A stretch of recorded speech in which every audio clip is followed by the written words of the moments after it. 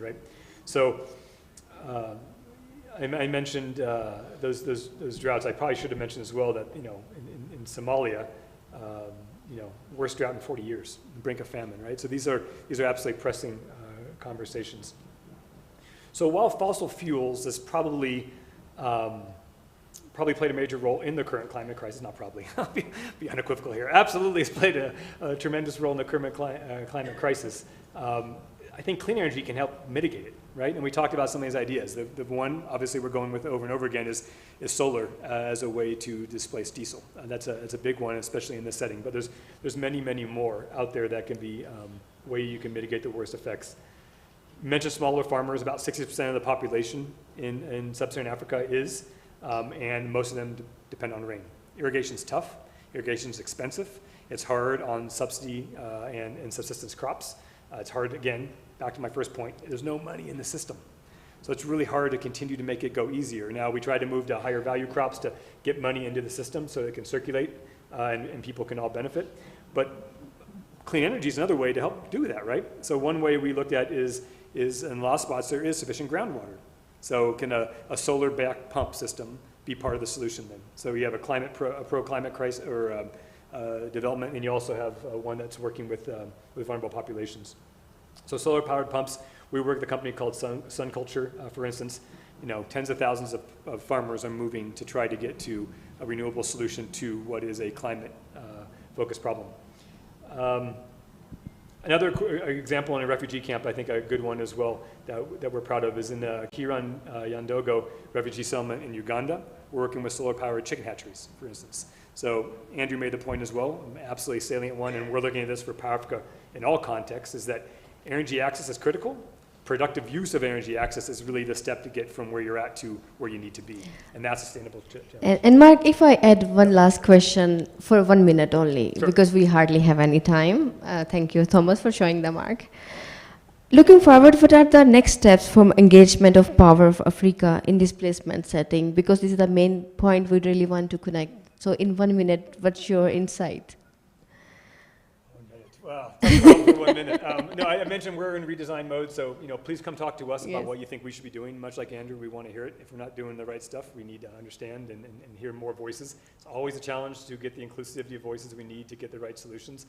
And like any big bureaucratic government structure or big structure in general, UN, World Bank, all of us, it's hard to always listen, so we need better tools, so come talk. Help us get our job done. I mentioned the second round of the SEC Innovation Fund. Super excited about that. Please look into it. Please go to the website. Exciting ideas are due by June 1st, so a bit of a tight time frame. And then finally, I'm pleased to announce that we just committed another $850,000 in catalytic grant funding to develop solar mini-grids in Rawamwanja in Uganda. So we're trying to also make sure our programs are cycling through as well. Thank you. Thank you so much. I have so many questions, but unfortunately we're out of time. Would you please give them a big hand, please? Thank you so much. Thank you so much. Thank you so much. It's an amazing discussion that we had. And I really want to continue discussion by thanking my panelists. They really talk about, energy, the importance, how we can make key action point implementation. So thank you so much.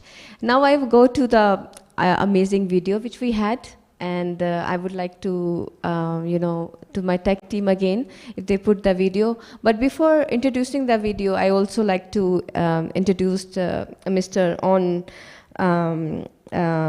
Graham from the Chatham House, who will give introduction about this video. I'm just looking, yeah, he's here. Sorry, I'm just, yes. Wherever, the whole floor is yours. So can we have the video on the screen, please? Yes. From Afghanistan to Ukraine to Sudan, the world is grappling with the consequences of people forced to flee their homes due to conflict. One factor often overlooked is that many displaced people lack access to energy services that are essential for dignified lives and livelihoods. Although humanitarian energy has risen up the political agenda of many organizations and action on the ground is happening, progress is not keeping pace with the rising number of displaced people. In 2014, 89% of people in refugee camps were without meaningful access to power. This figure has risen to 94% according to our analysis of the latest available data. Of this group in 2014, 77% were reliant on basic fuels like wood for cooking. This figure now stands at 81%. This is not to say there hasn't been progress. There has. In Jordan, Azraq and Zaatari refugee camps are connected to grid electricity enabled by solar farms. In Rwanda, large-scale interventions have brought additional light and power to 58% of camp households and improved cooking solutions for 33% of households. And in Bangladesh, Rohingya refugees are cooking with gas, saving them time and money while conserving the local environment. There is more money, interest, and efforts being devoted to these issues than at any time in the past. But we're not moving fast enough to keep pace with the growing levels of long-term displacement.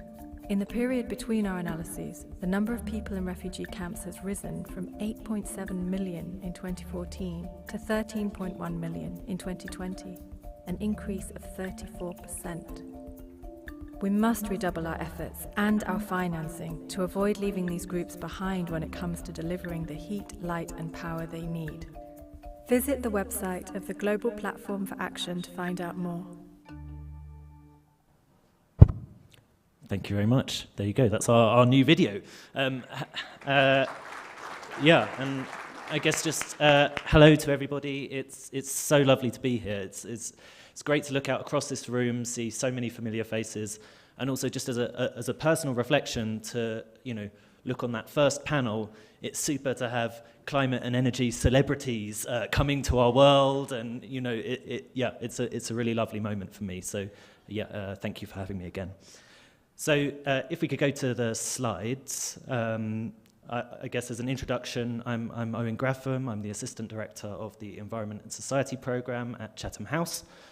I've been leading our work around kind of how the humanitarian system deals with energy and environmental issues since about 2014, which I guess feels like a really long time, and it kind of is. So I've taken the liberty of calling it a decade. It's nearly a decade, and I hope Thomas forgives me the poetic license. I guess I just wanted to start really by saying that I'm both excited to present some of the data that was talked about in that video, but of course also sad. Excited because as a researcher, it's always great when you're actually able to step forward and say new things and talk about new information, and this is genuinely new data, hot off the press this morning, so that's all very good. The sad part, of course, is that when you look at the scale of the challenge, it's huge, and I think that's difficult for all of us working on this subject to grapple with. But before we get into that too deeply, I just wanted to start back at that place in 2014 and to look back at where we were. I guess to overly simplify, we had a humanitarian system that didn't often think about energy. And when it did think about energy, it did so in a very short-term way, and a way that was almost entirely ad hoc in terms of how it was delivered. Refugees were almost always kind of passive recipients of the energy products that were given, and those products were often, bulk procured, and they weren't familiar with them. So, yeah, and I guess we also had businesses treating this issue as a kind of CSR issue rather than a strategy issue. And all of that, of course, meant bad results for displaced people. So, back when I was writing my first stuff around this, we made a model. That model estimated for the first time the energy use of refugees around the world and how much it was costing them and what the effects were. And obviously those outcomes were bad. And if we could go to the next slide, 8 years later, I had a conversation with Thomas and the GPA group, and we decided to try to update that model. And in the end, we've only looked at the camp section of this work. So obviously that's missing out a very large section of displaced people. But the results that come back obviously are not good news. Things are going in the wrong direction. So in 2014, when we did this analysis, the number of people with only the most basic fuel for cooking was 77%, and by the end of 2020, which is the last available data that has the kind of specifications we need, that's now risen to 81%. And if we could go to the next slide, it's basically the same situation for power. So 89% in 2014, rising up to 94% at the end of 2020. And I guess, you know, to me, this is all happening at the same time that well, I guess certainly to my mind, there appears to be more money in the system. There's more attention on this issue. There's more institutional commitments coming forward. There's more programming than I've ever seen happening in this space. And so, yeah, this leads me to think about, well, why? How is this happening? Like, what? Yeah, we're going off track, and I don't understand why. And I guess how dispirited should we be about that? So I've tried to grapple with some of that stuff in the next couple of slides, and maybe we go forward one. My answer of why is twofold. It's partly methodological. So on a certain level, this is about knowing more. We understand more about how energy is delivered in refugee settings. And it actually turns out that in the first place, we actually overestimated energy access among some populations. So, for example, recent cooking assessments in Sudan and Ethiopia have showed us that actually, yeah, we've had to kind of downgrade our assessments of energy access in those settings to a certain extent. But primarily and absolutely overwhelmingly, this is about sheer numbers. This is about the number of displaced people out there and about not being able to keep pace with the rising levels of displacement. So, of course, you saw the 34% difference in the people in our assessments. And, yeah, that, of course, doesn't even count the people who are outside of camps. We're going to try and do more analysis about those out-of-camp populations later in the year. So hopefully stay tuned for more on that stuff. And then next slide. The second part of this, how dispirited should we be? Well, yeah, this is the tricky one. This is the one I grapple with. I think the thing to point out is that there are things improving, even as the access picture maybe gets worse. And I've taken this slide from the GPA report that you all have in front of you, so really I should be crediting them, but I just wanted to run through a kind of selection of things which I think are worth thinking about. So, for example, in the area of reliability, you know, we have improvements in the way that refugees are accessing energy. There's lots of solar home system interventions out there which are improving reliability of access for refugees. We also have, you know, solar farms in Malakal and otherwise providing more institutional power, which is providing reliability there. On affordability, I'm really encouraged to see a couple of projects actually really genuinely examining the financial models that would enable those at the very bottom of the pyramid to access energy in a more sustainable way, and I think that's worth highlighting. On sustainability, we have progress with new global level policies and strategies committing to provide ways of thinking through fossil fuel alternatives. On accountability, we have more institutions. IOM, UNHCR, for example, have commitments to provide energy access for forcibly displaced people. And of course, refugees are starting to be integrated into programming and hiring practices. And although there's much more to be done there, as there is in all of these areas, I think, yeah, it's worthwhile thinking through this progression. And finally, my last slide, I guess alongside all this, sorry, this is an incredibly dense slide. I don't really mean you to read it all. You can look it up later. But I guess what I'm trying to say is that the humanitarian sector is changing as well. So policies are emerging which support cash programming, which support the right to work, which support freedom of movement among refugees. And actually, when you think about sustainable energy programming, all of these things are absolutely crucial for delivery of energy access programs in the long run. So, you know, we have movement in this world, and we also have big projects, right? So we have, here in Rwanda, we have the Renewable Energy for Refugees project, which has actually changed things on the ground in a short space of time. And of course, there's others, GIZ's ESDS project in East Africa is doing the same thing. So yeah, we have things moving. There are changes happening on the ground.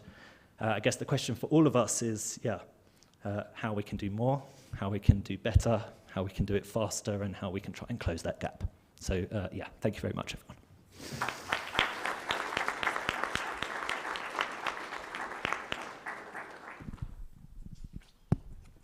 Thank you so much. Yes, oh, Thomas, welcome back. Thank you. You have a night break. Yes, over to you. Yes, thank you. Before we go into the first break, we actually want to take a minute or 2 or 3 to introduce the teams that are behind this conference and thank all of them. So let me start with Mattia and the Practical Action team. Mattia, here we are. You've got a microphone in front of you as well, if you like. Switch it, please. Switch it on, please. Thanks. Can you hear me? No? No. Hang on. Yeah, well, thanks everyone, and I want to thank my colleagues who really organized this with the GPI team, Laura, Denise, and all the rest of the Rwanda's team. So yeah, great to put this together, and looking forward to the day. Yeah, please stand up. Laura, Denise, and all the Practical Action team all over the place. Denise is there. Great job, thanks. Thank you. Good morning, everyone. We're from NORCAP. We're also co-hosting this conference today. So we have a big team with us. Helen, Elise, and Jörn from the head office. And then we have about 30 experts working on energy around with different partners. So please stand up and take the opportunity to engage with them during the break. Thank you.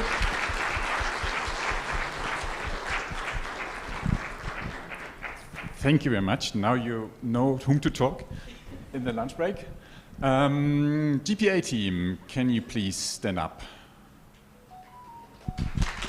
So we have, I'm going here, Phil, Amy, I think you've seen a lot of emails from her. There's Mark in the background, there's Sarah over there, and our wonderful Sadiq is with the technicians. Good. And there's also Alex, but she's outside. So please also reach out to us if you have any questions. Yes, and the most important partner, refugees. That's why what we have. So I would like to ask my team, Global Refugee-Led Network, other refugee representatives to please stand up. Yes, Shaza, Amir, Joel, Bolingo, and all who are here and they consider they are refugee, please stand up. Oh my God, we can see, yes. We're making sure nothing about us without us. So thank you so much. Thank you. And then can we pull up the slide with the housekeeping points? Just a little bit how we structure the day and what we are planning to do. Oh, yes, here we are. You don't see it here, but no. Never mind. Go ahead. Yes, so here we are talking about different experience, different insights. So we really want you to respect and listen and try to understand. We really want to have positive, critical dialogue, but with a respectful. And be present here, but also we have audience online, which we seems like already forgetting, but we are not forgetting you. So we really encourage you in the chat. Put where you are, your question, where you are from, and what you expect from this conference to come up with a suggestion. So we really want to feel your presence here. And people who are here present, I really encourage you to connect with each other. You already see who are here and why we are here. We really want to come up with a concrete action to follow up. And we really want to connect with, especially with the refugee leaders as a partner, not only as a beneficiary, how we can learn and understand their insight, their struggles, and how we can map out more synergies and collaboration. Thank you. And you won't be surprised, the next point, be on time, is coming from a German. But the point is, we actually packed 2 years of humanitarian energy into one day. So we are bound to fail. But we are trying to give you a pleasant experience. We are trying to really give you the latest insights of projects, of pilots. It's about what Owen just said. It's the purpose to learn from each other and to really take this day, use this day as much as possible, copy everything you hear in your project at home, and yeah, and also have fun. So was. Yes. Can you Yeah. just quickly go back to the last slide, please? I think I'm forgetting 2 points.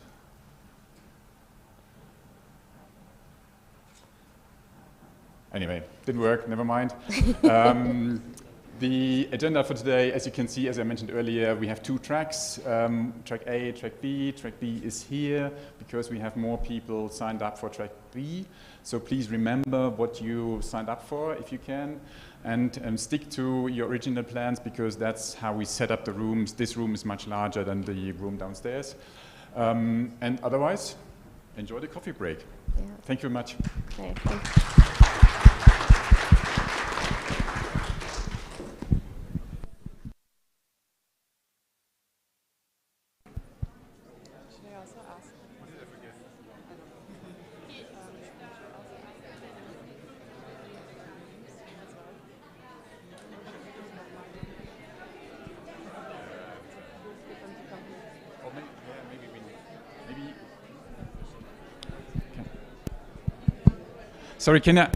Sorry, just 1 second. Very important logistical note.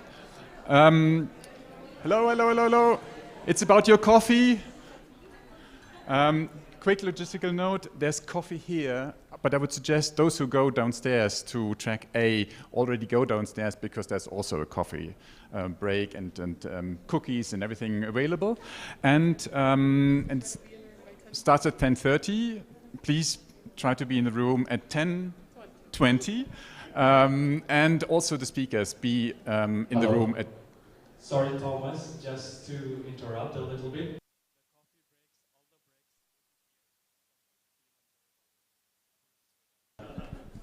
Okay, we are flexible. Then let's stay here. Thanks. Just after finishing the break, please check your room, which session you are participating. If you are participating in track A, please go downstairs. The room name is Isaro and Seminar. And track B will be here, this Kilimanjaro ballroom. Thank you very much. The tea break, yes, at 10:20. Then we meet again for lunch.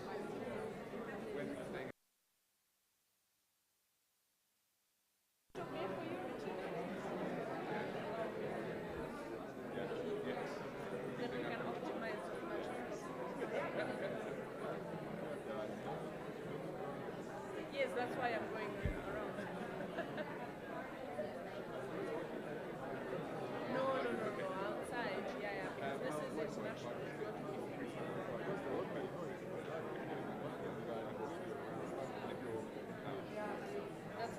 But for the power that we have, the 20 kilowatts that we have, we cannot connect everyone in Kakuma. So we need to see where we can get more funds so that we can connect more people.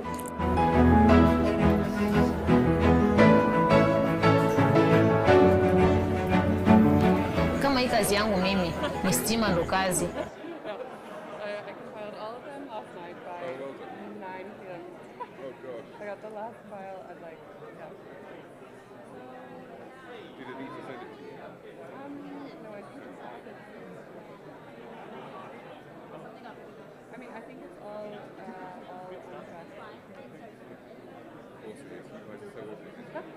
track. Yeah, it's all in there. So.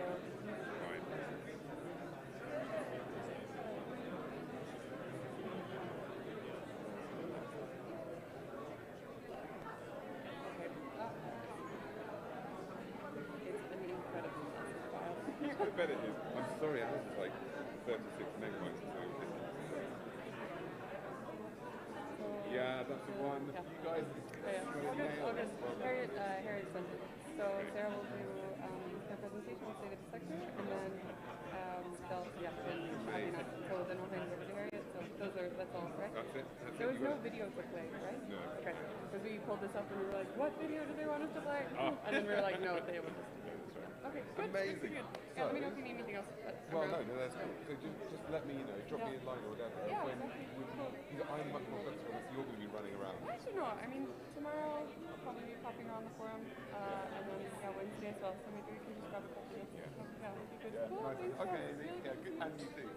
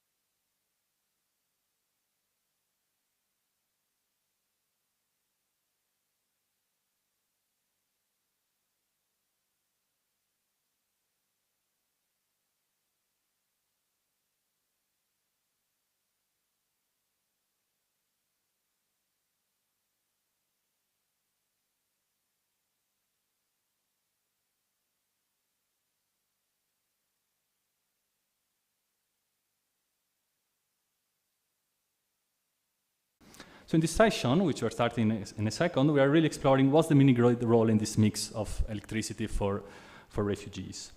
And I think the important 3 questions we want to explore are: in what conditions are mini-grids a viable option to electrify humanitarian operations, refugee energy needs, and surrounding communities, also considering the temporary nature of many camps? What's the role of private sector, of humanitarian organizations, government, and development organizations in doing this, and how that differs across the different contexts? And what are the models of ownership, management, operations, and delivery of electricity from mini-grids in displacement? So today we're looking at some lessons and models to replicate and hopefully scale up across the humanitarian and energy sector. And of course, always keeping in mind the importance of the difference of those contexts and their own socioeconomic and political conditions. So we have 4 speakers from 3 projects. So the first one is Richard Mori from Mesh Power, mini-grid operator in Rwanda. Then we have Emmanuel Azimor from Mercy Corps, together with Eva Azidemu from Shell, and they will talk about an anchor client SBF model in Ethiopia-Somali region. And finally, we'll have a presentation from Kevin Mwagi from GIZ, talking about the mini-grid in Kakuma. So we start with Richard. You have 5, max 7 minutes, and the floor is yours. Thanks. I think I'll stand. You can stand. Thanks for the introduction. Yep, so my name is Richard Murray. I'm the CEO of Mesh Power. And today I'm going to talk to you about a project in the Mahama refugee camp. Can you go to the next slide, please? Okay. So Mahama is a refugee camp that was founded in 2015 and currently hosts over 50,000 refugees from Congo and primarily Burundi. We were approached by Alight, which was formerly the American Refugee Committee, to provide a solar system to help wean them off their reliance on diesel. So Alight are responsible for the clinic in the camp, and at the time they were building a new maternity ward addition to it, and it was seen as a perfect opportunity to green their operations. But there was a second aspect to it, in that they wanted to share the benefit with the community. They wanted to share the benefit of clean power with the camp inhabitants. So we designed a project where phase 1 would be to install a solar system to augment the diesel generator at the camp offices. And then we would expand power to the market to provide productive use power to refugees. I don't know what's happening with the presentation, but it's okay. The presentation is not very good. So, oh, here we go. Thank you. So next page, please. So the original aim of the project, firstly, of course, to reduce the reliance on diesel. At the time, they were spending about $1,000 every month on diesel. The second is to promote economic development through the provision of electricity and other productive use support. And the third is to demonstrate a sustainable and scalable model, thank you, for camp electrification. So the third one is key. If we go to the next slide. The partners in the project were Alight, of course, who were the initiator of the project, and they are our key humanitarian partner, and they drive everything about the project. And then we brought on board Imperial College London and Strathmore University as research partners. Finally, the project itself was funded by donors in the US and by research funding from Imperial College. So the third part is key. That isn't scalable, that's not sustainable. You can't provide a long-term scalable solution just funded by donors. But this was meant to be a demonstration. So we wanted to collect the data from this project to demonstrate a viable business case that we can then scale in other contexts. But we did not sort that from the very beginning. At the very beginning, we got the donor funding, we had the research partners, we were focused on the impact of electrification for the people in the market. That's where the research came in. So if we go to the next slide. Phase 1 of the system is just a PV system. 18.36 kilowatt peak, 30 kVA inverters, 80 kilowatt hours of battery bank. And the original 20 kVA diesel generator is still used as a backup on an automatic starter. Now, we did the best with the funding that we had available. This was never meant to be 100% powered by solar. But actually, as the months passed, as the years passed, demand increased impressively. It's about 50% higher just for the camp management facilities than it was back when we started. And this was due to additional equipment, additional appliances, things like autoclaves and incubators for the maternity center. Then phase 2 on the next slide. We wanted to extend power to the market.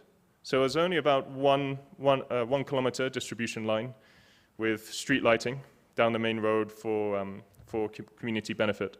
And we connected only about 12 connections, which is limited by the surplus power we were expecting to be generated by the system. And so this part was to evaluate the demand and then create a structure long-term to receive more investment to scale the system. This system was always meant to just be the beginning. But like I mentioned, one of the challenges was we came into this project with the donor funding. We installed the solar system, and we cut diesel costs by 90%. Fast forward a year. During that year, we were unable to enter the camps because of COVID restrictions, so we are unable to connect the market connections. And UNHCR has, of course, reduced the budget for diesel because the diesel consumption has gone down. But due both to the increase in demand at the clinic itself, as well as increased demand from the connections, diesel consumption goes back up again. And while we figure out the situation, we've reached an intermediate solution. We split the cost for the diesel. But long term, Alight and ourselves are going to UNHCR with a proposal to take over energy provision, be fully responsible for diesel. But this will also mean UNHCR would have to pay for electricity to make the system sustainable. And the model that we are looking to replicate and propose is that UNHCR is the anchor client. And by providing energy to the market, to the health center, to the camp management offices, to the police station, to NGO offices, that anchor load provides the economic viability of the project. And then we can use that money to actually provide street lighting and productive use connections in the market. I'm not convinced it makes economic sense to connect everyone in the camp to a large AC mini-grid. That would cost a prohibitive amount of money. So our long-term proposal is to provide either DC mini-grids or solar home systems for households while providing AC power and productive use equipment to the markets. And I think that's the best, let's say, sweet spot in terms of financial viability and impact. Next slide, please. So finally, some of the challenges. Huge camp access delays, especially with COVID. We were, like I said, over a year between installing the system and actually being able to connect businesses. And then the second point is the limitation of the donor model when dealing, oh, there's a typo there, when needing to scale up. And so this is a phase we are in now, where we're reevaluating the project and coming up with a model that we can present to UNHCR and international funders, and then scale up this project and then other projects as well. Thirdly, there is the importance of a strong humanitarian partner. And for us, Alight was critical at every stage and really enabled this project to happen. As a private developer, the most difficult thing about working in the camps really is access and how to deal with all the agencies involved. And Alight, being our key partner in this project, actually makes that relatively easy for us. So thank you very much. I don't think that was too long.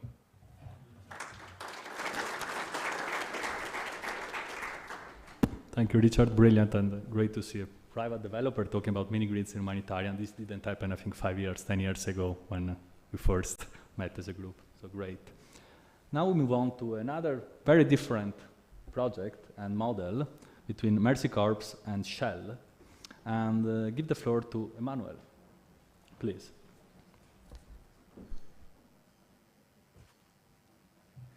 Thank you very much. And I'll be presenting with my colleague, Eva. And today we want to present to you our Enter Energy model in Ethiopia. Enter Energy is a partnership between Mercy Corps and Shell, which discussion started around 2018. And the main goal is really to test and scale a market-led, a private sector-led model for the humanitarian energy service provisions. And we decided to choose Ethiopia as our pilot site. And so today we'll go through that and see how far we have been on this 2-3 years journey. So why Ethiopia? Ethiopia has one of the conducive environments, especially for refugee inclusion. The government is very much interested in this, very committed to the CRF. We know there are about 4.7 million refugees currently in this country. There's really a huge need for energy access in this particular setting. Yeah, in Ethiopia, we decided over the past 3 years, having studied the regulations, we've invested a lot of time in this. First of all, apologies for the shiftings in all the presentations and the logos, but the content is quite valid. So in Ethiopia, we have a two-phased approach. With our first phase, we intend to develop mini-grid solutions as well as standalone solutions for humanitarian actors. Within phase one, our pilot site, which is Jijiga, we are developing a solar mini-grids, about 230 kilowatt peak for energy for household and productive uses.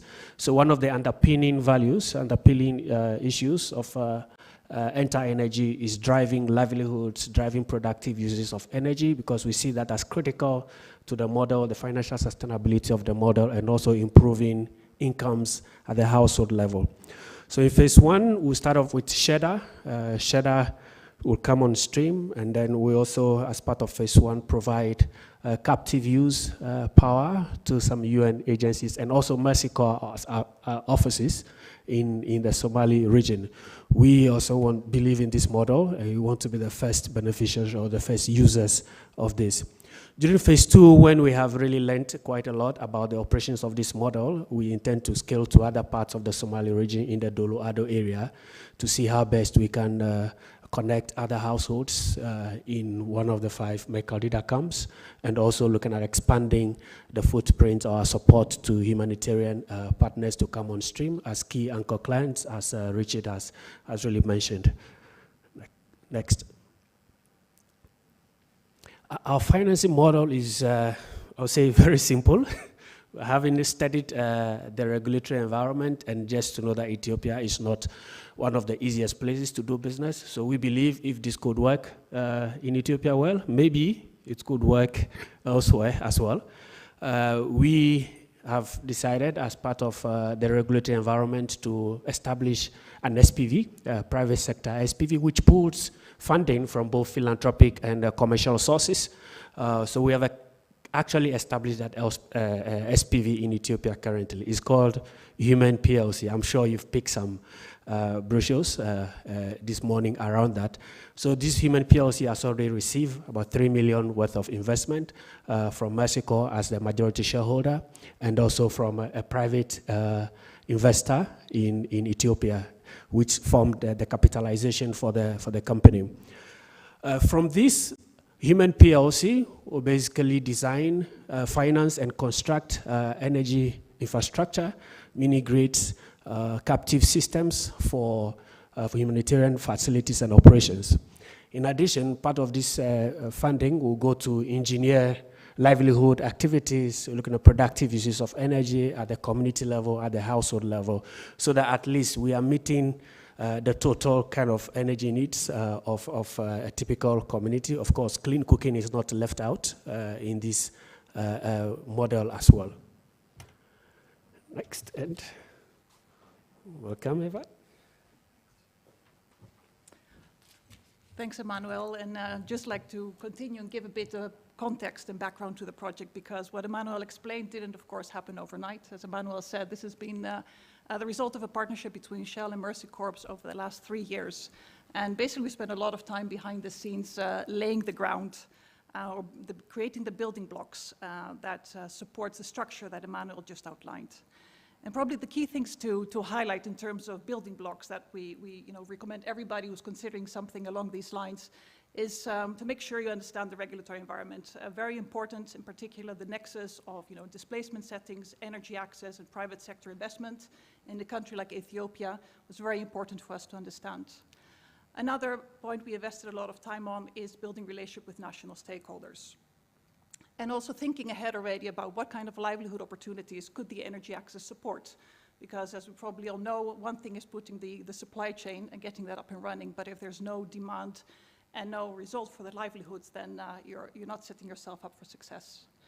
And finally, a lot of time was also put into attracting private sector partners that would be able to provide support with the EPC and the operations and maintenance, because of course this needs to be a sustainable model that is run by the private sector partner in this project. Over to the next slide. Some key lessons learned, and I'm very happy to be sharing this, but as I said, the regulatory environment, not ashamed to say we underestimated that. It turned out to be more complex than we thought, and I think it's very important here to find the right partners, in our case, legal firms, consultants who understood the energy market or the nascent energy framework in Ethiopia, who knew the right partners, international and national, who could help us navigate this space and also could make the introduction. So keep that in the back of your mind, very important, particularly in countries that are developing their framework as we speak, like Ethiopia. I think all of us are trying to do something quite pioneering in this space, right? Bringing market-based energy access to displaced settings. So it's very likely you'll have to repivot along the way. We certainly, came up with multiple concepts before we finally landed, and you need to be prepared for unexpected situations. I mean, the civil war in Ethiopia was such a pivot point, so be prepared to repivot quickly. I think that's another key lesson. Energy capacity gap, I think we know it exists amongst humanitarian institutions, technical and commercial thinking around energy solutions, but we also found it exists with the regulators. So keep that in mind when you're putting your project together. They need to be brought along the journey. They also do not master yet all the technicalities of bringing market-based solutions to displaced people. And in terms of attracting the right partners, we found that there are a number of private sector actors, EPC companies that are willing to step in, but they see the complexity of this and they're happy to kind of sell their stuff and then move on. Because, let's be honest, there is lower hanging fruit in rural communities. Displaced settings just add an extra layer of complexity. But we found that there are many companies as well that do want to commit to this, provided there is a plan for a scale-up, provided they see that there is a vision from the backers of this project to extend beyond the pilot, right? So I think that is very important. Keep that in mind. Do you have a vision? Do you have a plan? Do you have committed funders that are willing to take the extra step beyond the pilot? That's when you'll find the private sector partners you can rely on. We can move to the next slide. So in closing, I think what Emmanuel and I, we hope you take away from this is that we have an ambitious plan to become the leading humanitarian energy provider in Ethiopia. If all goes well, we should be the first commercially owned mini-grid licensee in the country. That is the next big milestone for the project. And it's backed by an ambitious 36-month roadmap with a number of partners, 2 business models, and 3 different locations in the Somali region. But really our vision is to, as I said, go beyond the Somali region. And for that, we'll need the help and support of more partners. And 3 key steps I would like to highlight, and this is hopefully a call for support from people in this audience and beyond. So first of all, we need more diversity in the capital mix. We have a good mix here of philanthropic capital and also private sector, but we're looking also at other impact investors, private sector investors, philanthropies who are willing to go the next step and expand beyond the Somali region. Regulators, they still need to put their signature under their commitments, so that is a key one, getting the license in place and making sure that the tariffs are supportive of the project. And finally, we need the commitment from the humanitarian actors. As Emmanuel explained, we're setting up a virtual ABC model where humanitarian actors will need to offtake energy for this model to work. This is also a big step for them, and we'll hope that they'll also be able to follow up on their commitment in this space. Thank you very much. That was it.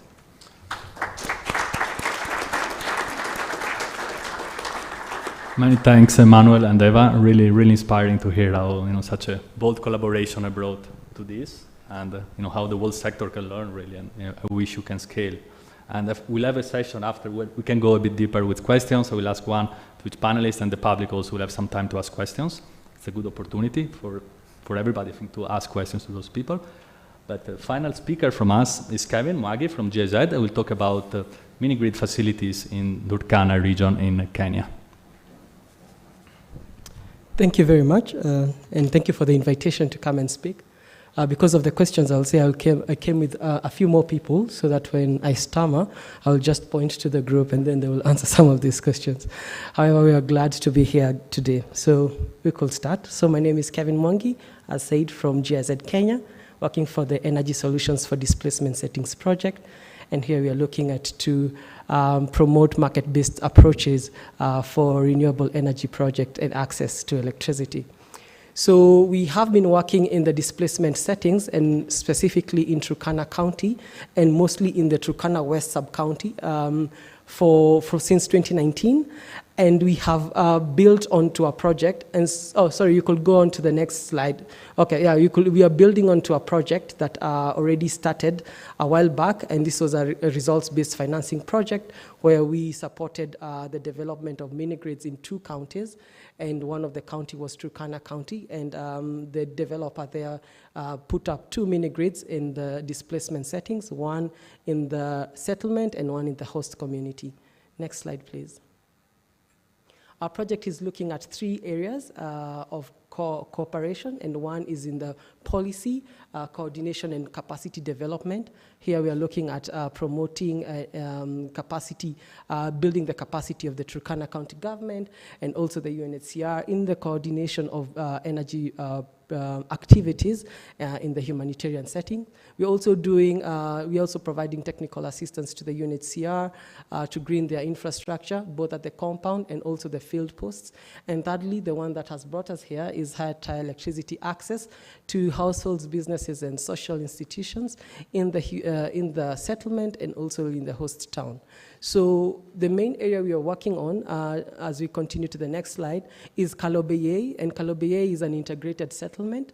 And here we were looking at 2 things. One, the UNHCR developed a settlement that could put together both the host and the refugee communities. We find the host opted to live a little bit further from where the refugees were living, and so that's why we have 2 mini-grids there. And so we also have these 2 populations, catchment areas. One, the settlement has a population of around 44,000, while those are refugees, and the host town already having a population of around 2,000. As we go to the next slide, please. And so what we were building on is the RBF project, and probably this then will bring to the conversation of which models would work for the development of mini-grids in the humanitarian settings. So we will see that the project, the money was provided by the UK government through FCDO, and this grant was channeled to NDEV, and GIZ already was providing the technical assistance. We already got a fund manager, Barclays Bank, who in Kenya is currently called ABSA, and ABSA now was able to give this money to the beneficiaries, and one of them was a private developer who is currently operating the mini-grid in Kalobeye. So 2 mini-grids were developed. One is a 60 kilowatt mini-grid that is serving approximately 500 customers, 300 being households, and 127, I think, being businesses. And then the other one is in the host town, and in the host town, we have approximately 120 connections. And and this is what we are building on. So as we continue to the next slide, please. And these are the nice pictures. So these pictures take us to ancient times. So this is what was there. Relic diesel generators, and somebody who was trying to play with a distribution board.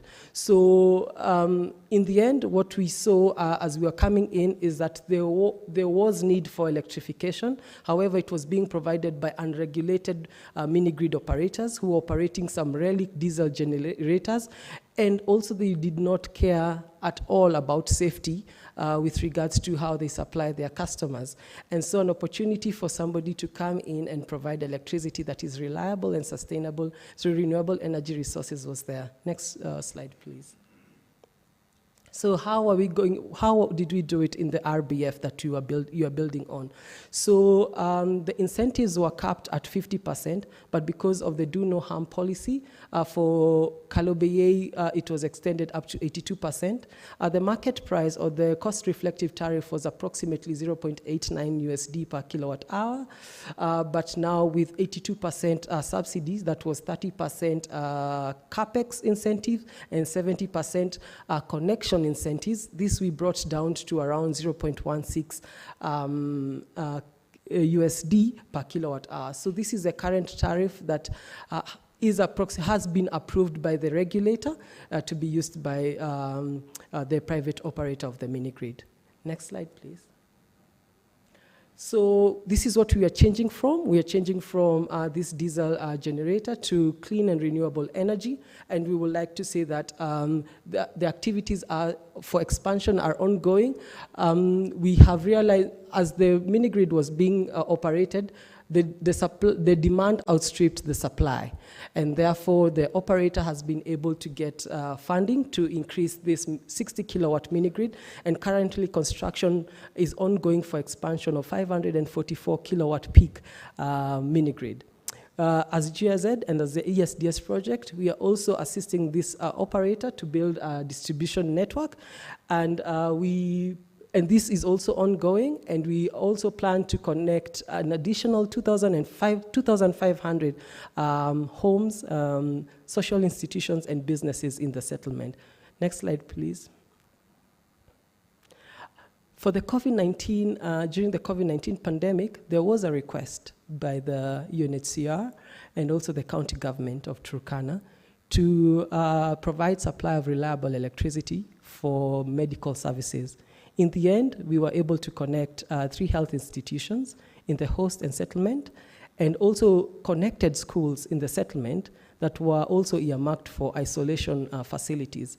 So in the end, we have had an advantage that now schools will be able to tap into digital learning and also access to reliable electricity for even extended learning hours, while also the medical facilities are able now to have reliable electricity for their activities, which include storage of vaccines, and also, as it had been mentioned, the powering of autoclaves, etc.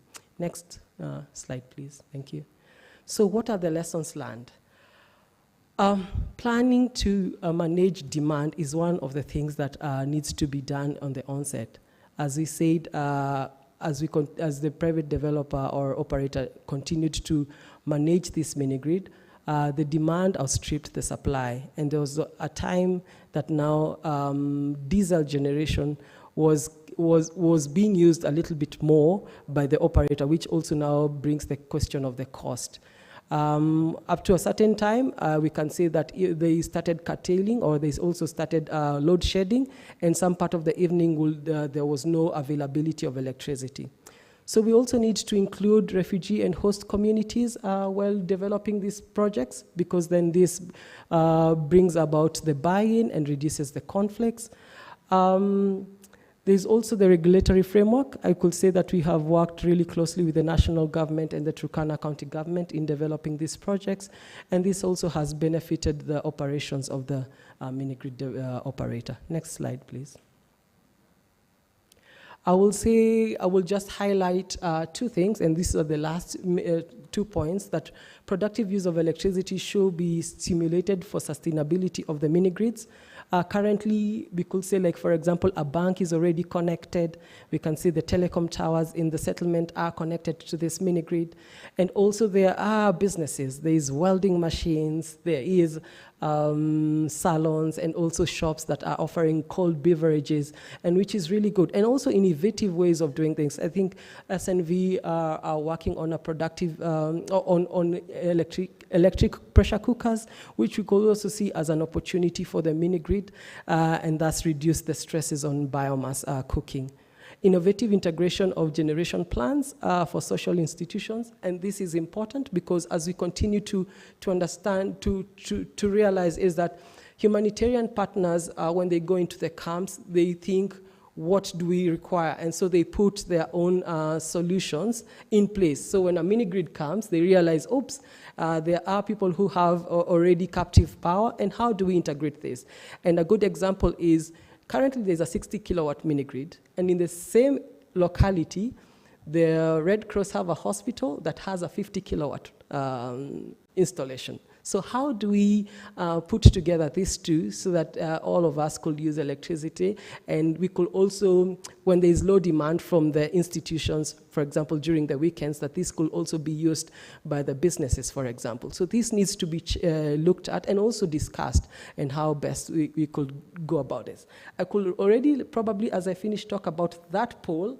As GIZ, we are also proud that we have used sustainable poles. So this is an eco pole that uses bamboo and has a plastic outer casing.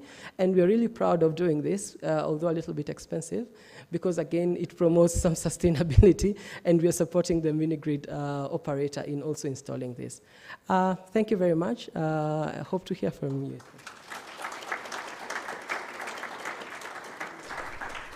Thank you, Kevin, and thank you all the panelists. Very great variety, I think, of projects and ideas which we are discussing here to see how we can scale up, really. And some important, I think, words came up and link up to the previous previous panel with the high-level speakers. Livelihoods is key in humanitarian.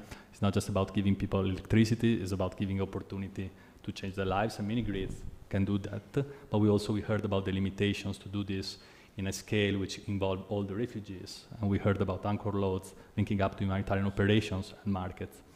So I have a round of questions for the speakers, starting with Richard. And so Richard, great to hear from you, a private company who got into humanitarian. Of course, you started before in Rwanda in electrifying rural communities. But so 2 questions for you. You can answer with one answer. So what would be your main ask to the humanitarian sector, and what would you recommend your fellow entrepreneurs in the mini-grid sector to do if they had to enter the humanitarian setting?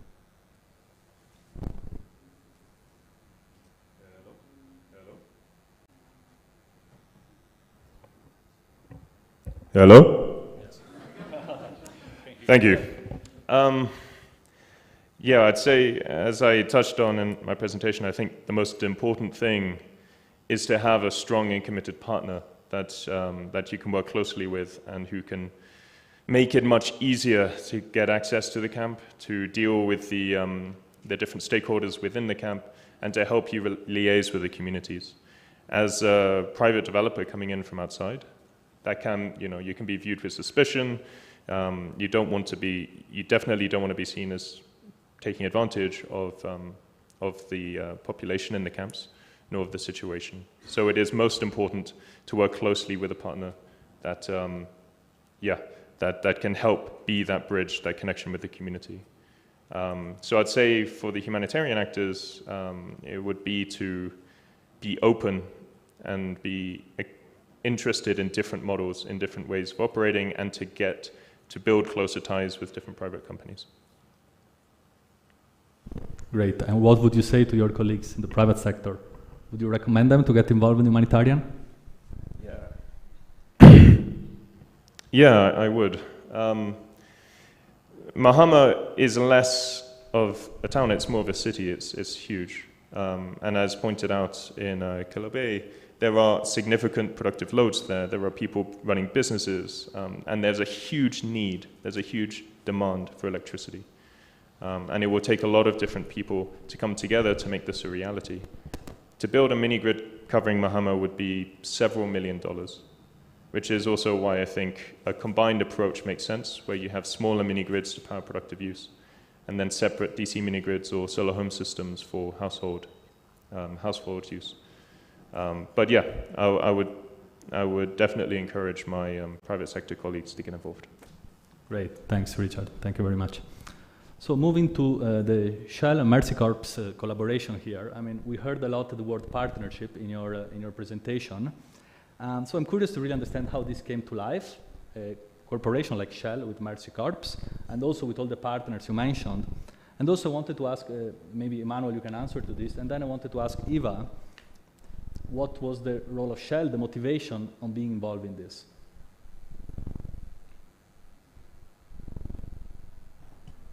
Hello?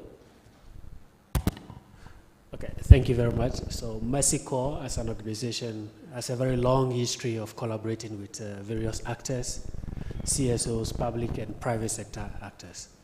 With Shell, our collaboration started around 2013, with this Enter Energy one around 2018. With this, what we see is that Mercy Corps brings its long history of working in humanitarian sectors, understanding communities, understanding humanitarian displacement settings, with Shell bringing in the capacity to convene market intelligence to really enable us in Ethiopia to navigate the ease of doing business, the regulations, and also most importantly to really design a very sustainable investment vehicle to deploy humanitarian solutions. For this, we see there still potential to really engage with other actors, other interested, like-minded, spirited individuals or organizations in this room. And of course, we have the MD of Humanitarian Energy sitting in the class, who will be speaking at 3:30. We would love to engage with you, love to speak with you. We believe there is still room for synergies and room for partnership on this journey. Thank you.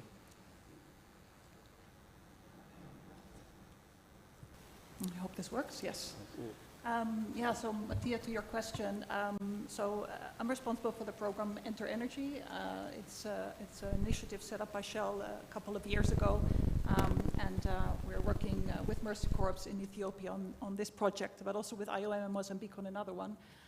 So Enter Energy is a social investment initiative within Shell. It is part of the Shell PLC Group's strategy to power lives. And the majority of those initiatives have a commercial purpose, but what makes Enter Energy unique is that it is a non-profit initiative and it targets specifically humanitarian settings. So this is how Enter Energy is positioned internally within Shell, but we realize that we can't do this alone, right? Our goal is to find a proof of concept that demonstrates that market-based solutions are viable in humanitarian settings. That hasn't been done yet. It's very ambitious, and we know it takes a village, a community, a global community to make this work. So key to Enter Energy is being able to find the right partners, NGOs, INGOs, intergovernmental organizations, and of course the private sector players. Shell's role is, yes, we provide the funding. We are here to de-risk the investment of smaller private sector players that may not be able to afford it, and also to provide the technical expertise where needed.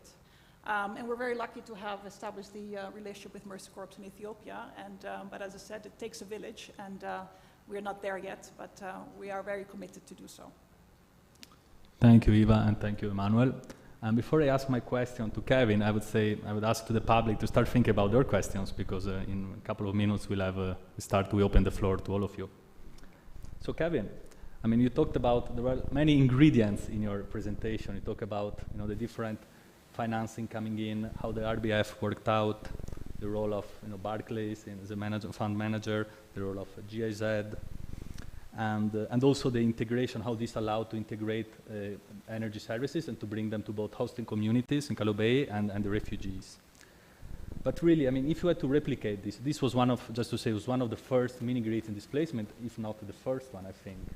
And now the sector has moved, is moving. We heard this, new initiatives.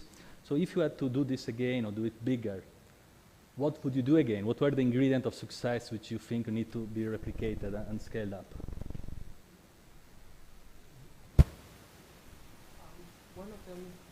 Okay, thank you.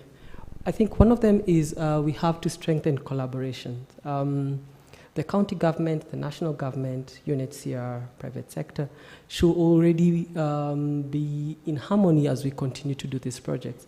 And the reason I say this is because of also cost implications. I'll give an example. The land in Turkana is community land that is held in trust by the Turkana County government. So for you not to buy the land, you have to talk to Turkana County government. And in this case, they were able to give approximately 2 acres. That was really big for the first pilot, but now is the right fit for the expansion. So there is no cost for land, and therefore it reduces the cost. If we talk about the national government, is about the supporting framework, the policies and the regulations that need to be put in place for private sector to come in and also develop these projects. there is also discussions about cross-subsidies because public mini-grids are cross-subsidized by the government. But the question then becomes to what about private mini-grids so that we could already have a national utility tariff that is spread across both private and public mini-grid users. So some of these, I will say, will be those things that we'll need to carry on as conversations, building on the strengths that we have already done or already experienced. So its framework, its incentives and subsidies, and also trying to reduce the cost for private sector as low as possible to make these projects attractive, sustainable, to provide reliable electricity. Thank you. Great, thanks. Thanks, Kevin. Very clear, and I see Richard nodding, so yeah. It's good that the private sector agree with that. Okay, so I think we open it up with to the public now. Please, when you ask your question, introduce yourself and address the question to an individual panelist or even a couple of them. And I think the microphone is... everybody has his own microphone on the tables. So we can start. I can see one hand there. Please introduce yourself, and then one hand here. Please, the third behind there.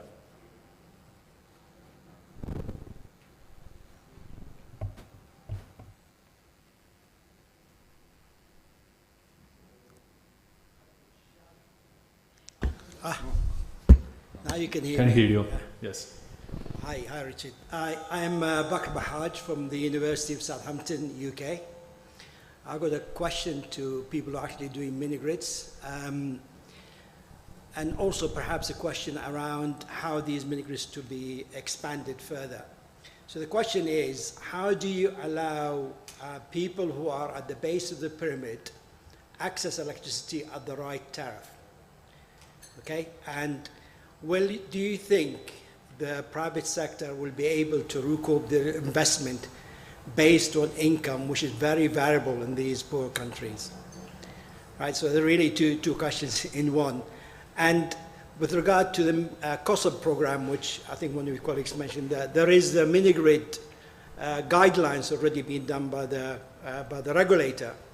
I don't know whether you have completed that. That actually addresses the issue when the grid arrives, and it addresses the issue around private sector investment and how that could be taken up by the government if need be. So let me know, how much are your projects still dependent on grants, and how much they are dependent on income that you actually generate, please? Great, thanks. I think we take a couple of questions and then we answer them. I think, yes, please. Giles Bristow from Ashton. Fantastic presentations, thank you all.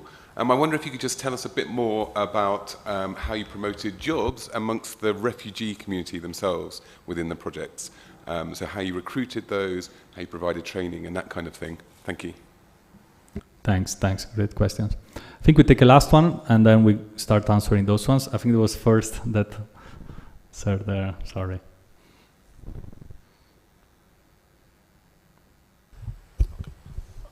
Thank you so much, the presenters. John Paul here from Uganda, and I would like to direct my question to Mwangi from GIZ. I'm interested in knowing how we look at supporting the private sector beyond the project financing, especially where we do subsidies for probably refugee households to purchase, for example, solar equipment. And I think this one has also been undertaken by Mercy Corps, because in most cases, when the project funding ends, you find that we have the activity stalling, and yet it is making a contribution towards probably electricity access or energy access for our households. So I'm trying to think through with how we can look around and continue the initiative beyond the project financing in most of the projects where we have some of these activities. Thank you. Thank you very much. Maybe we can start from this last question, Kevin, since it was addressed specifically to you. Thank you very much. Sorry, on project funding, I think our experience has been, one, if we could get CAPEX or even connection subsidies at the beginning of the project, that then so that it brings the tariff down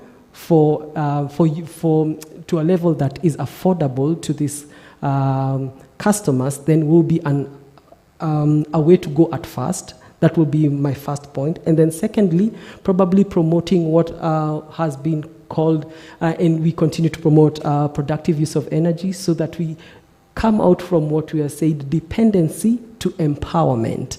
So that now when they are empowered, both the host and the refugee communities, then they are able to afford this electricity. When we move towards this kind of empowerment, then we will find that this mini-grids will be sustainable. However, we'll say, and I will continue to reiterate, that at cost-reflective tariffs, then the operators will have a challenge. Subsidies will be required for now for these mini-grids to be operational and also to be sustainable. However, let's promote empowerment for sustainability to the end. I think that's it. Thank you. Great, thanks. And maybe going back, this links up a bit to the first question we had from the professor. And it's really like, how can we meet at the bottom of the pyramid? How can this be affordable? How we can move beyond grants? And I mean, I'm curious to hear as well, because I think none of the presenters talked about refugees actually paying for the energy services.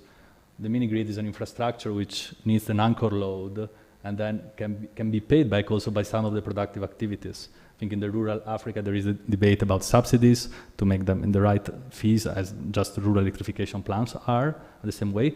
But I would be curious to hear from maybe either Richard or Emmanuel, if you have any view on whether there is a possibility for refugees to pay for electricity for mini-grids, and if so, what would be needed to get there? Please, Richard. Cool. Yeah, good to see you. Thanks for the question. Yes, subsidy is required. I mean, energy is pretty much always subsidized for end users. I would say that the anchor model helps reduce the tariff that you need to charge, and it helps make the project viable. Let's say to charge a tariff to UNHCR, which means they pay the same as they did on diesel, doesn't mean we can give electricity to the rest of the camp for free. It means a tariff which is still much higher than the national grid. To get it to grid parity, you would either need to charge, like have UNHCR pay more money and have them deliberately cross-subsidize the end user connections, or the funding needs to come from somewhere else, whether it's international donors or development agencies. Right now, the connections that we have in Muhammad do pay, and right now that pays for the diesel, extra diesel that's consumed for the energy requirements, as well as the upkeep and maintenance of the grid. But yeah, the question is how low can you reduce the subsidy required? But I don't think we can completely get rid of subsidy. I don't think it's fair that someone in the city is getting subsidized electricity, and yet you're expecting a refugee to pay the full economic cost of that power. And just to add, I also think there is a question on who should pay for that.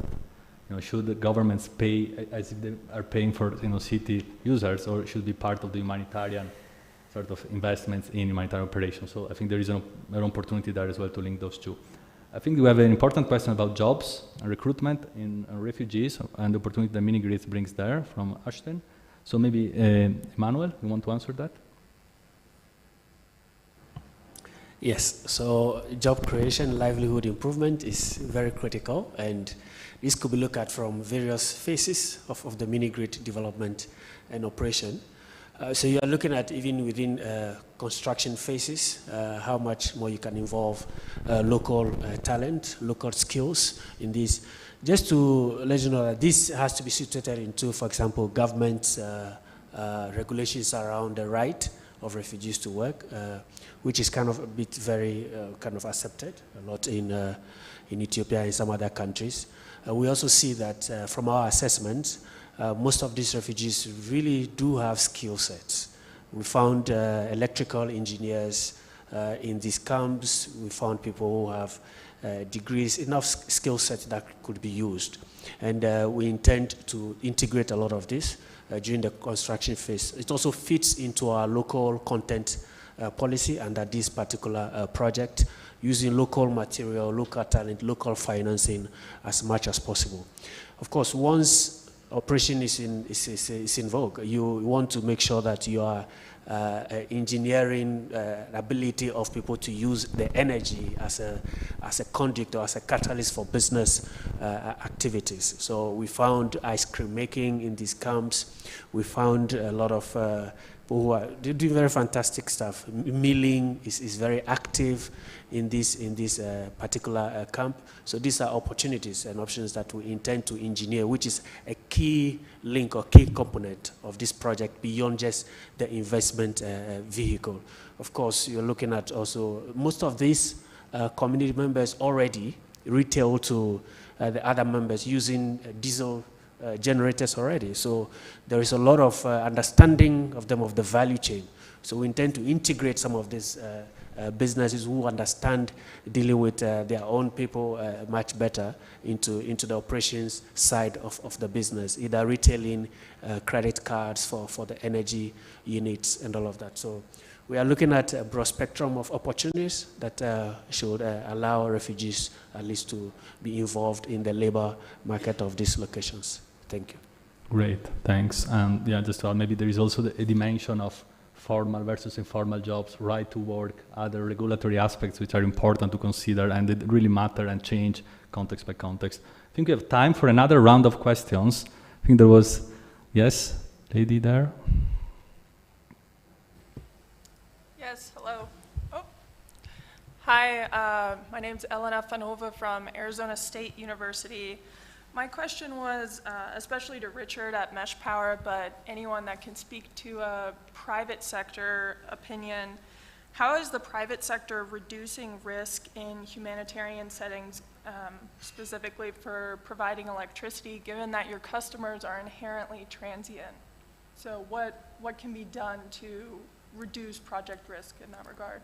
Thanks. Take another couple of questions. The lady there.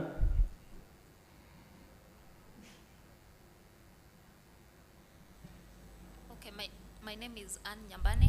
I'm with NOCAP as one of the energy experts. My question is, how do you compare the local impact that mini-grid have versus the kind of investment that like a private developer has invested in a mini-grid, and that should be beyond like the returns and investment return that a mini-grid developer actually puts on the mini-grid? Sorry, I'm not. Perhaps I'm a bit. I don't hear very well. I couldn't hear. So can you repeat the question? Sorry, maybe my colleagues here. Yeah. So my question is, how do you compare the impact that a mini-grid has at a local like a community versus the kind of investment that a mini-grid developer has to put into the mini-grid to develop it, and that is beyond the investment return that a mini-grid developer gets from it? So what's the impact per dollar put in? What's the value of our money? Okay. Third question, yeah. My name is Klaus Strasser, working for UNHCR Djibouti, also in NOCAP Green Shift. My question goes to the analysis of the private sector company, so Richard Mesh Power. You mentioned you recommend actually to go for smaller grids when you talk about communities, or you think about that. So my question is, when do you, or what is the reason for that? Is it investment costs? Is it the unpredictability of the load compared to your base load scenario, when you offset and have actually a real business case? Or is it admin or political reasons? So I just would be interested in that. Okay, thanks. So maybe Richard, we start with you with this question. And also if you could answer the first question, which was about, the risking. Yeah. Thank you for the questions. They're actually slightly related. So the reason why I recommended going for smaller systems is a big mix of factors. On the one hand, it's regulatory. In Rwanda, the requirements for a system 50 kilowatts and below is very different to a larger system. And getting the approval to build, let's say, a 2 megawatt system would be very, very different and difficult. So there's that aspect. The second is just about the overall financial viability. By having a smaller system that can serve the camp offices as well as the market needs, That's 1 or 2 small mini-grids. And the viability of those mini-grids is much greater than a larger mini-grid serving the full camp population. So by serving the economic hubs, you can charge lower tariffs, and you can make it more financially sustainable with less subsidy. Let's say to build a mini-grid in Mahama, let's say 10,000 connections, let's say $650 a connection. You know, that's $6.5 million. And there is, of course, huge risk for a number of reasons, including the transience reason, right? If this camp is not going to be here for another 5 years, there's basically no hope of making your investment back. There is a strong investment case for just providing power to the camp headquarters, to the clinic, to these anchor loads. That alone is financially viable, and you can pay it back within, let's say, 5 years, and that's one way of reducing the risk. But if you commit to building large infrastructure throughout the camp, then that's a huge increase in investment and risk, which most people are not willing to take on. There are efforts to de-risk that, and that includes efforts that Unitar and Shell have been doing into conceptualizing a de-risking framework, which would provide payout if you had to uninstall the system due to the camp closing. Or these camps go on a year-by-year cycle. You never have more than 1 year of certainty on the existence of the camp. The second point about, so I think I've touched on the transience of the camp itself. For the people within the camp, I'm less worried. Especially in Mahama, we've had huge amounts of repatriation of Burundians back to Burundi over the past 1.5 years. But they've actually been largely replaced by Congolese refugees brought from other camps in Rwanda which have closed. Yeah. So we haven't had that huge turnover in particular connections. The market is busier than ever. So I'm not so worried about the internal transients within the camp. But I am certainly worried about, if the camp does close, then we will have to pack up and go. Great, thanks. Thomas, do you have time to answer to the last question? 1 minute. I wanted to ask this to Eva, actually. And this is really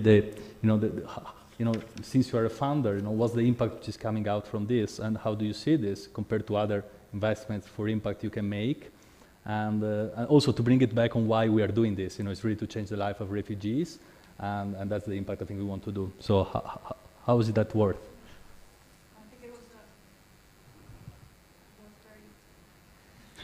Is it working now? Yes. And I think that's a very good question, because we need to look indeed beyond the impact of the return on investment for the private sector players. Clearly that needs to be there if we want this to be sustainable, if we believe this needs to be based on kind of market fundamentals. We all agree that the old model of giveaways is not sustainable. So there needs to be, on the longer run, a path to return for private sector investments like Mesh Power and others. But let's not forget the wider impact. And there was a study actually that we commissioned a couple of years ago called Access to More, together with Dalberg, that showed that every dollar invested in this space has the potential to generate $3 to $4 worth of broader impact. And there are a couple of obvious levers that contribute to that. One is, for example, the savings that refugees generate, because the access to clean energy has the potential of being cheaper versus the money they spend today on firewood, and other forms of less clean energy solutions. Another way, of course, in which this dollar investment generates a return for the wider community is because it gives them access to livelihood opportunities, right? The productive use of energy, those ice cream makers, those millers, once they have access to reliable energy, they can generate businesses, they can feed their families, they can expand, they can grow. So these are the financial returns which you can deduce and bring back to that dollar investment.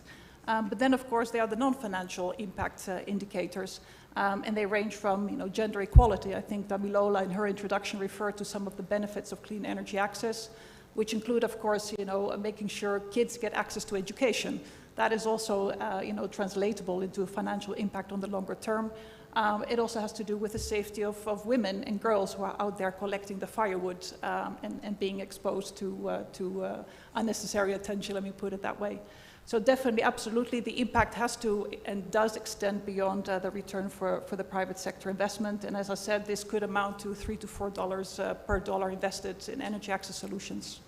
Great, I think this was the perfect wrap-up of the session. We need to close it. I want to thank all the panelists. I've learned a lot. And yeah, great. And the floor goes back to Thomas, who I think is an energizer for all of us. Thank you. Thank you. Yes, please, take your seat.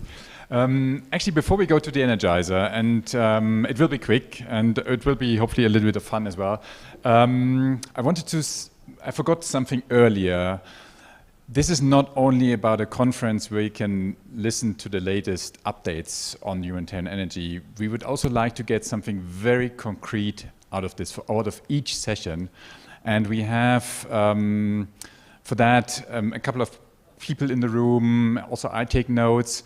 And we want to also hear from you, what are the points that you just heard that you would like to explore further? We have in the GPA network, we have a work plan. We are working with the steering group members. We have what we call the Humanitarian Energy Network, expert network. So we have a number of opportunities to take questions that haven't been answered today into our GPA framework and work on it in the future. So we can do a webinar, for example, we can produce a paper. We heard about the question of de-risking. It's something we are working on already, and hopefully have some results soon. So anything you would like to hear in the future more about from our side, please note it down, come back to us, come to me in the post or whatever you like, or raise it now. Happy to take this on board and take it in our way of working. Go. Andrew. So one of the great things about being here is that you move out of your silo. And almost everyone that I've spoken to has been talking about their own approach to innovative financing and their own partnerships with like the private sector. If we're actually serious about changing the way in which we work, can't we be looking at what makes sense globally in terms of innovative finance? Like rather than sort of like one agency going with theirs, another with theirs, and sort of figure out how do we crack this nut and sort of look at problems or challenges at a much more holistic manner, rather than sort of saying, this is UNHCR's problem, or this is IOM's problem, or this is whoever's issue. Because like what we're looking at is vulnerable populations who have either been displaced or who are hosting displaced or could be potentially displaced. So it's not just a fixed population, it's much bigger. It's almost increasingly it's bigger and bigger populations. So also issues of carbon credits. Like how can we access funds which are non-traditional, because we can't just keep going to the same donors of the same time.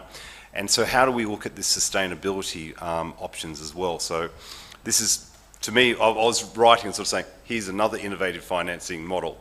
Like, we shouldn't be coming here to learn about this. There should be a community of practice out there where we're comparing and sort of figuring out how do we support each other rather than being in competition with each other on this. Thanks. Exactly, yes, thank you, very good points. And on 2 points on your side, we have Energy Peace Partners here. So they are maybe could you stand up, Dave and Sherwin, and maybe Linda? They're working on exactly this idea of issuing a carbon credit system within the most fragile situations on this planet. So do talk to these guys, they are the experts. We're also having, where we had in the past a couple of webinars already on innovative finance solutions. They are all on Energypedia. We will talk about this in a later session where we introduce what is the library of information already out there. So we don't have to reinvent many things, but you're right, we need to work on some concrete issues here. Okay, Energizer, before we go to the solar home systems, please stand up, go around in the room for 2 minutes and find someone you haven't talked to ever before, and understand who is he or she, and understand what he or she is doing. And I'll also invite the next panelists to the stage to get ready for the panel. Thanks.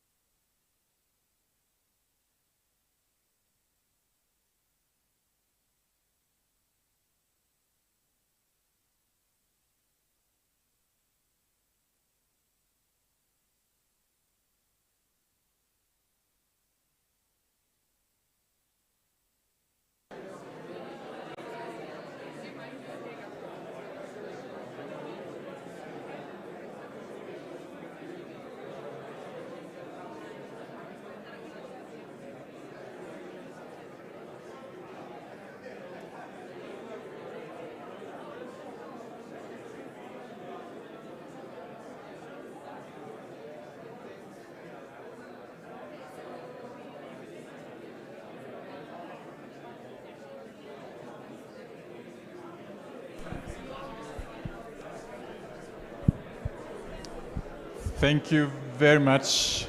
Hello.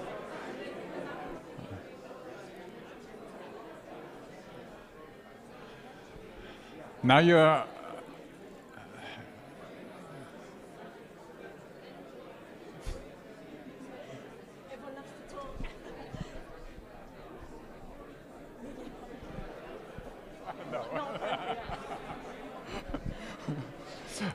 sorry guys, can you go back to your chairs, please? Yeah, we need is there something on the phone that we can ring? Hello? Hello, hello, hello. Can we go back to the chairs, please? Yes. Yeah. Hello, hello. Fully energized, but the question is, how do we de-energize you again? Can you take your seat, please?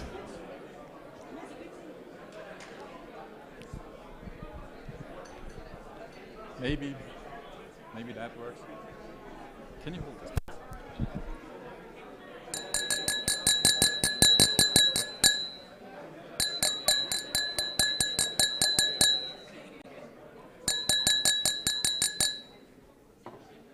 Unfortunately, no drinks, but please go back to your chairs. We need to find another energizer next time. Without further ado, I hand over to Laura.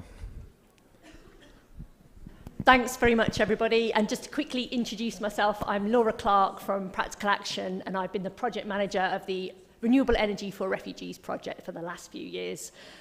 As was mentioned in the framing of the first session, electrification in humanitarian settings is going to need a mix of solutions and funding structures. And in this session, we're going to look at some of the smaller off-grid energy solutions, solar home systems, and some of the appliances that go with that, and some of the business models that have been implemented in improving energy access, particularly for households and businesses in humanitarian settings. And in particular, we're going to be looking at how the private sector can be engaged in this space and how they can meet the needs of people living and working in these communities, what actually makes a business model viable and how does that differ from the host community, and examining some of the constraints of working in the humanitarian sector and what needs to be changed to address those. We're also going to look at the linkages between energy access, how these products and services can support income-generating activities and livelihoods opportunities. And we're also going to look into some of the lessons that can be learned from the case studies that the panelists are going to present today, how those can be applied in other contexts to reach that scale that we've been talking about in the opening sessions from today. So just to introduce the panelists from today, we've got Jean-Marie Twigere-Yezu from Belecom, who's been supplying solar home systems and electrical appliances in refugee camps in Rwanda for the last 3 years. We've got Dismas Kisulu, founder of Solar Freeze, a company that provides solar-powered cold storage units to off-grid communities. He's going to talk about his experience in Kenya. And then we've also got David Stonehill, who's going to talk about his experience of implementing off-grid energy programs in humanitarian settings and share some of the lessons learned from the application of market-based approaches in those settings. So without further ado, I'll hand over to Jean-Marie from Belecom, who's going to start us with his presentation.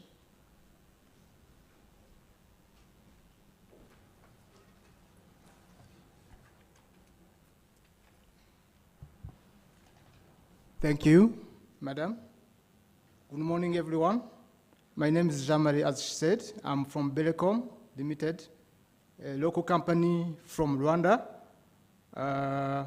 We are dealing with the business of construction materials, including plumbing, electricity, and solar products.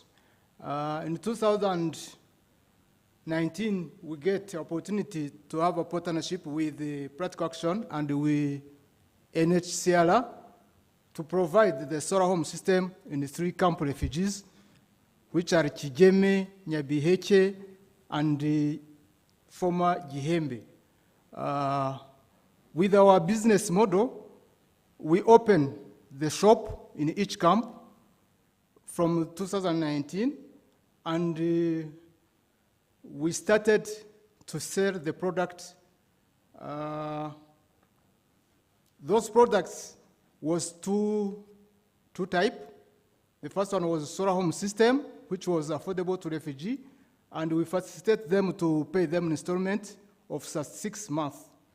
And the second model, after 6 months, we had a revolving fund to support those who has the low financial capacity to initiate the small business and increase the financial capacity for getting the purchasing power and be able also to buy the solar home system.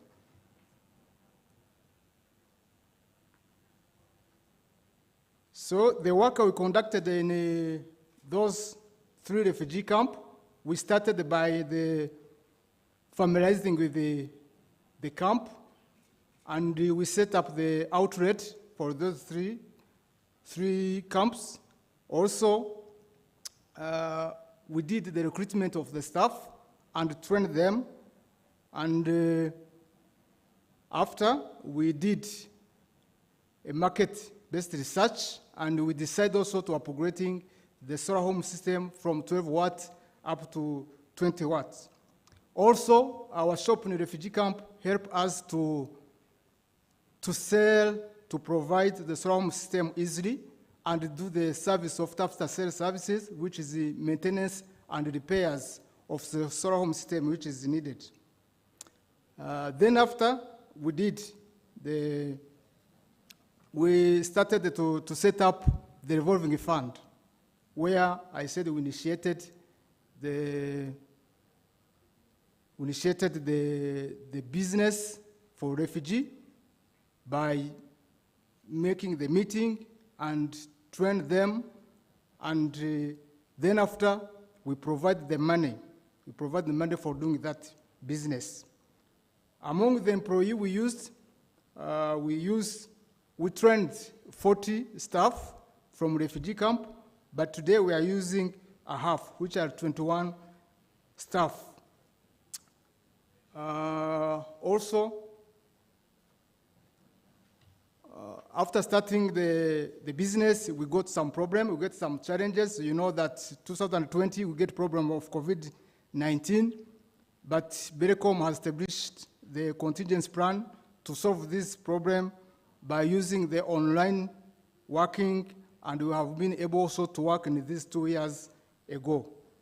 Also, we had problem of spare parts and maintenance, which was costly high. Another big challenge we had was the reallocation of the camp. Everyone knows that the camp for Gihembe was shifted from the north up to east of Mahama. But we go with our customers in Mahama, and this time we are serving the service very well, and there's no problem. Also, another part from Kigeme was shifted also from Kigeme to Mahama, and today we are installed there to work with our customers. Jean-Marie, just sorry to interrupt you. I think you're moving the slides as well, so if you want to... Oh, sorry, okay. So yeah, can you just move us on to the slides, because we've just gone back to the start? So can you just skip us through to which slide? You need to ask them to move the slides. Okay.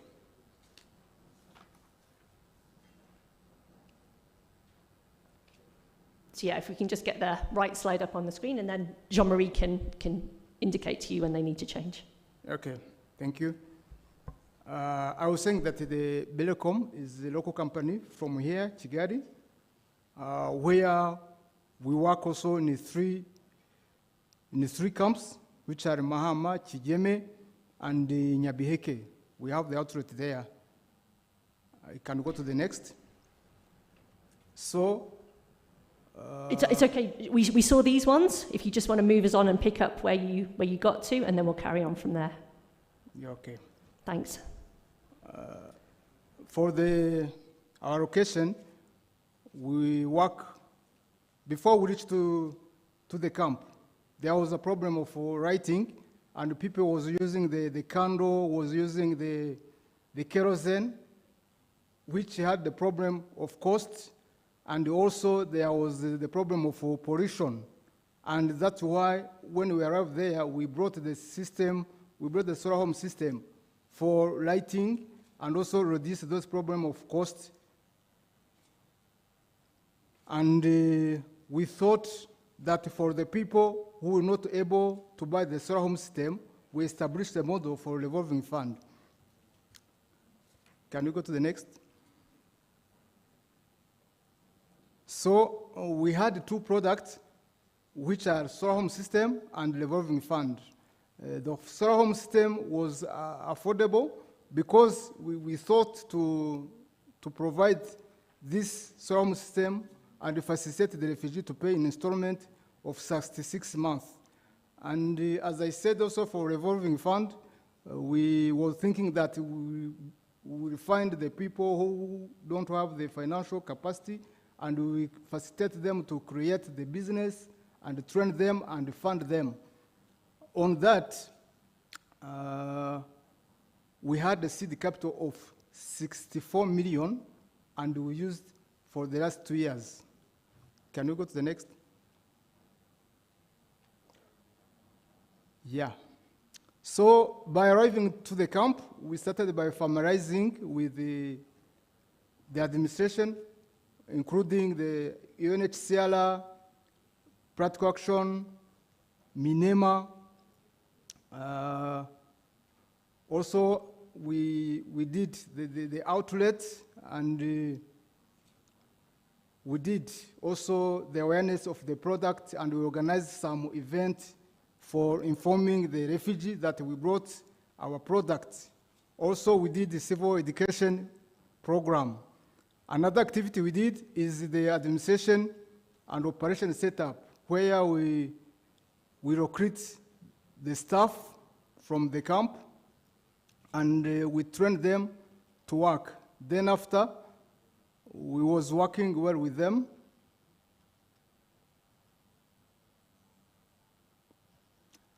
We was working with them. After some months, we started also to help them, the after-sales service, where we repaired the solar home system who had some problems, and we monitor the system of payment. Was not easy, and we did also,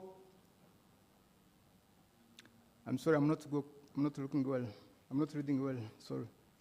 So by that, also, we started the activity of revolving fund, where we said that those people who don't have the financial capacity, we can help them to increase their financial capacity and get purchasing power to buy the solar home system. I think, Jean-Marie, so that we can stay on time, it would be helpful maybe if we could move to some of the achievements and some of the lessons learned from your experience, if we could just make sure that we finish on time for this section. Yeah, for our experience, we did some achievements where up to now we come to sell more than 2,500 solar home system, and for the evolving fund also we come to disperse 71 million for 62 groups and 719 customers. For the lesson learned, there is a market-based approach where we learned that we needed to do our business focusing on the need of refugees. As I said, we upgraded the solar home system from 12 to 20 watts. And also, there is a sustainability key lesson where this time we do well the after-sales services and we brought the new products such as lamp, solar lamp, and some torches. So for those people, they can spend less money to get that light, like a torch, it is easy. Also, for these 3 years we worked in the camp, we have the partnership key lesson. We know that with the Practical Action and UNHCR, we don't have problem with them or to any stockholders in the refugee camp. Also, we have been adaptation to the key lesson, where we worked with everyone, even in at time of the COVID-19, we are familiar with everyone, so that is also a lesson. Another lesson is the skills and the leadership. You know that we said that we train the staff, but also we have some groups for revolving fund. Those people, there is a chairperson, there is a secretary, there is a treasurer. For those groups, it's a skill they get from us, and even for us, it is a lesson learned. Yeah, I think that is those one. Thanks very much. Great, and I think if we move on to the next presentation, then we'll field some questions once we've heard from the three panelists. Dismas, over to you, thank you.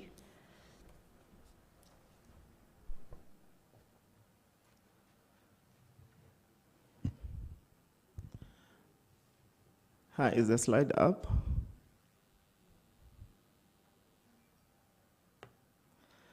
Hi everyone, my name is Dismas Kisilu, founder and CEO of SolarFreeze.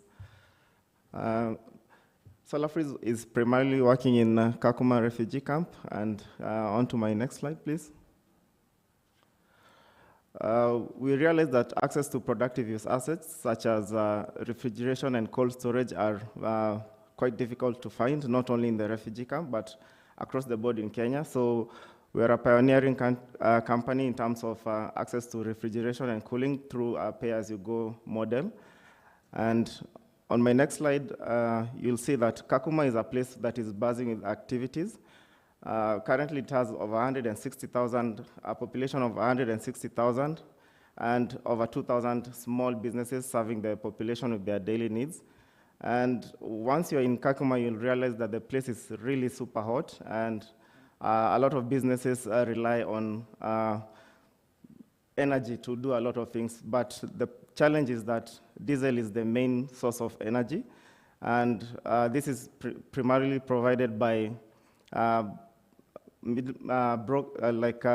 generators that have like small wiring systems that power small businesses, mainly from 7 p.m. to at least 9 p.m. at night. So they are the primary mode of providing energy in the refugee camp. And what SolarFreeze does, and you'll see that on my next slide, please, is provide access to refrigeration and cooling through a chest freezer, which is a 3-in-1. So by 3-in-1, I mean it's a cooling system. It's a 200-liter system, and also it has a USB port where we provide free bulbs that you can charge through the freezer. And also it comes with auxiliary batteries.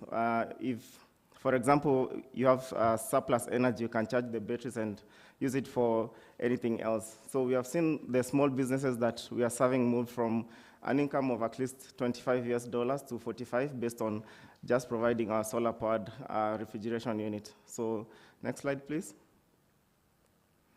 So our product, as I mentioned, is a 3-in-1 pioneering system, which is a pay-as-you-go. And small businesses love it because they pay as little as 5,000 Kenya shillings a month. They don't have to pay us cash upfront.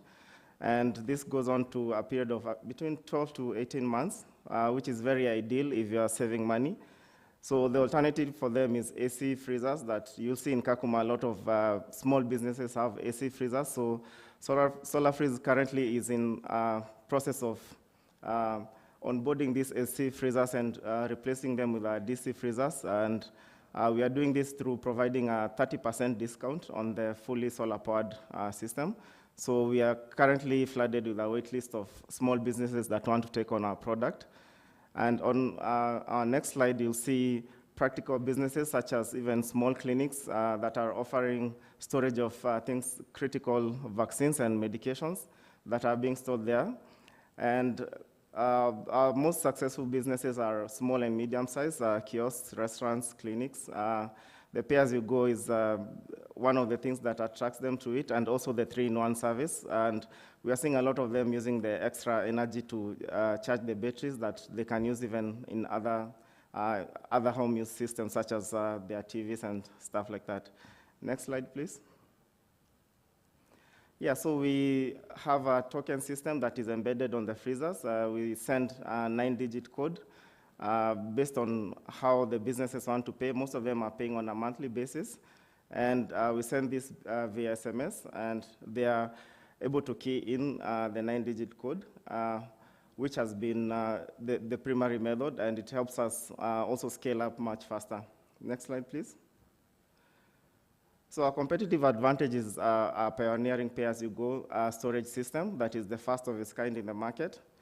And also the fact that we are replacing the diesel-powered generator sort of energy we did a survey where we noticed that the cost of an average business is around 8,000 Kenya shillings in a month for them to access energy, mostly from the diesel generators. So SolarFreeze is doing this by providing a 5,000 Kenya shilling unit on a monthly basis. And also on top of this is a 3-in-1 system, so you can, it has USB ports where you can light your shops, and also we have a battery that can be used for other services if you need extra energy for that. So we also have a training program where we realize that in case our units have technical issues, we train a lot of refugees. Currently, I'm happy to report that 100% of our staff in Kakuma are all refugees. And the training program is focused towards maintenance, troubleshooting, and operating the solar power chest freezers. And it equips them with the technical skills and hands-on skills. This is not only practical for SolarFreeze, but also for other home lighting use companies and solar companies. So we train on a wide range of fields, from solar-powered cooling to solar-powered home lighting systems. And right now, we have trained 100 young refugees that we hope will be used in other sectors within the renewable energy space. So next slide, please. Our team is made up of myself and 21 others, and we are happy to report that our core focus is on renewable energy. And on the next slide, please. Yeah, so the key learnings that we have learned so far is that new business models can be easily scaled, and with good partners who, some of them are here, like Ashden, which is there, that have supported our work in Kakuma and made our work be on the spotlight. We hope that we'll get more long-term partnerships that will enable us to scale. And also, we have learned that training more people within the community that can troubleshoot this equipment is critical. So access to green skills such as renewable energy, technical maintenance, and operation is something that we at SolarFreeze see as a big thing. And providing solutions that actually focus on a practical challenge, such as cooling and refrigeration. So because our solution targets an area that is very hot and where even small businesses are not even able to access conventional forms of energy, we provide a practical solution. So having a practical solution in refugee camps is quite easy to scale, because most of our solutions are owned by businesses that want to actually pay and are ready to pay for our solution, because the alternative is diesel power generated energy, which is very costly for them. So the cost, as I mentioned, is 8,000 Kenya shillings, and we have reduced that to 5,000 Kenya shillings. And even with access to diesel as an alternative, right now in Kenya, we're seeing a lot of lack. There's a huge fuel shortage, and the price of diesel has gone really up. So that also provides an incentive for a lot of small businesses and institutions to want to buy SolarFreeze equipment so that they can have alternative energy. And going forward, we hope to replace the conventional AC freezers that are diesel powered to DC freezers that are solar powered. So our program will focus on giving a 30% discount and enabling more businesses to come on board and replace their old freezers, and new businesses to start and generate revenue within the refugee camps. So that's it from me, and I hope to hear more questions and more feedback from you. Thank you very much.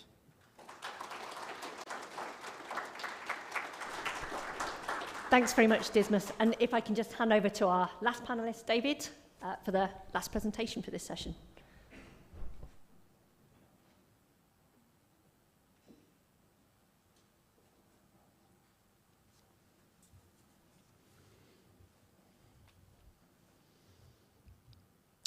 Thank you, Laura. Can we pull up the first slide?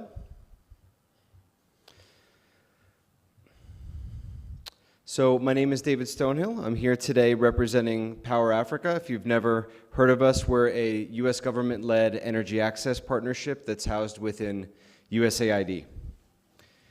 Next slide, please. So just a quick recap of Power Africa's contributions to the humanitarian energy space. In 2018, We funded the Smart Communities Coalition, or the SEC, along with MasterCard. I think most of you know about the SEC or are involved with it. It's a coalition of about 75 different members committed to delivering energy access, connectivity, and digital tools with to refugee communities with a private sector-led service delivery focus. In partnership with GIZ and NDEV, we created the SCC Innovation Fund, which awards grants to test new business models that either fall under energy access, connectivity, or digital tools, or a mix of those. The second window of the Innovation Fund opened last week, and we're currently accepting applications.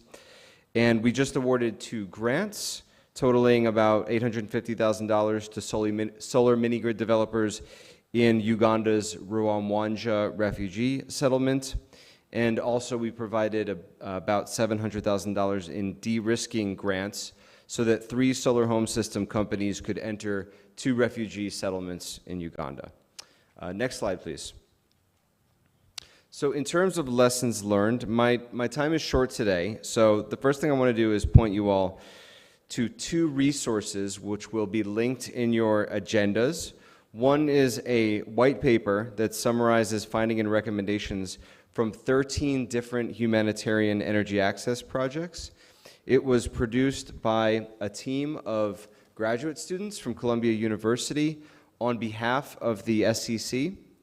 And the other resource is a pilot playbook that the SCC created that evaluates our solar home system de-risking project in Ugandan refugee settlements. It offers lessons learned, and it lays out a sort of roadmap in the hopes that other organizations will replicate similar programs in other displacement settings. So I'd encourage you all to check out those resources.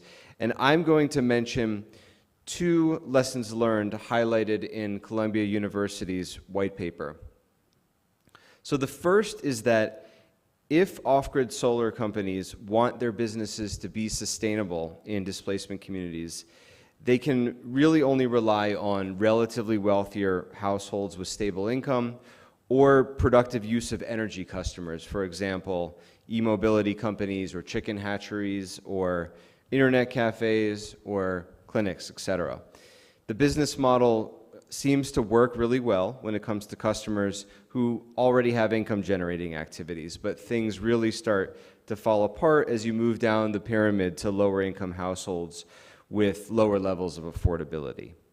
And I realize this is not a novel or shocking lesson learned. This is a challenge that mirrors the challenge we see in the off-grid solar sector writ large. That supply-side subsidies will only get you so far, and as you move down the pyramid, you reach a point where market prices stop working, and that's where demand-side subsidies need to kick in. But in displacement settings, this challenge is magnified, right? It's exacerbated, because in displacement settings, the bottom of the pyramid isn't just a sliver of the pyramid, it's a majority of the pyramid. So you have 2 options to deal with this. One option is that you have demand-side or consumer-facing subsidies that buy down the cost of the energy product in perpetuity, and everyone becomes addicted to that subsidy, and I don't think any of us want to see that approach. The other option, and I would say this is my action item, is that consumer-facing subsidies are there, but they're treated as temporary, and they're paired with other complementary economic growth activities like vocational training or job fairs or small grants to start businesses. So the call to action is that we really have to find more ways to pair energy services with livelihood stimulation. The other lesson learned is that unexpected partnerships are the best kind of partnerships. So the SEC has played a really important role, I think, in bringing together very different types of organizations through matchmaking sessions, and then organically interesting things start to happen. And some really unique consortiums have formed to implement grants under the SCC Innovation Fund. So for example, in Uganda, Farmers Savings and Credit Group has joined forces with a solar installer to develop a solar-powered egg incubator for a communal chicken hatchery. Or in Kenya, we funded a consortium that includes an e-mobility company, a local university, and a solar equipment supplier to deploy electric three-wheeled bikes in that displacement community. And so with the next round of the SEC Innovation Fund that just opened, we're really looking forward to seeing more of these kinds of creative collaborations. So I could say a lot more, but I will stop there and leave time for further discussion. Thank you.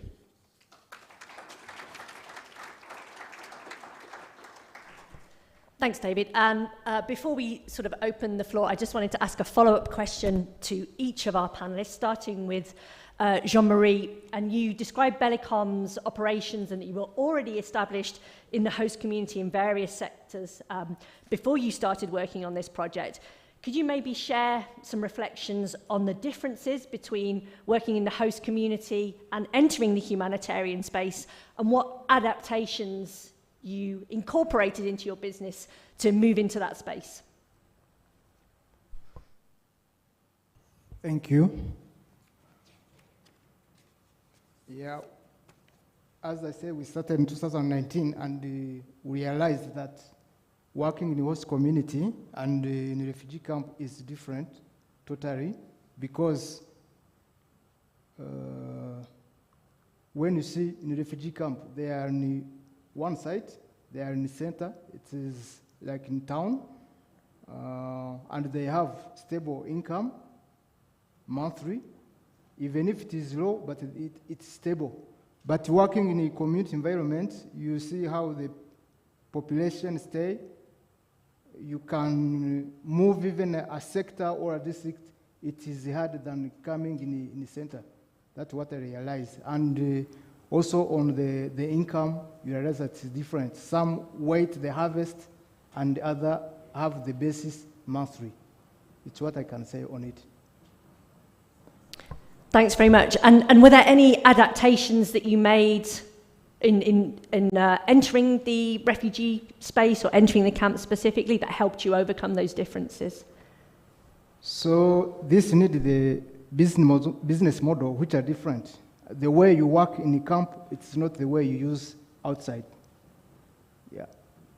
Thanks very much. And maybe if I can ask a follow-on question to yourself, Dismas, actually, when you were establishing your operations in Kakuma, what did you see as the biggest risks, and how did you overcome them, and what recommendations would you make for others trying to enter that space with the types of products and appliances that you offer?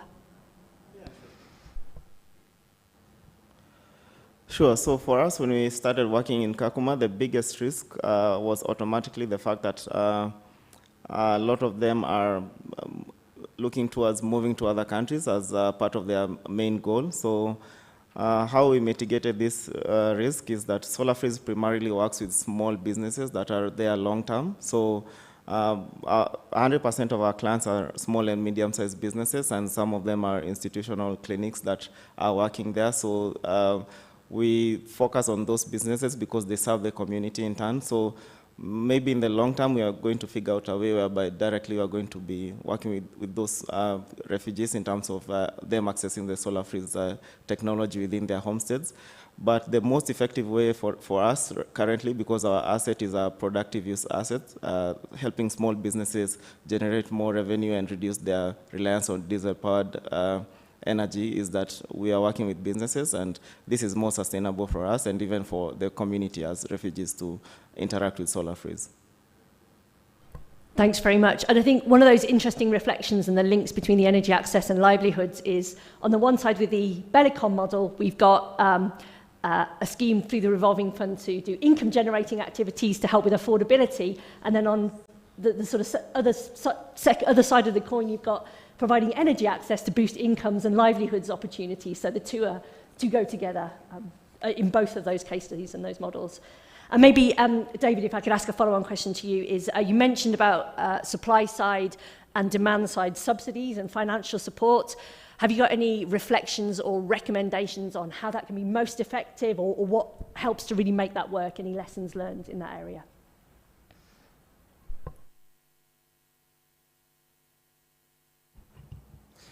Sure. So the supply side subsidies, I think, are that's the easier side of the coin, right? You're basically trying to figure out, it's a budgeting exercise. You're trying to figure out what does a solar home system company need in order to enter a displacement setting that they wouldn't otherwise enter without donor support, right? So what is that? It's sales agents, it's setting up a sales office, it's a warehouse for inventory, transportation, fuel. You add all that up, and that's the subsidy. The way that we typically do it is we work through milestone-based grant payments. So we never give the money up front, but you have to first open the store to get the first tranche, and then sign up X number of customers to get the next tranche. And that way, our investment is de-risked, and also there's greater incentives for the energy company. This is what we did in Uganda with three companies: Bright Life, Engie, Phoenix, which is now Engie, and Solar Now, and it went pretty well. 4,000 new household electricity connections, 285 jobs created. But there are also some challenges, especially because COVID hit during that time. And so the three companies are still there. They're still in those displacement settings. But one of them has stopped doing pay-as-you-go and is only doing cash sales because of the credit risk. So success is not always guaranteed. In terms of the demand-side subsidies, the consumer-facing subsidies, where you're actually buying down the cost of the product, that's a lot harder. And we're not directly involved in any demand-side subsidy programs in refugee settings right now. I think there are some pilots out there, but we have been experimenting with different models for communities outside of refugee camps. So and we know what models work, and so I think one of the changes we'd like to see is an application of those facilities in refugee settings. So for example, here in Rwanda, we work closely with NDEV and the government of Rwanda to set up the Pro-Poor results-based financing scheme, which targets poor households. Quickly, the way it works is in Rwanda, there are 4 socioeconomic categories based on the income levels of households. And so you do a very comprehensive survey to figure out what is the ability to pay for energy on a monthly basis in each of those categories. Then you compare that to the market cost of an off-grid solar product, and you basically subtract to figure out your demand-side subsidy. So in Rwanda, they use a percentage, but it's capped at a certain amount. The companies execute the sale, submit a voucher to an accredited financial institution, and get their money back. So that's the type of model we know that can work. There's other ways to do it as well, but we need to see more of these in refugee settings, because, as I said, the bottom of the pyramid in these communities is a much bigger chunk of the overall pyramid than in other situations. Great, thank you very much. And I think, we're still on track to have time from the audience and questions from the rest of you out there. So the floor is open. Please feel free to raise your hands and go for it. The person I saw first was the lady with the black jacket at the back. Hi, and thanks to everyone for the interesting presentations. I am Marilena from TTA, Trama Tecnoambiental.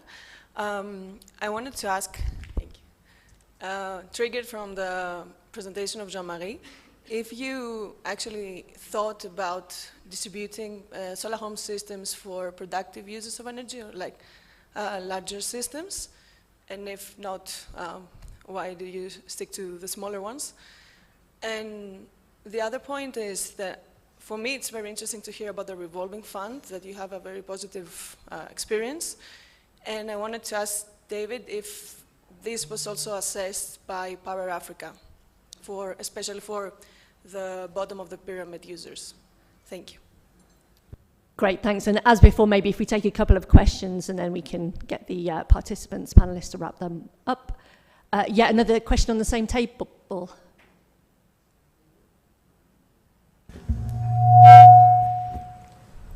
Okay, my name is Bahaj. I am from the University of Southampton, UK.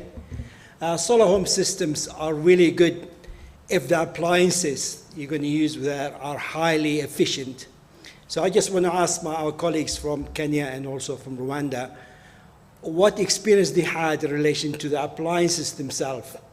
Do they require a lot of maintenance? Do they fall away after 2 years, 3 years, and so forth?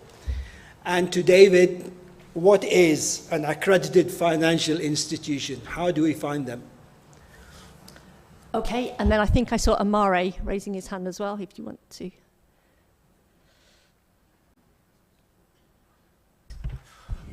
Thank you very much. My name is Amare. I'm from UNHCR Kigali. Well, actually, solar home systems are very popular in the camp, and most refugees, they not really this familiar with this technology. And yet the coverage is very low. And perhaps I will ask really why, what are the key barriers for full scale up in the camp level? Thank you.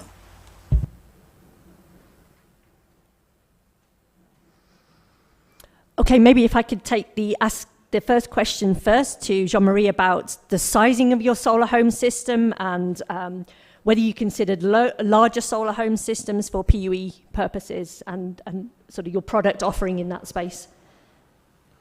Thank you. Maybe I didn't give the details, but for the solar home system, we provided to refugee camp. Before it was 12 watt, and we were upgraded to 20 watt, and we were selling at 93,500 Rwandan francs. As I mentioned on our sustainability, we provide other items for solar home system, where we provide another type for 70,000, and another for 45. The lamp torch at 25,000, and the torch also at 6,000. So we said we know where that the refugee have the different financial capacity and their purchasing power. That's why we thought about it. And for the big one, we worked with the Energy for Impact for providing some solar home system which are bigger than the one we have in a contract with the Practical Action and UNHCR. That's why I can say on it. And maybe you could say something about the second question we had, which was about the after-sales support that you apply for the appliances and how you keep those working and what you offer in terms of after-sales services and technical support for your customers. Yeah, as we said, we have a shop on the all refugee camp. That shop has also the room for workshop. So we have a technician. We have two type of workers, employees. Some work on sales and recovery, and the other also work on technically. So we have a warranty for 6 months that we do for free for repairing and maintaining everything for this refugee who still have the contract for paying this one. So we don't charge anything. Great, thank you. And maybe the same question to Dismas about the after-sales support and the technical support that you apply that you have for your appliances and how your customers access that in the camps.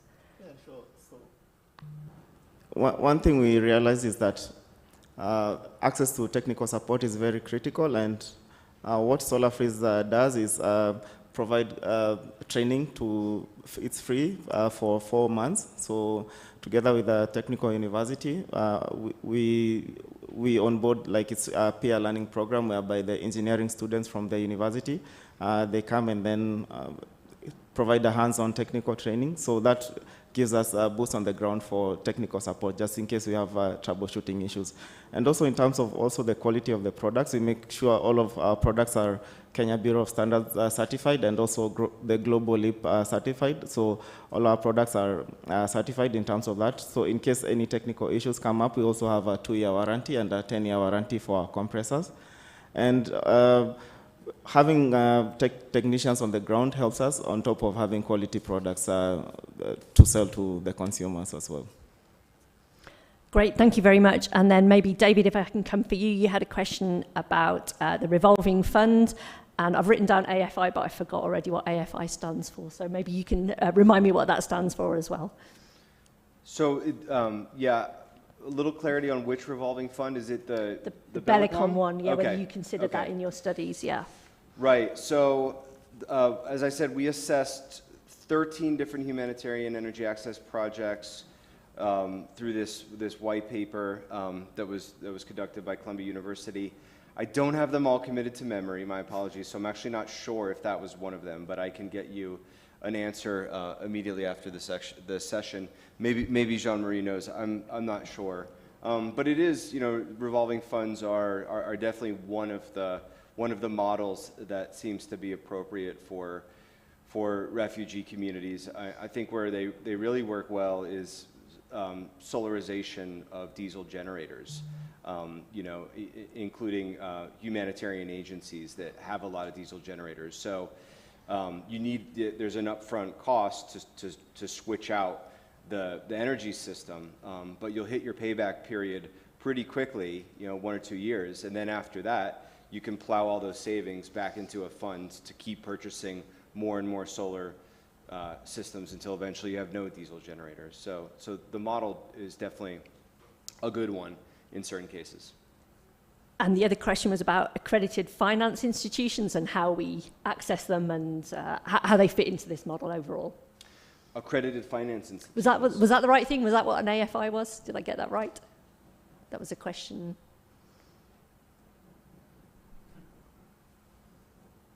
Accredited finance institutions, was that the question you were asking about? That was correct. Oh, I got it. Can we elaborate on the question a little bit? So you mentioned that you have these institutions that allow you to, for people to take a voucher to and perhaps get funding. So I wasn't really sure how that really works. I remember in our projects in East Africa, we couldn't get a financial institution to allow to have soft credits and things like that. So from your learning, perhaps we could identify some way of going about it. Yeah, so in my remarks, the accredited financial institution I was referring to is a microfinance bank in Rwanda that received the accreditation to essentially run the results-based finance program, the pro-poor results-based finance program.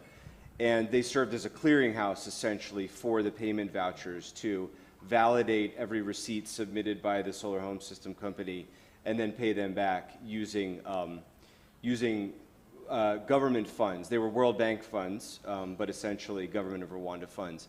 So that's one example of where a microfinance bank can play a role.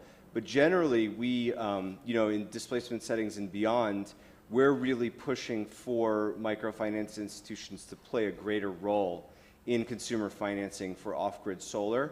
In terms of lending, it's mostly been the large international development finance institutions that loan to the companies, but we see local microfinance institutions as really just not having a lot of knowledge about the sector and being a little hesitant to get into the game, not because it's not viable, but for lack of knowledge.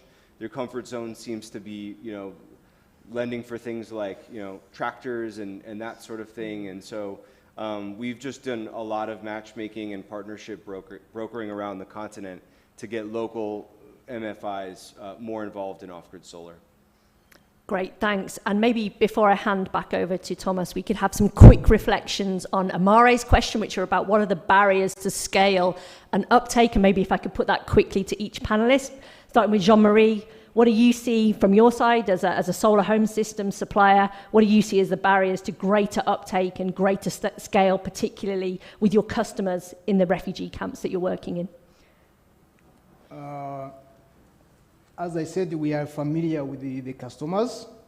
With our strategy, a recovery agent has like 100 customers, between 100 and 120. So we know their feedback, and we are working well.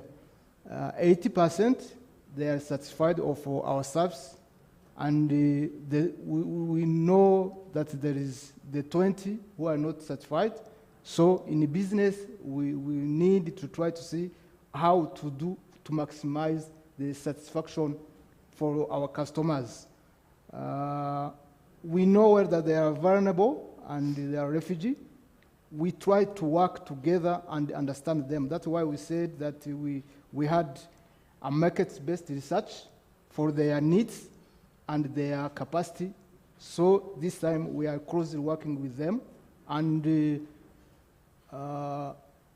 to COVID-19, we have a contingency plan, and this day, 90% of employees, they are from refugee. So for us, that's the strategy we had, and we are sure that we'll continue to stay with them and satisfy them according to their needs and their capacity. Thanks very much. And yeah, the same question to yourself, Dismas. What do you see as the barriers to scale and greater uptake of your products and services?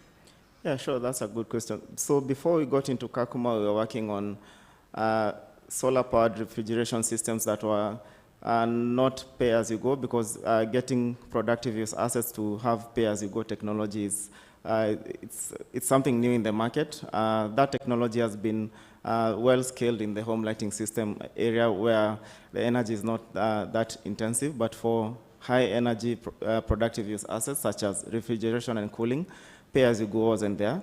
So for us, that was a huge barrier, but right now, because we have figured that out, and with the data around what businesses are paying currently for the diesel-powered energy, they are paying 8,000 Kenya shillings, and combining that with our solar-powered pay-as-you-go technology, now they'll be able to pay 5,000 Kenya shillings. And also onboarding their old freezers, which were AC now to DC, through a 30% discount will enable us to scale much more effectively. So we are looking forward towards cracking that with those things that I've mentioned earlier. Great, thank you. And same question to David for some final reflections on that. Yeah, I would say that what we've seen is that private solar home system companies and productive use of energy companies, they really want to be more active in these refugee settings. One, because it's the right thing to do, and two, because these places are vibrant economic hubs with a lot of economic activity going on.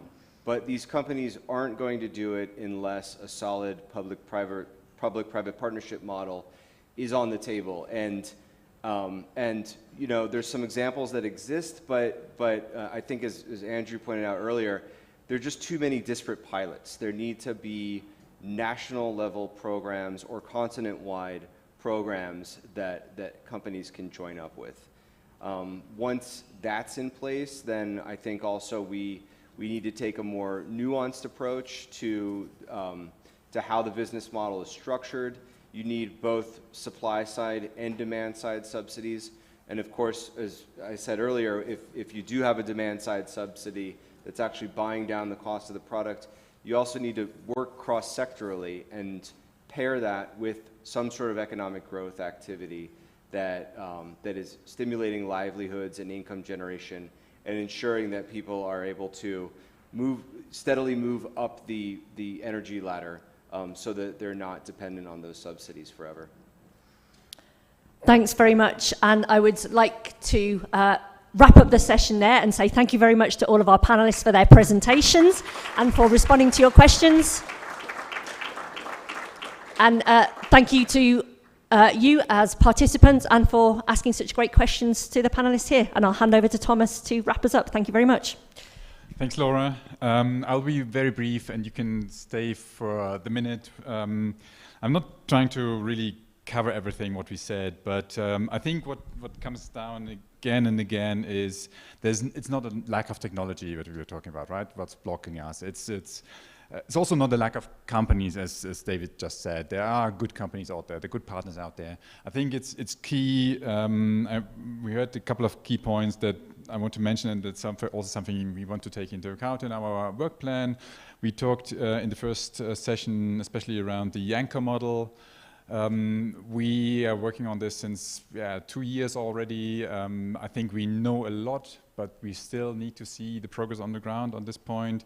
Job creation, productive use is important. We talked about de-risking. I think this is an underserved point in the entire sector. Then this interesting question about impact. I think this is something probably we need to tackle a little bit outside the technical field, rather looking at socioeconomic side. Then we talked about models, PPP models, de-risking also in terms of solar home systems, And I think a last very important point is also the microfinance institutions. We need to bring them closer to our sector. So thank you very much. Thank you, Laura. Thank you, Mattia. Thank you to the other panelists already. We've got a lunch break now. This is in the Soko restaurant downstairs. You will get a voucher you've got it already? Oh, see, perfect. So you have your voucher already. And then we see each other back at 1:20, I guess, Amy, right? So, to be right on time. And then for the skills and data session. Have a good lunch. Bon appetit.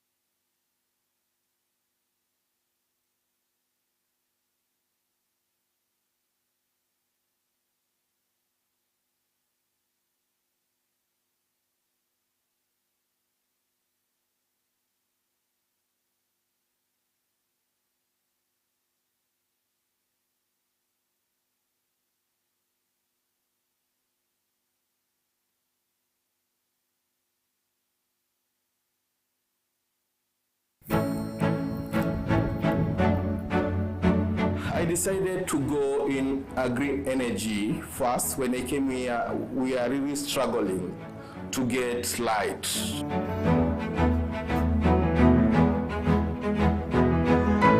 I've seen that we are still having more potential people who are still coming to ask for connection. But for the power that we have, the 20 kilowatts that we have, we cannot connect everyone in Kakuma. So we need to see where we can get more funds so that we can connect more people.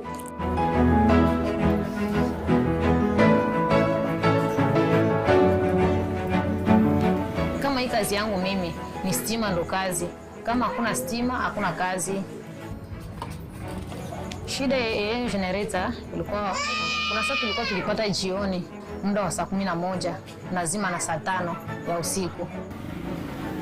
Imekuja hata tumenunua kugo, tukaweka na vinywaji, tumeweka soda, maji, hata juisi za embe tunasaga tunaweka humo ndani. Tunashukuru sana kwa vile moto inatusaidia sana.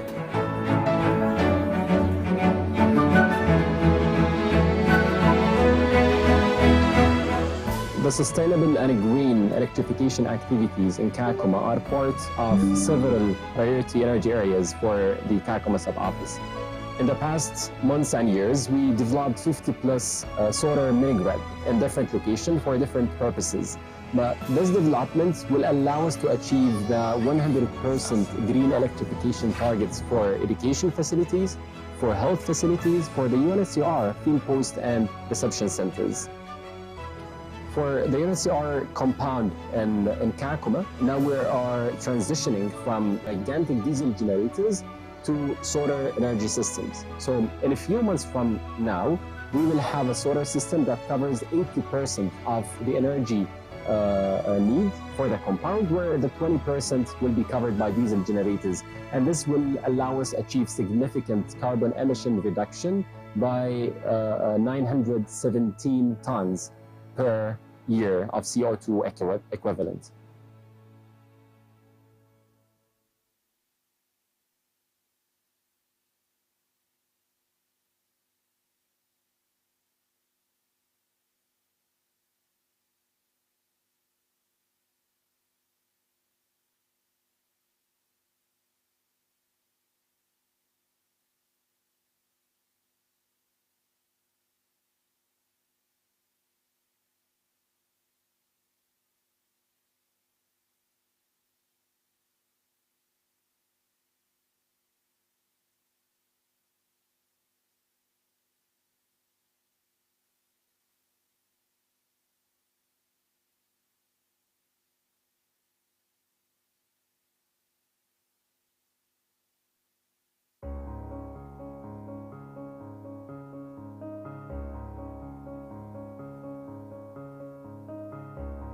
The Energy Solutions for Displacement Settings project is part of the German government Global Commission project support to UNHCR in the implementation of the Global Compact on Refugees in the Humanitarian Development Peace Nexus.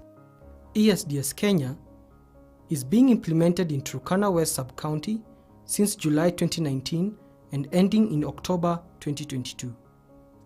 The project complements the activities implemented as part of the Support to Refugees and Host Communities in Kenya project, funded under the German government's Special Initiative on Forced Displacement. Relationship with GIZ, even here in Kakuma, is a long term. I mean, we have been working with them for a long time. We have found in GIZ one of the best counterparts because we think the same way, but we think from different perspectives. UNHCR from protection, from rights of the beneficiaries, and GIZ about development, about long-term issues, about electricity, about health, about long-term intervention. In response to COVID-19 pandemic, the German government, through a request from UNHCR and the Turkana County government, supported the extension of electrification infrastructure from the existing mini-grids in Kalobeyei Settlement Village 1 and Kalobeyei Host Town to institutions earmarked to offer medical and isolation services. Some of the schools had some few panels for some connectivity project that they had, very limited. But the quarantine and the isolation require also machines, require lights, require a minimal capacity of assisting people and taking care of them during the phase of quarantine. Power connection to the health institutions will enable them to better deliver on medical services that require reliable and sustainable power supply. Access to reliable source of energy is very important, and especially now it's very important to us as a facility, and also in the current pandemic that we are in, the corona pandemic. You know, out of things you cannot do without electricity. You know, we have quarantine facilities now. We have been an isolation center just around here. You cannot. We need power to be there throughout the night, through the day. Even also there are machines that, yes, we may have them, but you cannot put them here, like the pulsometer machine, the machine that checks the level of oxygen in the body. It's not very much. We can have it, but you know, it needs a lot of power, constant power. In total, 3 health facilities, 4 schools, 2 medical staff quarters, and a WFP horticultural farm have been electrified. For the security lighting around the farm and for a point to charge the weighing scales, we did not have power until recently when we connected it to GIZ grid. We were experiencing post-harvest losses through stealing because the farm was not connected to security lighting, but with that connection, then the losses will go down. Beyond the pandemic, students will now be able to have longer learning hours and be trained on ICT. As FCA, we were excited about the electrification by GIZ when they came to us that they are planning to electrify our schools as a response to COVID-19. We were very happy because for the first time our schools were going to get electricity. If schools reopen in January as planned, you see teachers can use devices like PowerPoint to teach their classrooms and other electronic devices that are powered by electricity. Generally, this project of electricity has not only helped make our working easier, but also has helped us be able to have quality and better outcome for the patients whom we are serving, who actually are our main priorities. On the longer term, you will have infrastructure which are connected to the electricity. You will have students who will be able to study with modern technology connection. You will have hospitals who will have a machine to test, to analyze, to intervene, and to take care of the patients in a modern way. So it's something that is going to stay, is not just a temporary intervention to deal with an emergency. It is a longer term intervention that is also meant to develop the capacity, the health capacity of this region.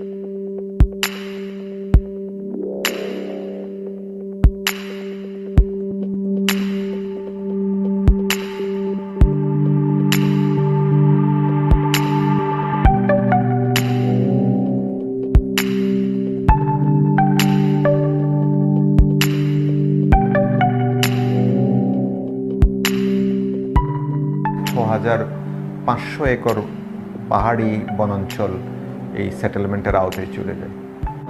2018 সালের March এপ্রিলের দিকেই আমরা পরিকল্পনা নিলাম কিভাবে এটি কমিয়ে আনা যায়, এবং আমরা এই ব্যাপারে কথা বলা শুরু করলাম এবং energy environment technical working group তখন সারফেস করলো, তারা কাজ করা শুরু করলো। গাছের চারা রোপণ করার চেষ্টা করেছি 2018 সাল থেকে, বিশেষ করে বর্ষা মৌসুমের আগে শুরু হয়েছে, বর্ষা শেষ পর্যন্ত চলেছে। The Energy Environmental Technical Working Group consists of FAO, IOM, WFP, UNHCR, international organizations, and also local NGOs. The group has done planting to meet the challenges of soil erosion, slope failures, water quality inside the camps.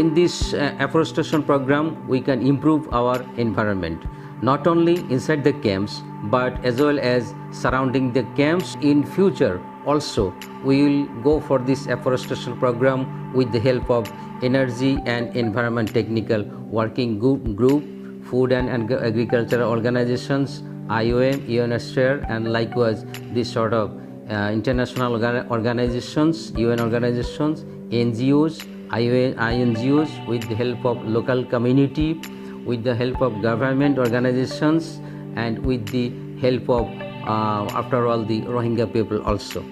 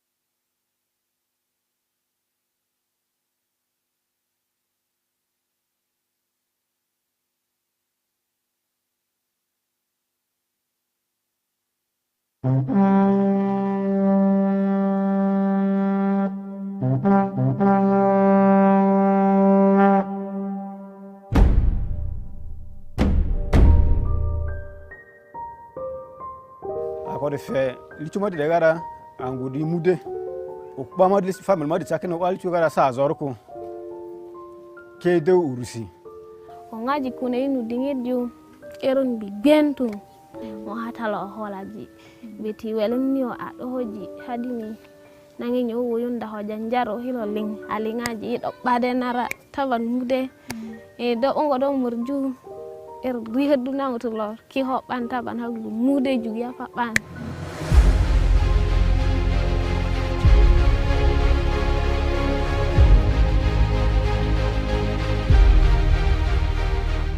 Mercy Corps is Access to Energy pilot in the Bidi Bidi settlement is about addressing the disparities in access to energy for households living within the refugee settlement. Through this project, over 2,000 households have been taken out of absolute darkness at night time. Our approach has been that we partner with private sector actors and enable them to overcome the market constraints that exist up in this area. Village Power under partnership with Mercycorp, we are supplying solars which are well satisfied and match with the need of the refugees. It includes the VP1, all at 50 to 60% discounted by Mercycorp. The VP1 goes for 3 bulbs, 7 amps battery, a 15-watt panel, and load cables. Another product, we have a VP3. It comes with 6 bulbs, a 40-watt panel, an 18 to 20 amps battery, and 26-meter cable. The last product being supplied is called a VP6, which goes for business. It comes with a 120-watt panel, 100 amps battery, 8-watt bulbs, 100-meter cable, a 300 inverter, in case you want to open up a salon, a video hall, photo studio, or lighting up schools.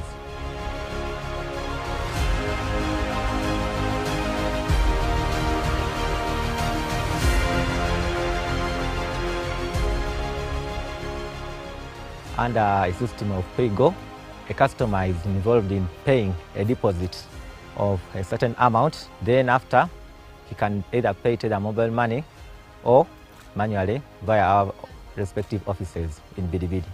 Since we started this project, we have encountered a quite number of challenges, which include limited access to their phones by the refugees and host community. Maybe when companies come in and set up kiosks where transactions are easily made so that people can be able to withdraw, send, and also pay for our system. Our solar products have changed the lives of people in Bidi Bidi in so many ways. Now, madam, what you usually ram and badabo, feather from Malidaki, who was a zoro per sat or sazini, whether in the school book skiller, Sazoro, talking love Barco.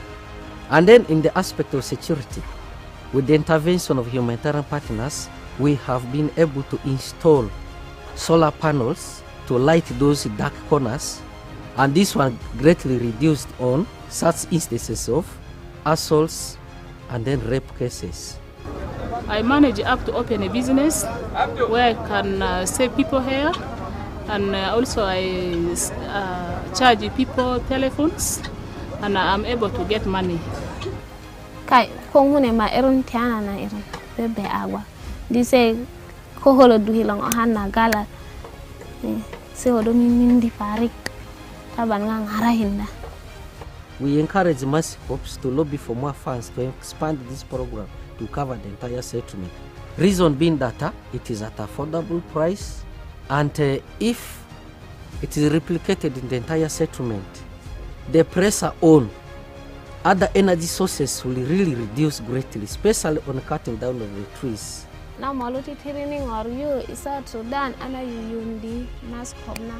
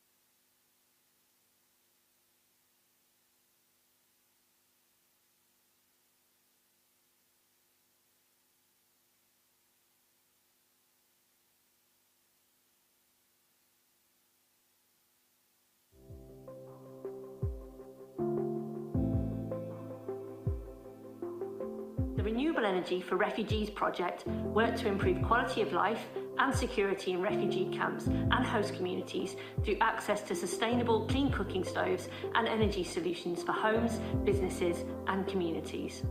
This combination aimed to reduce carbon emissions, create a safer environment and improve livelihoods to support refugees move towards economic independence.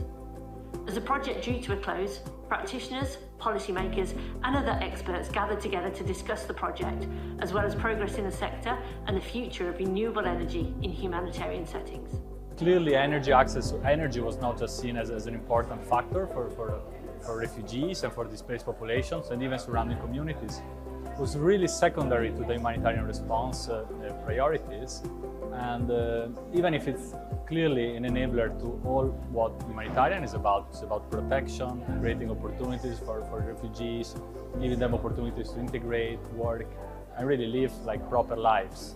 We have a much stronger community than it was a couple of years back. We see good solutions, best practice solutions already out there. We see a business case for the private sector engagement in many respects, especially around greening the humanitarian energy infrastructure. And we see also more and more willingness from the humanitarian space to talk about energy, to work on this topic. This project has taught us a lot on the importance of capacity building and importance of influencing policymakers and ministries. This project had so much unexpected lessons learned. We've learned on the importance of energy access, and the availability of electricity comes with a cost. Jordan has 99% of electricity access. However, that does not mean it's available or accessed by refugees. We've also learned that beneficiaries inclusion is really essential to bridge the gap between the implementation and the actual needs for the communities. We've got the business models, we've tested it in different contexts. It's set up this amazing partnership that bridges the humanitarian sector, the development sector, the technicalities. And so I think the future looks amazing because we've proven models in very different contexts. The need is huge. And now I think the challenge that we were grappling with at the end of the session was how do we get to where we are to at least 100 times more and then 1,000 times more. But I think we can see the pathway. We can see how we take this partnership, we bring in different types of financing, and we go 10 times more in the next few years with an ambition to reach 100 times more by 2030.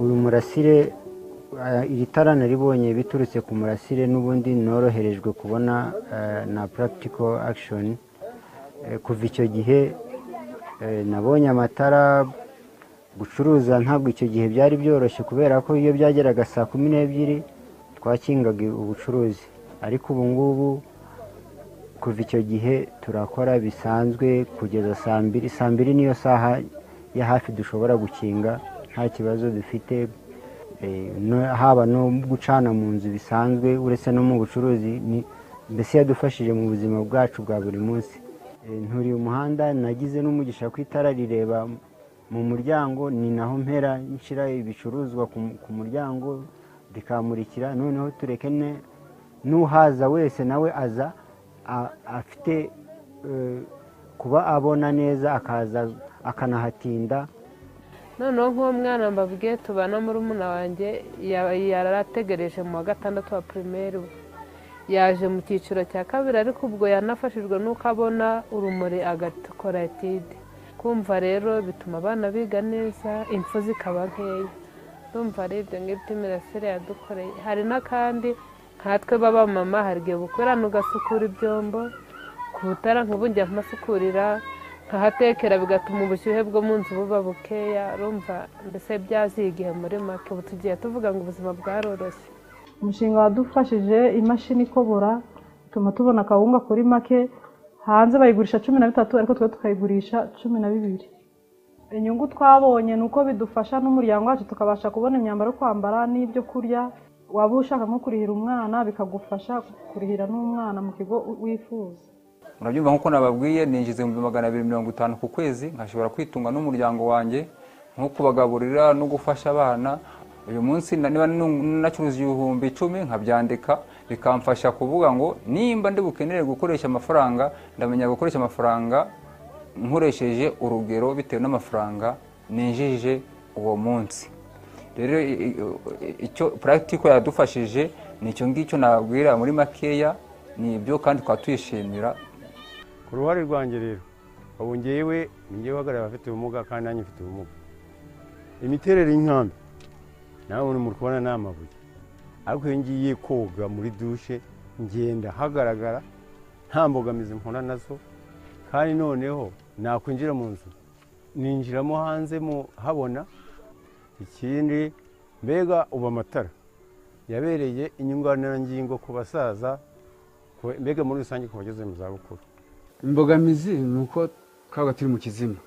Ikindi mu mbogamizi wenda nawe narabonye ntarabona umurasire nta bakiriya nagiraga. Abakiriya babaga bakeya amatara buje yabinashize bikaba birashize cyangwa ukuntu yarangije bikaba birarangiye. Niba umukiriya yicaye iwawe aba yifuza kuba yakumva radiyo akaba yakwifuza kureba urumuri kuba yanacaginga. Icyo ngicyo ni ikintu cyatumye umuntu akora neza gukora ahantu hagaragara.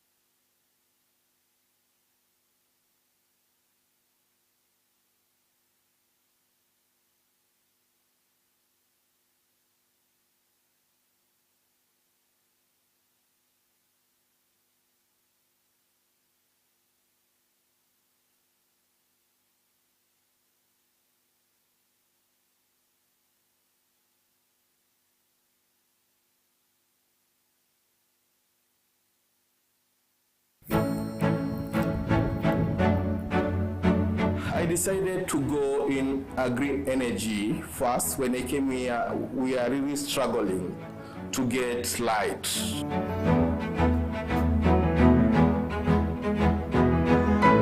I've seen that we are still having more potential people who are still coming to ask for connection.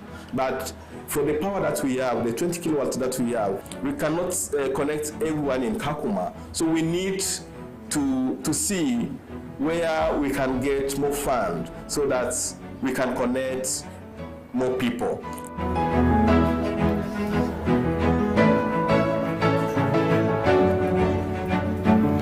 Kama hii kazi yangu mimi ni stima ndo kazi.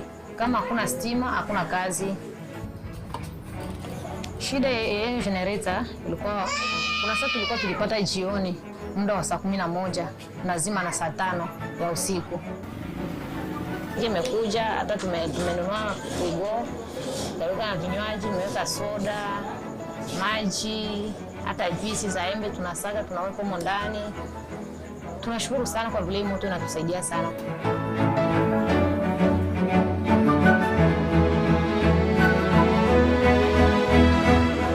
The sustainable and green electrification activities in Kakuma are part of several priority energy areas for the Kakuma sub-office.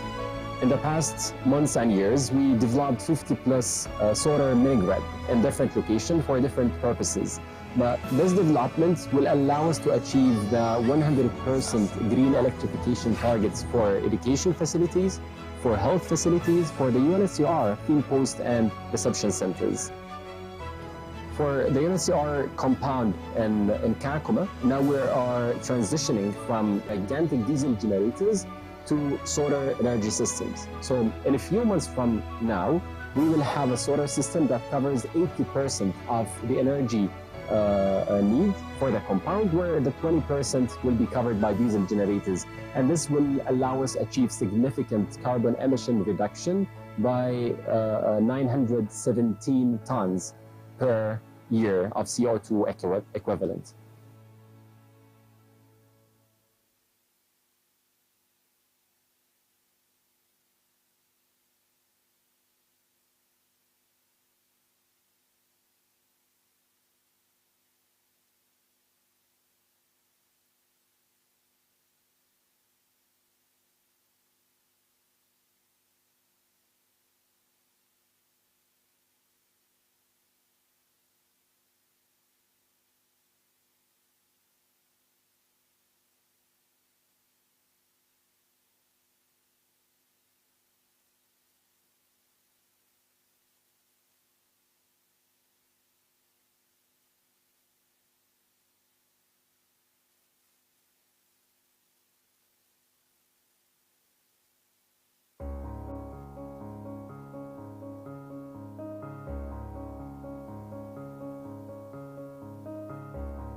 The Energy Solutions for Displacement Settings project is part of the German government Global Commission project, support to UNHCR in the implementation of the Global Compact on Refugees in the Humanitarian Development Peace Nexus.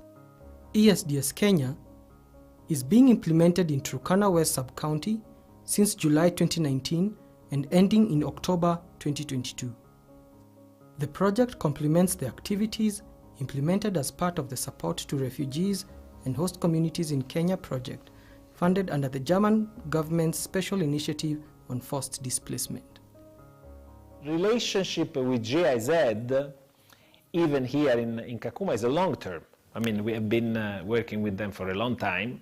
We have found in GIZ one of the best counterparts because we think the same way, but we think from different perspectives. UNHCR from protection, from rights of the beneficiaries, and GIZ about development, about long-term issues, about electricity, about health, about long-term intervention.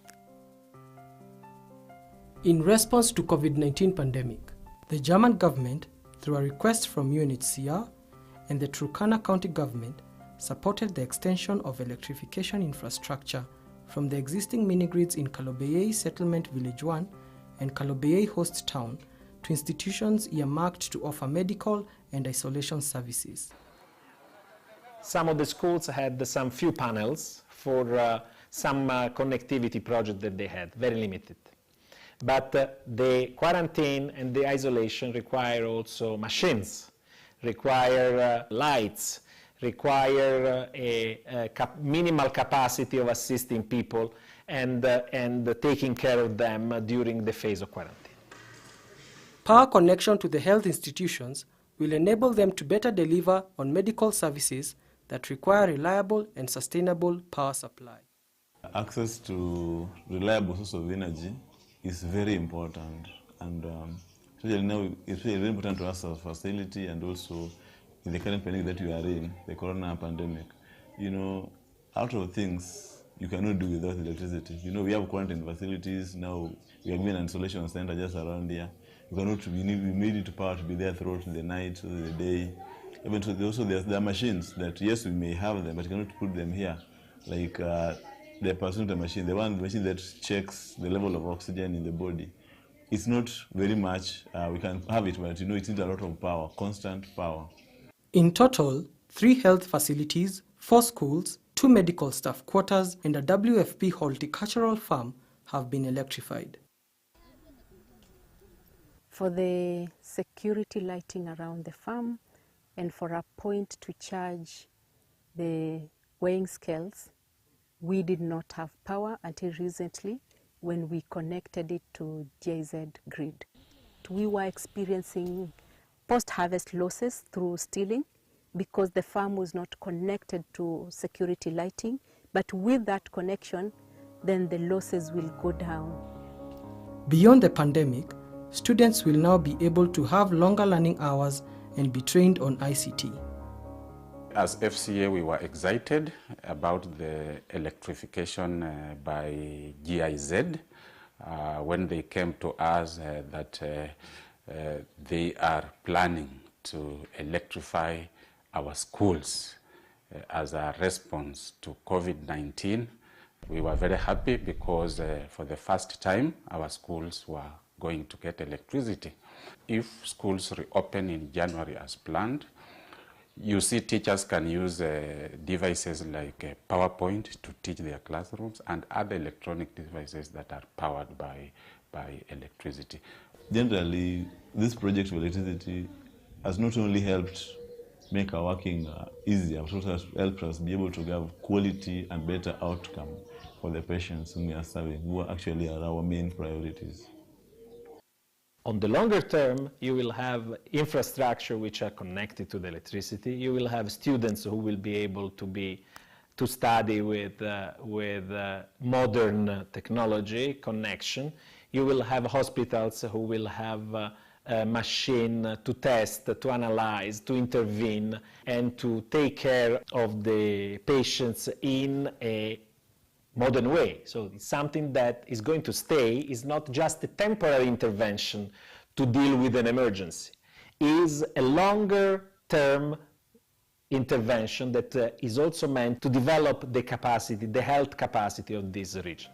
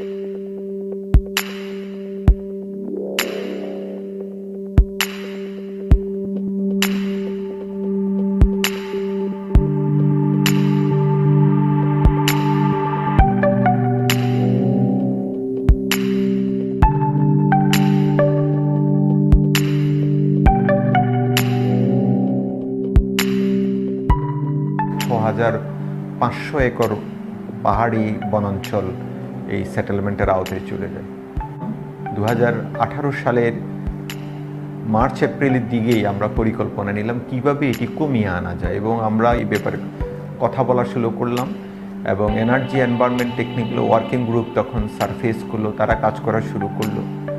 গাছের চারা রোপণ করার চেষ্টা করেছি 2018 সাল থেকে, বিশেষ করে বর্ষা মৌসুমের আগে শুরু হয়েছে, বর্ষা শেষ পর্যন্ত চলেছে। The Energy Environmental Technical Working Group consists of FAO, IOM, WFP, UNHCR, international organizations, and also local NGOs.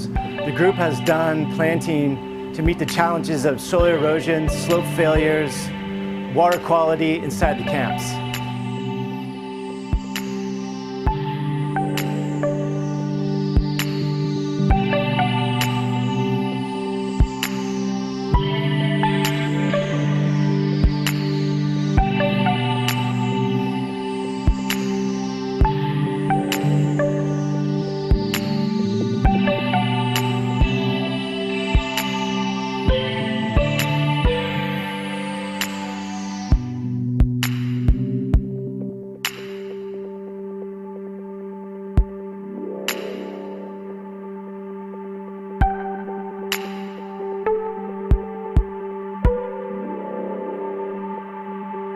In this afforestation program, we can improve our environment, not only inside the camps, but as well as surrounding the camps. In future, also, we will go for this afforestation program with the help of Energy and Environment Technical Working Group, Food and Agricultural Organizations, IOM, UNHCR, and likewise this sort of international organizations, UN organizations, NGOs, INGOs, with the help of local community, with the help of government organizations, and with the help of, after all, the Rohingya people also.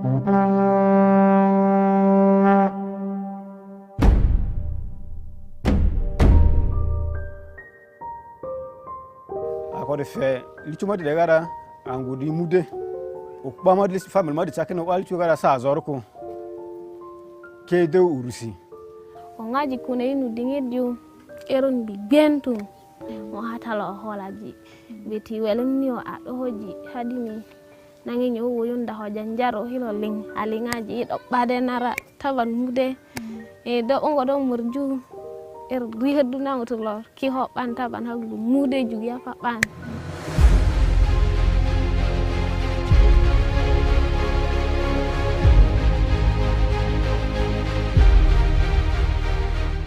Mercy Corps' Access to Energy pilot in the Bidi Bidi settlement is about addressing the disparities in access to energy for households living within the refugee settlement.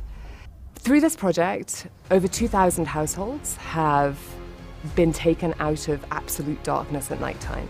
Our approach has been that we partner with private sector actors and enable them to overcome the market constraints that exist up in this area. Village Power under partnership with Mercy Corps, we are supplying solars which are well satisfied and match with the need of the refugees. It includes the VP1, all at 50 to 60% discounted by Mercy Corps. The VP1 goes for 3 bulbs, 7 amps battery, a 15-watt panel, and load cables. Another product, we have a VP3. It comes with 6 bulbs, a 40-watt panel, an 18 to 20 amps battery, and 26-meter cable. The last product being supplied is called a VP6, which goes for business. It comes with a 120-watt panel, 100 amps battery, 8-watt bulbs, 100-meter cable, a 300 inverter, in case you want to open up a salon, a video hall, photo studio, or lighting up schools.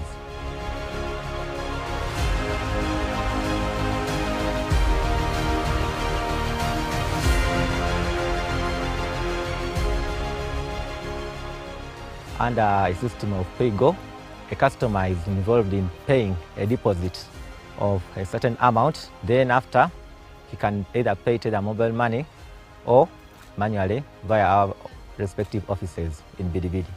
Since we started this project, we have encountered a quite number of challenges, which include limited access to their phones by the refugees and host community. Maybe when companies come in and set up kiosks where transactions are easily made so that people can be able to withdraw, send, and also pay for our system. Our solar products have changed the lives of people in Bidi Bidi in so many ways. Now, madam, what you usually ram and badabo, Fedo, from Mali, the Kius, who was a Zoro Persat or Sazini, Kavada Elenski school book skiller, Sazoro, talking love Borco. And then in the aspect of security, with the intervention of humanitarian partners, we have been able to install solar panels to light those dark corners, and this one greatly reduced on such instances of assaults and then rape cases. I manage up to open a business where I can save people here, and also I charge people telephones, and I'm able to get money. Kai kung hune ma eron tiana na eron bebe agua. Dice ko holo duhilang ohana gala. Se odo mindi parik taban ngang harahinda. We encourage Mercy Corps to lobby for more funds to expand this program to cover the entire settlement.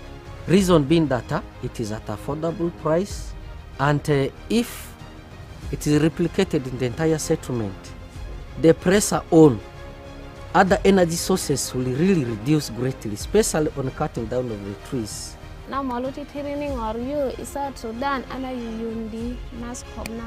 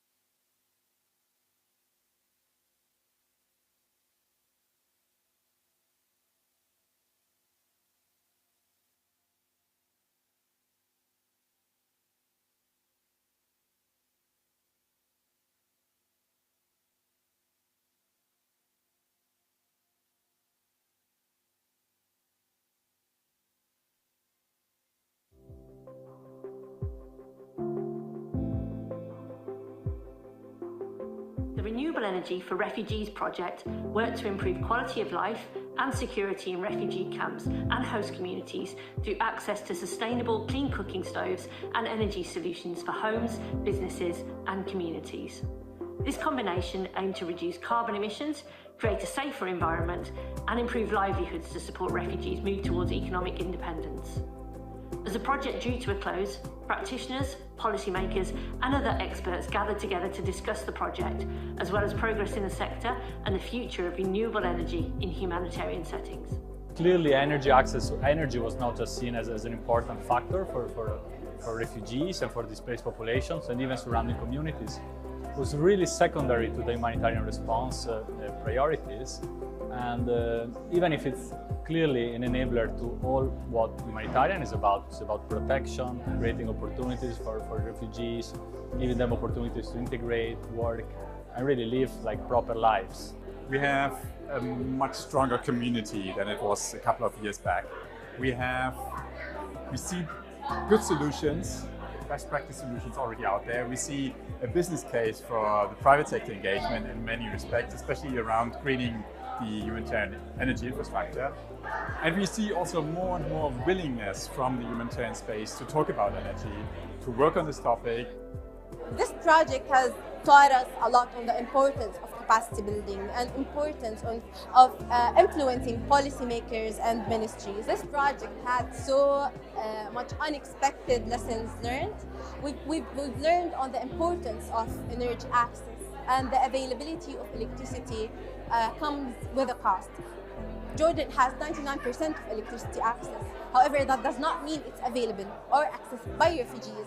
We've also learned that beneficiaries inclusion is really essential to bridge the gap between the implementation and the actual needs for the communities. We've got the business models, we've tested it in different contexts. It's set up this amazing partnership that bridges the humanitarian sector, the development sector, the technicalities.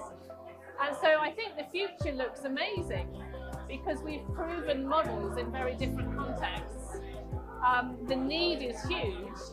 And now I think the challenge that we were grappling with at the end of the session was how do we get to where we are to at least 100 times more and then 1,000 times more.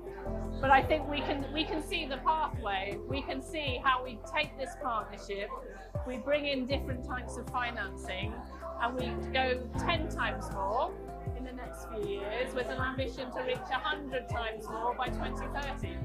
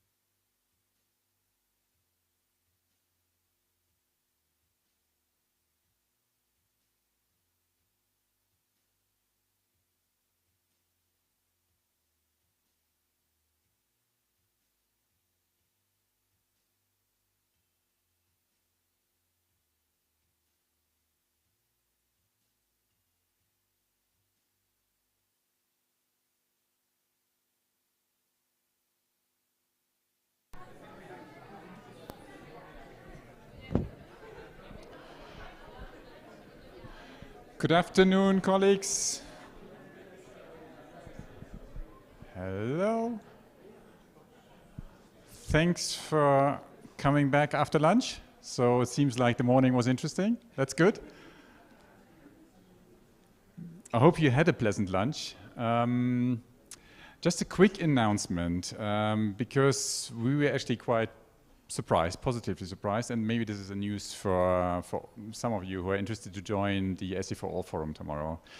You may have seen that there is a requirement to be PCR tested if you want to join the opening tomorrow. So between 9 and 12, only people with PCR tests plus a rapid test on the day will be allowed into the building.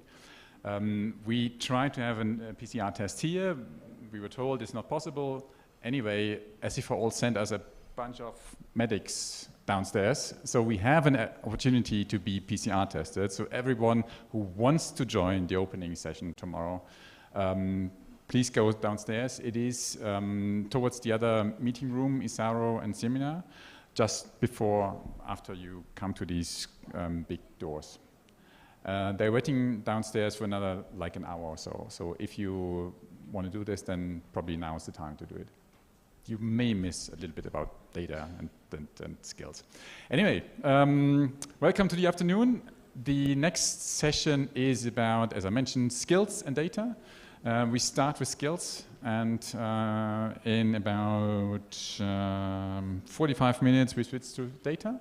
And then welcome on stage, Laura from Energy Impact. Thanks.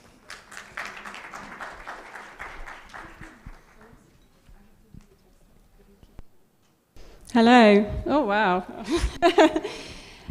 So great to see you all here today. I feel very loud standing here. I hope you've enjoyed your lunch. You've met some new people. Yeah, we've got a great session lined up this afternoon on data and skills that are needed for the sustainable implementation of humanitarian projects. I see we've got the big room, which is very promising. This is obviously something people are interested in. And just before I call up our first speakers, just to set the scene, you know, it's often said that the humanitarian sector may lack energy expertise. Sometimes projects are implemented by non-energy experts. And on the other hand, we have stakeholders out there. We have stakeholders in this room that are experts in energy in the private sector, in academia, also in the development sector. And we shouldn't forget the displaced people themselves who hold a lot of knowledge, they're experts in their own situation. So it's about how can we bring all of this expertise together, both in energy, humanitarian response, the local context. How do we bring this together to start to implement sustainable projects for communities, businesses, and institutions? And without reliable data, it's often difficult to know where to start. You know, what are the types of products and services that are needed? What's suitable? What's affordable? And I have to say that, you know, data collection in itself is a skill, you know, that's needed in the sector. Yeah, so this afternoon we're privileged to have a number of speakers who we're going to hear from, who are going to share some of their experience in this sector, collecting data, building expertise within the humanitarian sector. And we'll hear from them, and then you'll have opportunity to also hear from the audience. So yeah, to start, I'd like to invite our first speakers to join me on the stage. Yeah.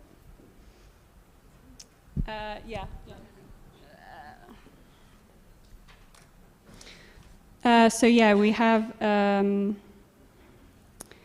who's going to join us, yeah, and also Renisha.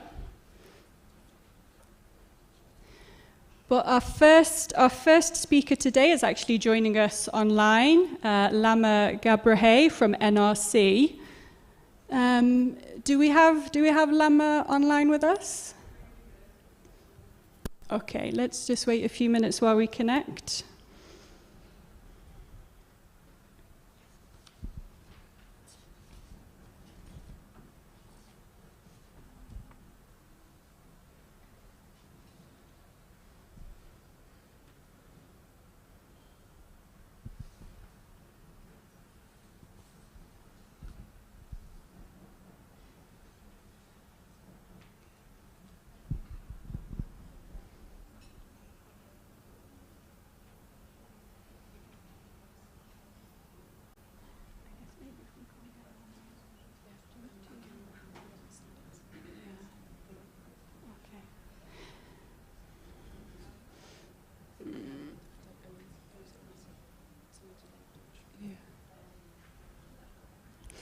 Will Emma join, or would you like us to move to the next presenter? We'll move on. Okay, okay, great. In that case, yeah, we'll start with Anise, who is a junior energy expert with IOM, and she's gonna talk about some of her work with them. Over to you.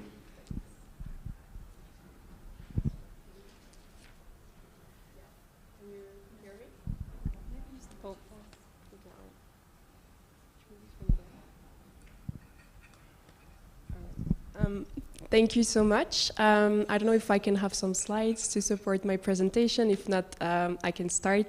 Yes, so my name is Anaïs Maté-Junot. I'm a junior energy expert from NORCAP, and I've been deployed to IOM since September 2020. And together with my colleague Adam, we have developed from the start of our mission a DTM energy module, and I'm going to tell you a bit more what it is today. So DTM stands for Displacement Tracking Matrix, and it's a system implemented by IOM to track monitoring and all the flow of migration that is happening, as well as the needs of the people on the move. DTM is present in over 80, I think now active in 84 countries, and has different components. The first one that we are going to focus on today, and where we saw that energy was important, was in the mobility tracking, which is focusing on really focusing on the multi-sectoral needs of the people, and that's what we call MSLA, multi-sectoral location assessments. So these types of assessments are made at the location level using key informant interviews and observations. Next slide, please. So we call it a module because it has different components. The first one is the Energy Field Companion, which basically is a repository of standardized questions and answers that DTM teams around the world can use to include in their assessments different sectoral issues. And in our case, we tried to align these standardized questions. We have 26 of them in this repository. We try to align with the SMAP multi-tier framework as well as the GPA key indicators. And you can see on the screen, we had developed the module to include 4 different categories. First one being cooking, both about the fuel and the stove used, the electricity, the lighting aspect, not only the electrical lighting, but also other sources of energy, basic connectivity, space heating and cooling, and then we have the wash category, where we look at how water is provided and how is the energy used to move this water and provide to the displaced. And the last one is a general category, where we look at the main priorities from the displaced in terms of energy services, as well as their perceived barriers to access these services. So DTM works like this. They're decentralized, but they basically pick up the questions that they think are relevant to the context and what is also relevant to the local partners, meaning the working groups, the clusters, and the other partner organizations. We also have external materials that have been developed that are available online. I encourage you to look up. We have an FAQ that really shows what this module is about, and also some training materials for the enumerators and our staff. Next slide, please. So we piloted this module in 4 different countries. The first one was Mozambique last year. In the north, we assessed 26 locations, included about 13 energy indicators, and it covered 90,000 IDPs in the north, internally displaced people. Then we focused in Nigeria, where we had a large data collection. You can see the numbers. It's about 3 million IDPs that have been captured in over 4,000, I think, locations. So we really have tried to make it really accessible and provide the data for the partners, and also to inform IOM's operation. Both reports can be found online. Next slide, please.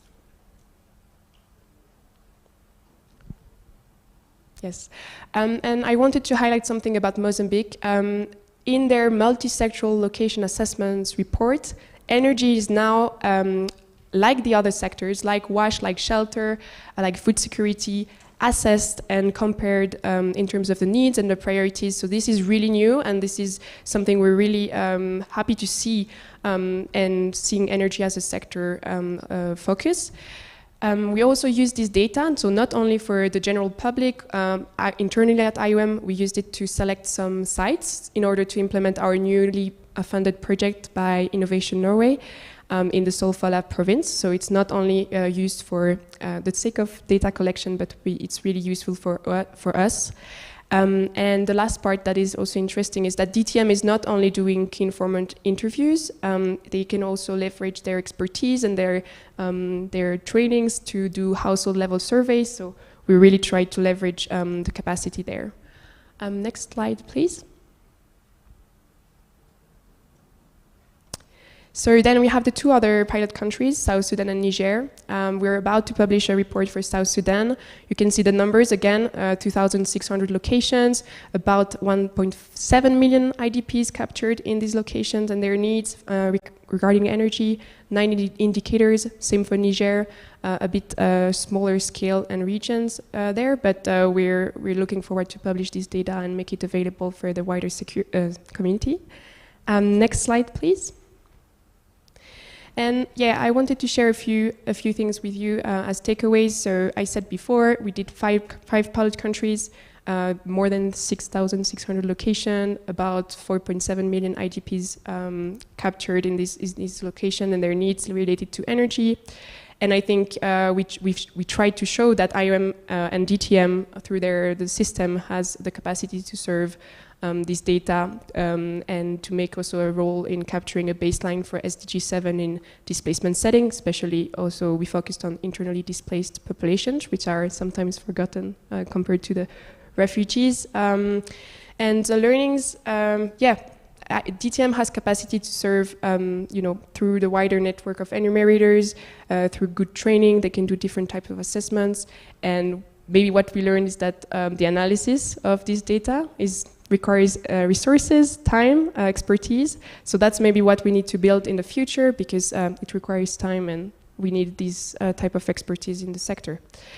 For the future, data quality and consistency is key. We want to provide good data, so we will try to improve, the training and also the way we disseminate the data. So currently, it's available on the DTM website and also some other platforms that share, data that are published, like the Relief Web.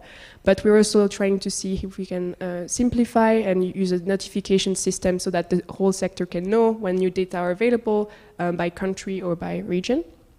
And yeah, the last part is about these data are out there.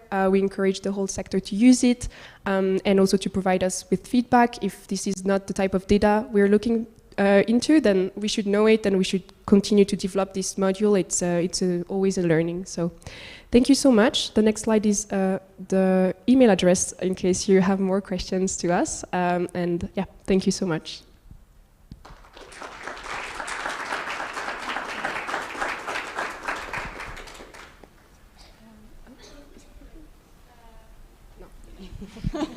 Okay, thank you, Anis. Just before we move on, we've heard about some of the pilot projects you've been doing. I wanted to ask, what are the next steps for this to be rolled out in other countries, and what would that take in terms of capacity and resources? Thank you. This is a good question. We talk about pilots, right? We want to roll that a bit wider. So there are some discussions. Some countries have been interested. Some missions have been interested to include this new module in their, let's say, type of assessment, the multi-sectoral location assessments. We have Cameroon who was interested. And also in the countries that we have data, they will continue to provide and include that in the next assessment. So we will have updated data normally. That's the good part.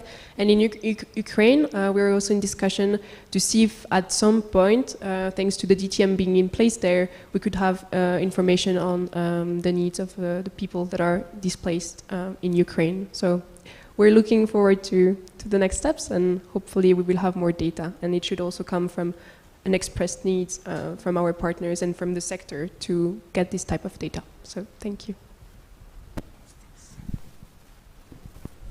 Is it working? Yes? Yes. Okay, thank you so much, Anis.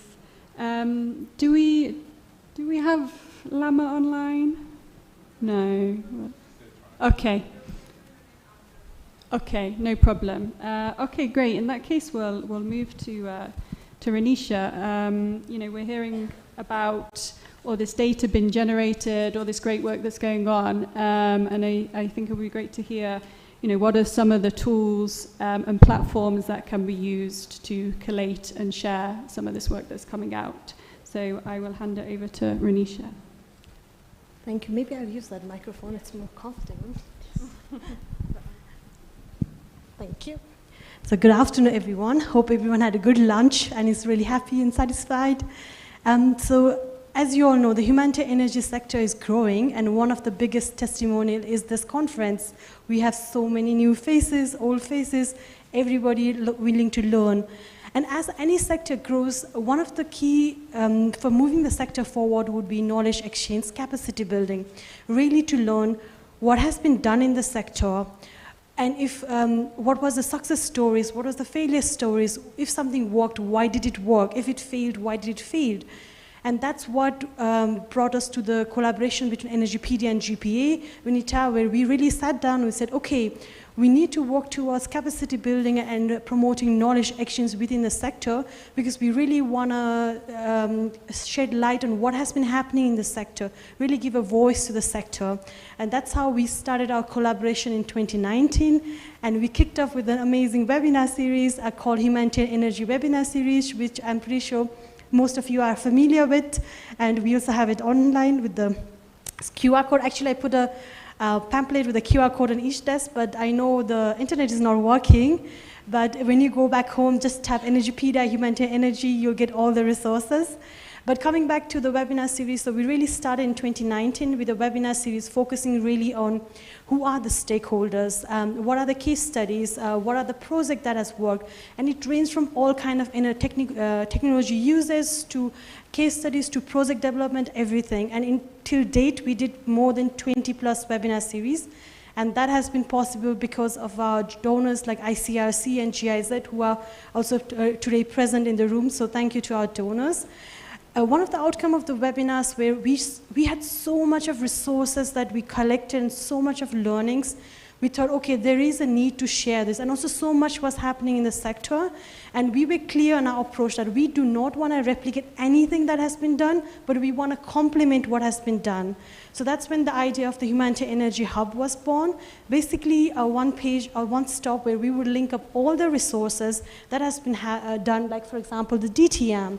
Everything that has been done, the other webinars. So basically the whole idea was to complement what is happening and bring it all together. And that's where the Humanitarian Energy, the portal was born. And in addition, we are also doing other knowledge sharing tools. So one of them, the tool that we are working on is a private sector stakeholder database, which is basically a catalog of private companies who are working in the humanitarian sector or who wish to enter into the humanitarian sector. And everything that I'm presenting today is in a beta stage, and the reason we are sharing it today is also because we want you, the community, to get involved and really have a look at it and tell us, hey, this doesn't work, maybe you should think about this. So we are really open to that feedback, and that's why we are sharing it already at the beta version, because we really want to get you involved. And then the other tool that we also worked on is, I think in the last 2 and 3 years, we all have taken part at least in 10 webinars. So now if I go home and if I want to look at the webinar that I took part, maybe it will be difficult to find it. And that was the same with us. We did 25 plus. We needed a way to make it easily sortable, easily findable. That's when we developed a video library, and the idea was basically just to put all of these resources in a way that is easy to sort. Okay, I'm interested in cooking energy in humanitarian context. Can I just sort it through? That's how the video library was born. So these are some of the tools that we are presenting today. And as said, they all are in beta version because we want to kind of develop it together with the community. And our key goal with all of this tool is to really foster discussions among the different stakeholders. So these are designed for you guys, and we want you guys to use it, and we want you to give us your feedback. So with that, I think I'll end it here and really welcome everyone to have a look at those tools. And please feel free to reach out to me for any question, comments, everything is welcome. Thank you. And back to you, Laura. Thank you. Thank you, Anisha. And yeah, as someone who gets involved in project planning, energy assessments, I can testify, Energypedia is often you know, you always find yourself there, and it's a great place to start to understand what's out there. And just before we open it to discussion, maybe I can ask you if you could just share again, you know, how partners, donors, companies, how can they get involved in Energypedia and in some of these knowledge sharing activities? Thank you so much. So everyone who wants to get involved, for example, with the hub, if you have any resources that you'd like to showcase, whether it's a study, whether it's a report, or there's a link to your website where you have all the resources, send them to us. We are happy to take. With the private sector, we welcome you to enter your private sector information in the database, because this is going to be shared with all the humanitarian energy actors, so it's also a great way to showcase your work. With the video library, I'm pretty sure everyone in this team has done at least one webinar, so you can send us all of those. We'll put them and make it easy for others to find it. So really, there are different ways to get involved. And if you want to work with us to expand with us, GPA together, to expand the webinar series, then also reach out. Or if you have any new ideas where you think it will complement, then also reach out. So basically, the motto is you can reach out for anything. We are here to listen. Thank you. Thank you so much. So I think we'll go to questions. Yeah. So yeah, I'm hoping there's someone who's going to run around with a microphone for me. But yeah, I think we'll take maybe 2 questions, and then we can go back to the panelists. And I can see hands up already. We have some at this table, if there's a mic around. We have one over here. Or if there's no mic, you can stand up and... Oh, okay, there's mics on the table. Yeah, do you... This table here, would you like to go ahead?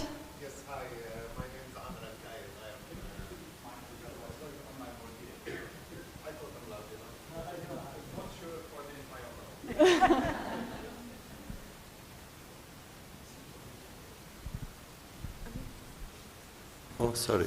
Yeah. Not used to it. Hi, my name is Amr Al-Kayed. I'm a Palestinian refugee, and here today I'm representing the global refugee-led network. I just wonder, like, how much is the refugee or refugee-led organizations' involvement in the during the planning? Like, since the morning, we hear like all nice things, beautiful projects, great achievements, but in real life, I visit the camps myself, and I see that still like our women and kids, children, they are still facing violence due to not having access to energy. Thank you. Thank you. We'll take one more, and then we'll take it back to our panelists. Would you like to go ahead? Hello.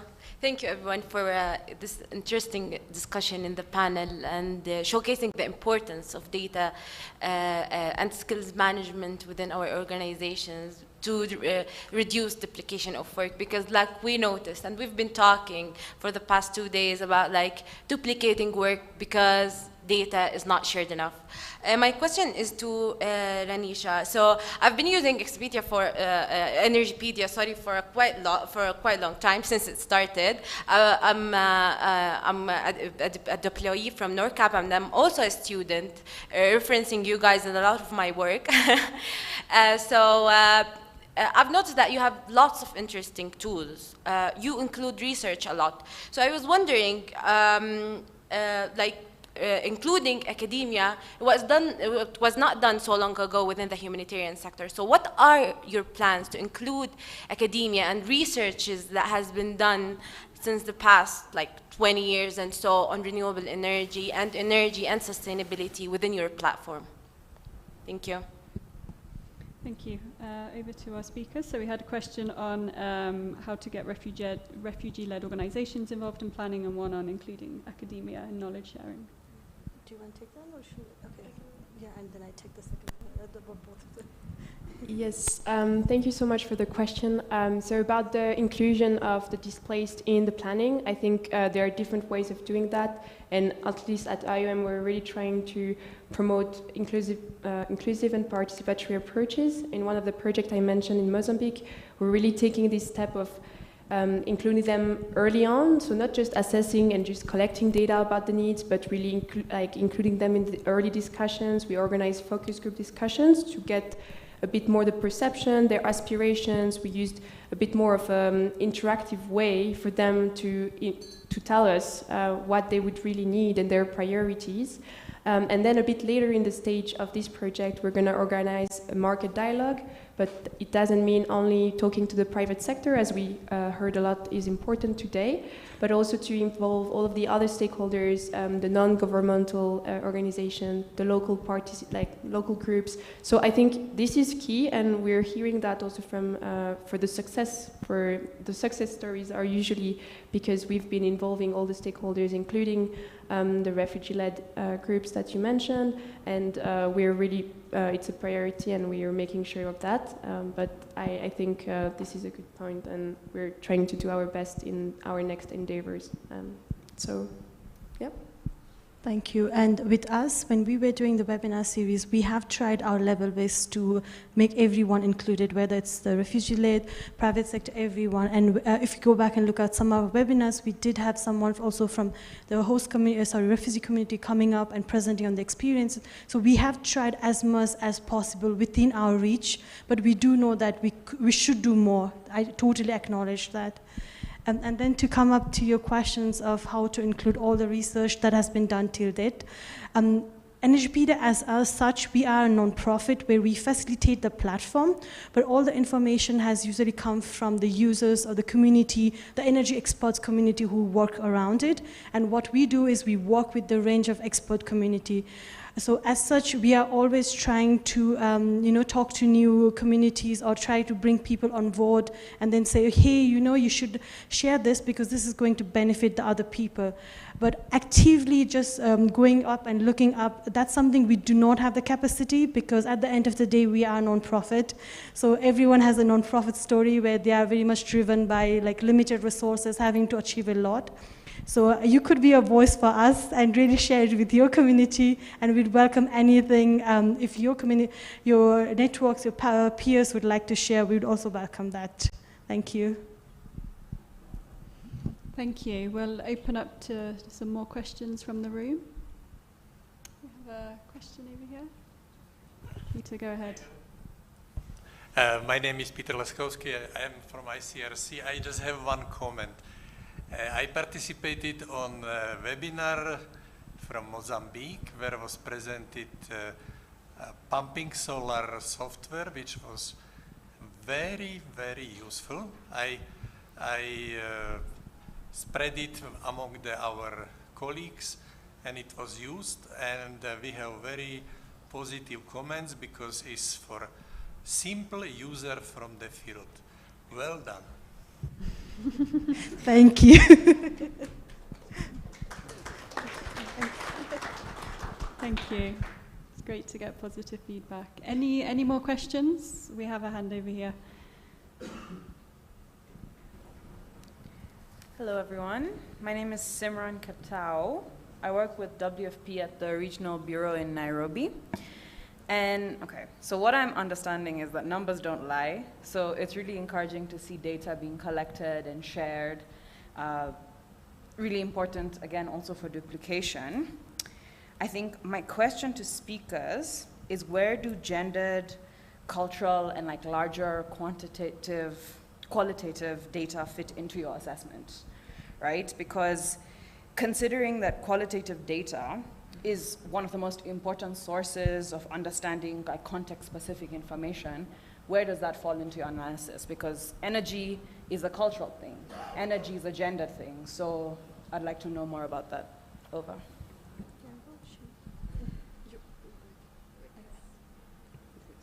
Okay, thank you so much for the question. I think it's a very relevant question also to the sector on the type of assessments and what we mean by data, because asking for more data is, in the end, we need to know what we want to discover in getting more information. DTM, the work I presented is really about this location level. So we're not going to the household level asking about these in-depth questions as if you were to start your design or even the scoping of your project. what we are trying here to do with DTM is to get this level of data that we can say in this site there is this level of access based on key indicators that are been vetted by the GPA as well as part of the core indicators.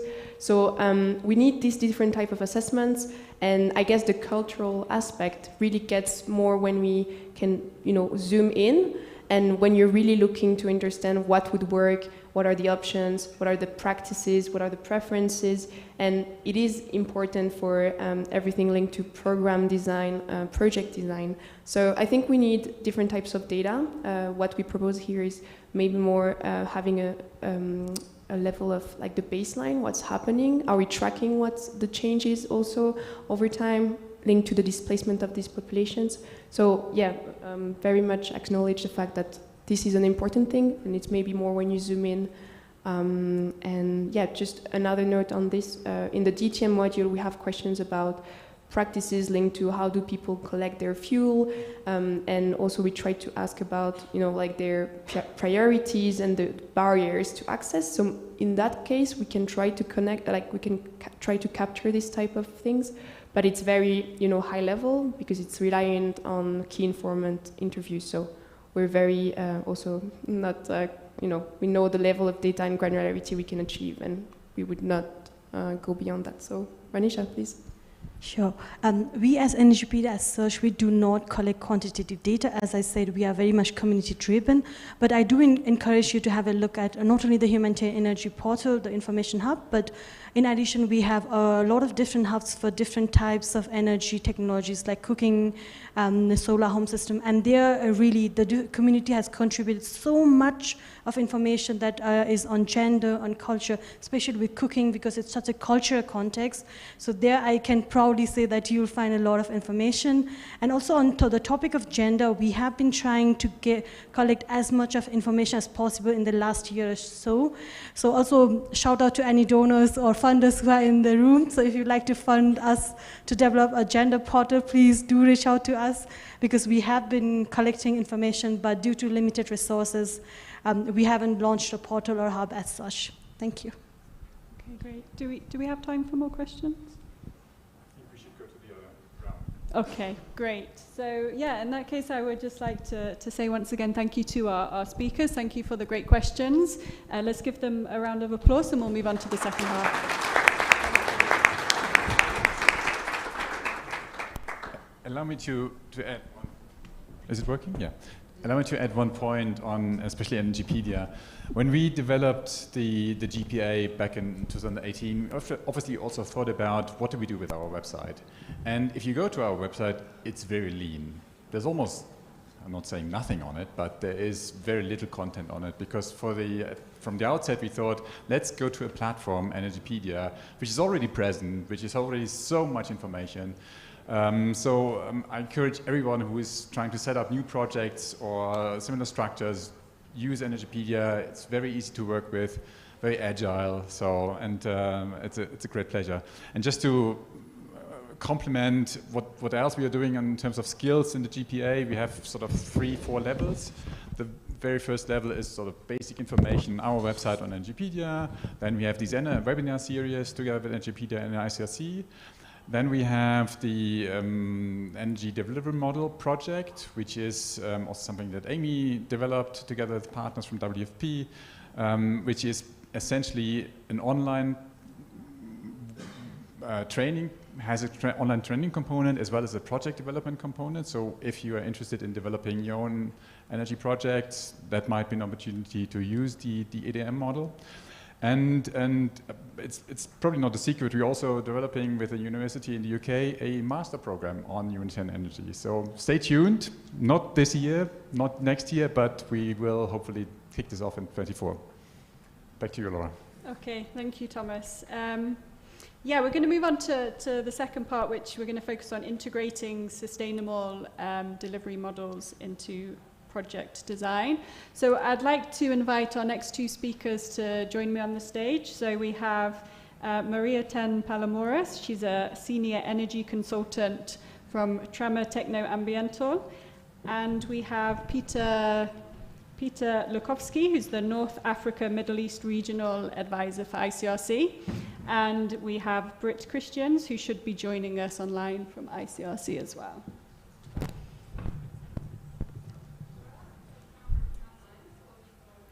Okay, so so first we'll go to Maria, who's going to tell us about some of the work she's been doing. Use the podium. Yeah, please go ahead and use the podium. Hello? Yes. Sorry, I'm better at speaking if I understand. Hello, everyone. Thank you very much. Laura, can we put my slides, please? Yeah. Well, in the meantime, today what I'm going to do is I'm going to present the key findings of a World Bank-funded project under the Sahel Alliance that we developed with our colleagues from Practical Action, who are here also in the room. Charlie, I have to mention you. Don't hide. And yes, thank you very much. And this is about, it's a project which is called Energy Access for Host Communities, for FDP, forcibly displaced population, in the Sahel and the Lake Chad Basin regions. And it's a project that we have been developing in 7 different countries, which is Chad, Nigeria, Niger, Cameroon, Burkina Faso, Mali, and Mauritania. Next slide, please. Well, before starting a bit with the key findings of the project, I would like to share with you a bit of context, because I think it's very important to understand a bit of context before telling you a bit the approach that we used. So, as some of you may know, and I think in the Energy Forum, they are going to talk also about the Sahel context. You know, since quite several years already, there has been a rising in insecurity. This, together with the climate change effect, have been forcibly displaced more than 3.5 million people in the region. And this means across borders and within the same countries. And I would like to highlight this because, as I think it was Anais in the panel before who mentioned it, IDP, internal displaced populations, are sometimes forgotten. In between French, English, and Spanish, sometimes I do a mix, so just forgive me. Voilà. So in this project, this is very important to acknowledge them, and we will see why. So this, in parallel with very low electrification rates within the region, which are really, really low if we compare to the global sub-Saharan electricity rates, we see there is a huge amount of people which the energy access situation, it's very vulnerable. Voilà. So that's why within this project it was meant to try to integrate, to engage the private sector in order to provide energy access, but also at the same time while dealing with this complex humanitarian emergency context that the region is facing right now. Next slide, please. Voilà. So the project have different objectives. The main objective, so I'm not going to go very deep into it, but just to share it with you, is just to have some sort of an overview, an assessment of to understand the demand and supply, the energy demand and supply, to understand the market situation, the market barriers and the different market stakeholders, and in order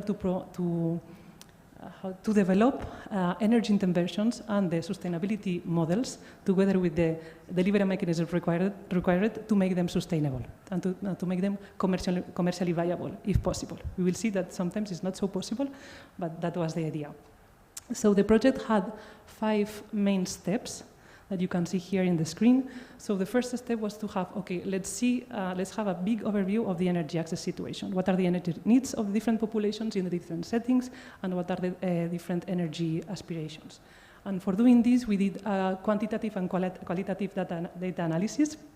So we did, of course, a huge literature review, but also we did more than, there is a mistake here because I'm sharing the results of the 2 projects in the PowerPoint, but we did more than 5,000 interviews to households, businesses, and institutions across all the region.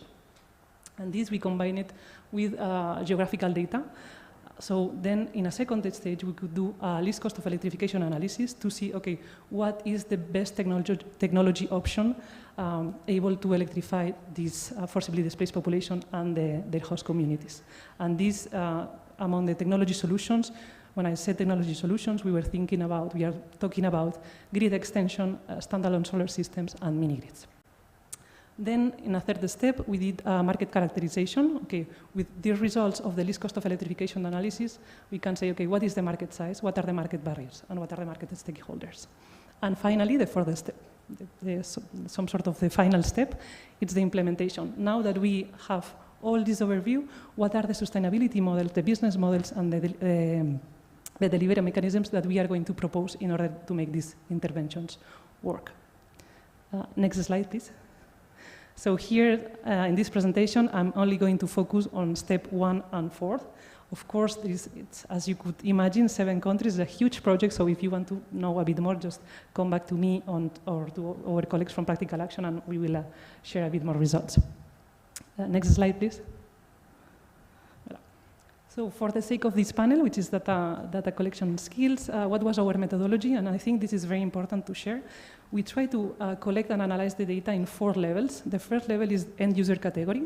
So we are talking about households, but also businesses and institutions. We also separated or try to have a lens whether we are talking about host communities, refugees, or IDPs. So because IDPs and refugees, depending on the context and the countries, they can have different status and different needs. Then we add another level, which is the setting, what we call it. It's rural, urban setting, or a camp, because again, depending on the setting, the energy needs, aspirations, and requirements can be different. And then we added another level, which is a transversal level, and I think some of you were mentioning, which is data disaggregation by sex, because we wanted to know how gender intersects and overlaps with displacement. So in order to do this, we wanted to identify what are the similarities, the difference, and relationships among all these levels, no? And based on that, we build up the different energy profiles that finally we use them in the least cost of electrification analysis. Next slide, please. So what did we find? We find out a lot of things. Here I just want to highlight 2 or 3 things. The first thing is that, and that's why I was saying this at the beginning, is that we found out that in almost all the countries and contexts, IDPs, internal displaced populations, are the most vulnerable when we talk about energy access, especially if they are in urban settings. Why? Because they are usually left behind from humanitarian actors, from humanitarian aid. And in the Sahel region, especially where where there is the conflict right now, humanitarian aid is is the essential means of livelihood for forcibly displaced populations. So IDP, they don't have this status, and they are not recognized by anyone. So that means that they are one of the most vulnerable populations. Then, of course, it depends on the context. For example, in Niger, in IDPs which are in the refugee camp or in the camp of Syrian Forage, they have better conditions. Why? Because they are granted access to land. But in other places, like Burkina Faso, for example, or Chad, this is not the case. So this is a thing that we need to take into consideration when building up the energy profile, and of course, when designing the project or the energy interventions.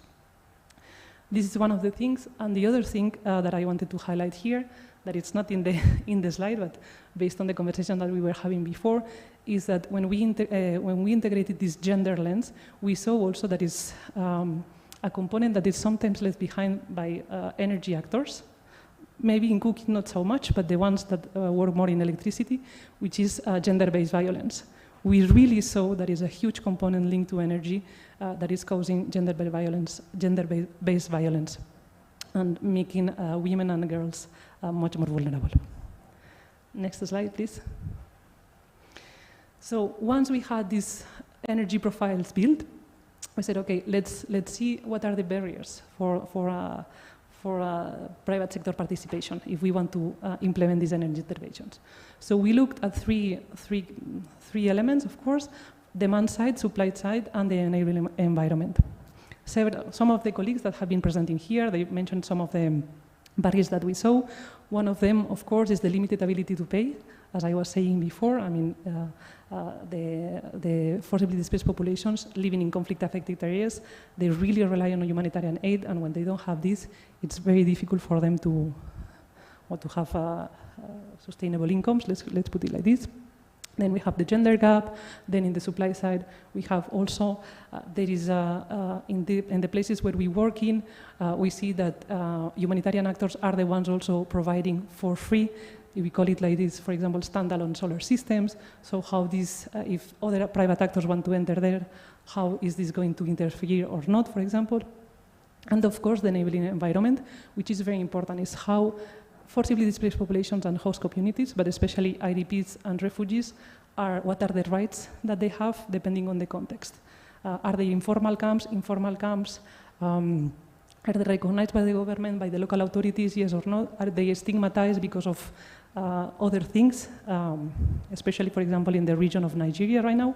So all this, we try to integrate all this data when defining the business models. And we saw that it's really, really important to take these three aspects into consideration and try to really see the difference across settings and across end user types. Next slide, please. So with all this, what we did is to say, okay, let's propose some different business models if we would like to implement these energy interventions. We did it for the technology solutions that I mentioned before. I'm not going to go into the details here. I just put here an example of the mini grids.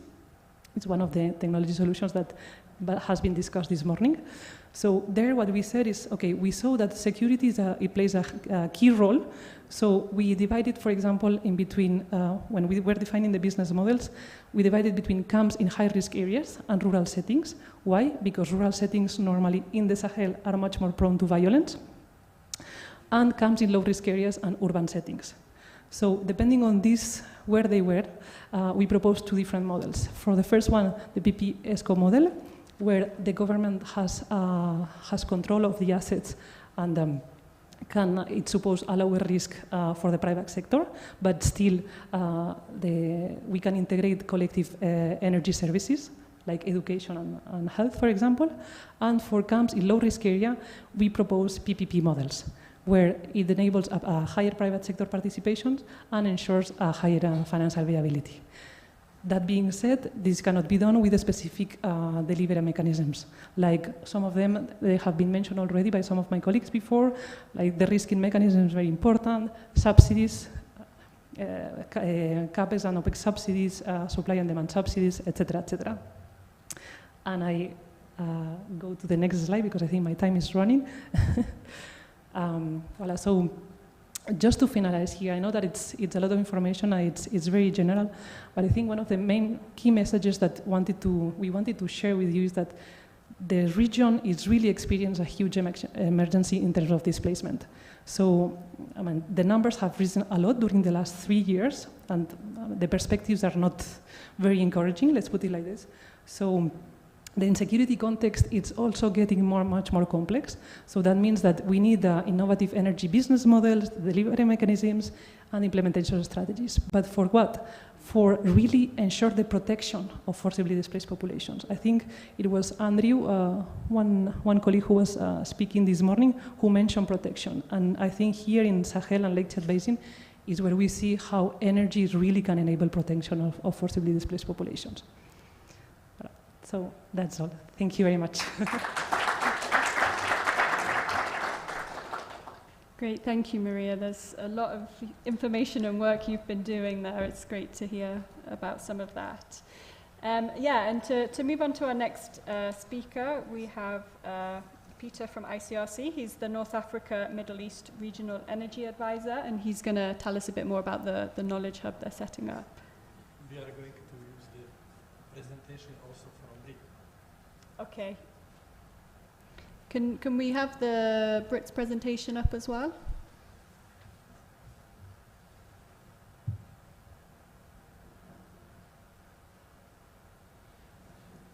Good morning, everyone. I would like to bring some valuable examples about the ICRC approach towards the energy. Maybe on the beginning I will mention that ICRC is a little bit different humanitarian organization. Our focus is on health facilities, on the providing energy, power, and water to urban areas, communities, and similar projects, including even prisons, because we are working as per international humanitarian law.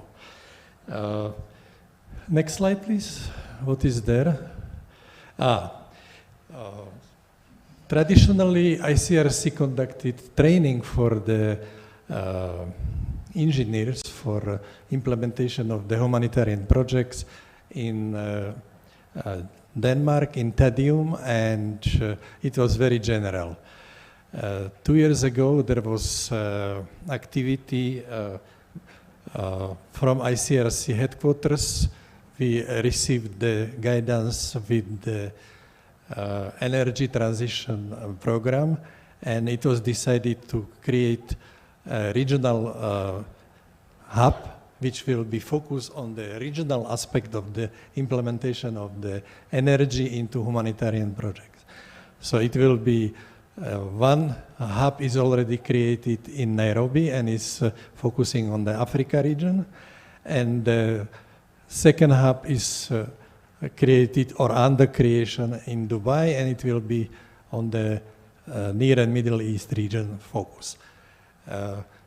There is a strategical partnership with the two partners, Grundfos company and Schneider company, which are global companies, and they are major provider of related equipment. And in Nairobi there is a Strathmore University with the other interlocutors, and in Dubai is Sharjah University with the other related partners.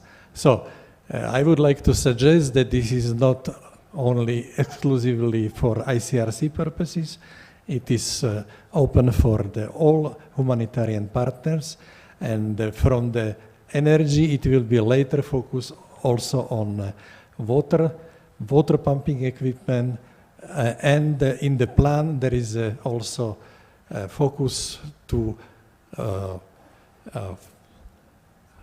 connect to nexus and food production. And this is just in a very, very cube. You can see the areas where we are going to conduct the training, and also the information from the internet. Please, next slide. Next. This is the same in the pink for the Dubai. Next. Next slide, please. And I am coming to present a successful project from my favorite area is from Gaza. Please go to next slide.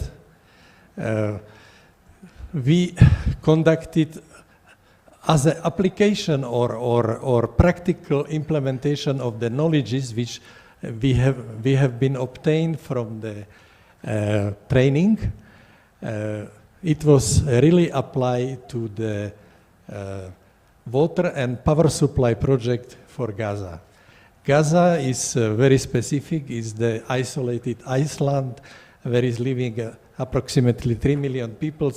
There are squeezed between the Israel, Egypt, and the sea, and they are getting power and water supply also from the neighboring countries, and they are very much related on this external power supply. So they have limited access to power, and direct relation to limited access to power is the limited access to water, because, and also from an ICRC point of view, also medical facilities. Next slide, please. So we have, I am talking about the situation 1.5 years ago, during the implementation of this project. So chronicle electricity deficit. We conducted proper analysis of the situation. we created a GIS model of the Gaza where all vulnerable points has been analyzed, and the best way was set up, and we call it the Gaza Resilience Program. Next slide, please.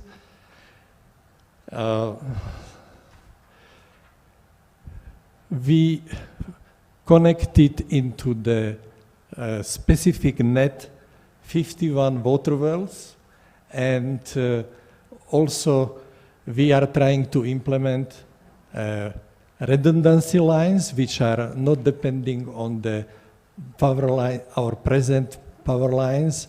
So we have dual, yes, we have dual. So I will be a little bit more focusing. So next slide. So we found out the best way how to implement this project, and together with the communities, together with the donor, we implemented the program, which is comprehensively resolving the water and power need. As a reaction from the local community is the local water and power companies that are receiving, because they are providing more stable product, they are receiving revenues, and revenues are used for operation and for the more employment of the local population. Next slide, please. Okay, there are, in one slide, I try to summarize the access, but besides the best or major improvement of the water and power supply, there are also benefits which are mentioned in the next slide, please. We reduce the usage of the generators. Thus, we reduce the environmental impact on the society and the climate, and this is, well, it's perfect. This is really giving the huge benefit to the affected population. So we have a huge reduction of the carbon, and we have huge reduction of the using of the fuel, and because we have the hybrid project, we even produce the electricity surplus which is injected into local grid. So this is a very good example how to implement the best knowledges in order to give some stability to vulnerable population. I would like to also mention on the end that sustainability is extremely important, and in the second project in the Lebanon, there is a lesson learned from the present situation that there is a huge focus on solar. A huge focus on solar is triggering also the environmental impact, which is related to let's say, what to do with the obsolete parts of the solar systems, how to recycle them, and is triggering to focus on the top quality of the products. And this is in Cube what I just wanted to demonstrate a little bit different approach. Thank you very much. Thank you, Peter. And just as a follow-on question, you mentioned that the Knowledge Hub that ICRC is working on, it's also potentially open to other partners. I just wanted to ask, how other partners may be able to get involved in that. The partners in creation of the hub, partners are heavily involved because they are providing to us the laboratory equipment, and ICRC is providing payment for the lessons and lecturers. But without the partners, we will be talking, and our training is let's say, based on the practical lessons and theoretical applications. So our partners, as I mentioned, Grundfos and Schneider are really heavily involved, even financially, or providing related materials for this type of training. And is open, yeah? I just would like to suggest more that this training hub is anybody from humanitarian field, from the communities, can contact our ICRC representatives and we'll get the details about the training and possibilities to participate. Okay, that's great to have to know that that resource is there. Yeah. Okay, great. And yeah, so I think we have Lama online, who's going to talk a bit about the work that NRC and NORCAP have been doing. Yes, hello. I just want to check that you can see my screen. Can you? Yeah, I think you can. Sure. I don't think we can. Uh-huh. At all? Okay. Maybe, yeah, I can start a little bit. So I'm really sorry for not being able to show the screen, but maybe while I'm talking, the IT can be fixed. So on behalf of NORCAP, who has been operating since 1991 under the Norwegian Refugee Council, operating basically from Oslo, we are considered the global providers of expertise, and we are called NRC Experts Deployment because we deploy energy experts in different thematic areas to different human agencies, Red Cross agencies, INGOs, and local authorities all across the world. In specific, we are talking about the Climate Action and Sustainable Responses Team, who was established in 2018, and now we are called the Green Shift Project, which I'm glad that a lot of our experts, around 30 experts, and our team are participating now in Kigali. So from the panelists, we have Anais, who already presented what she's doing with IOM, and many others. You can reach out to them during your stay in Kigali. So since 2018, in numbers, we have supported UN agencies with around 59 missions.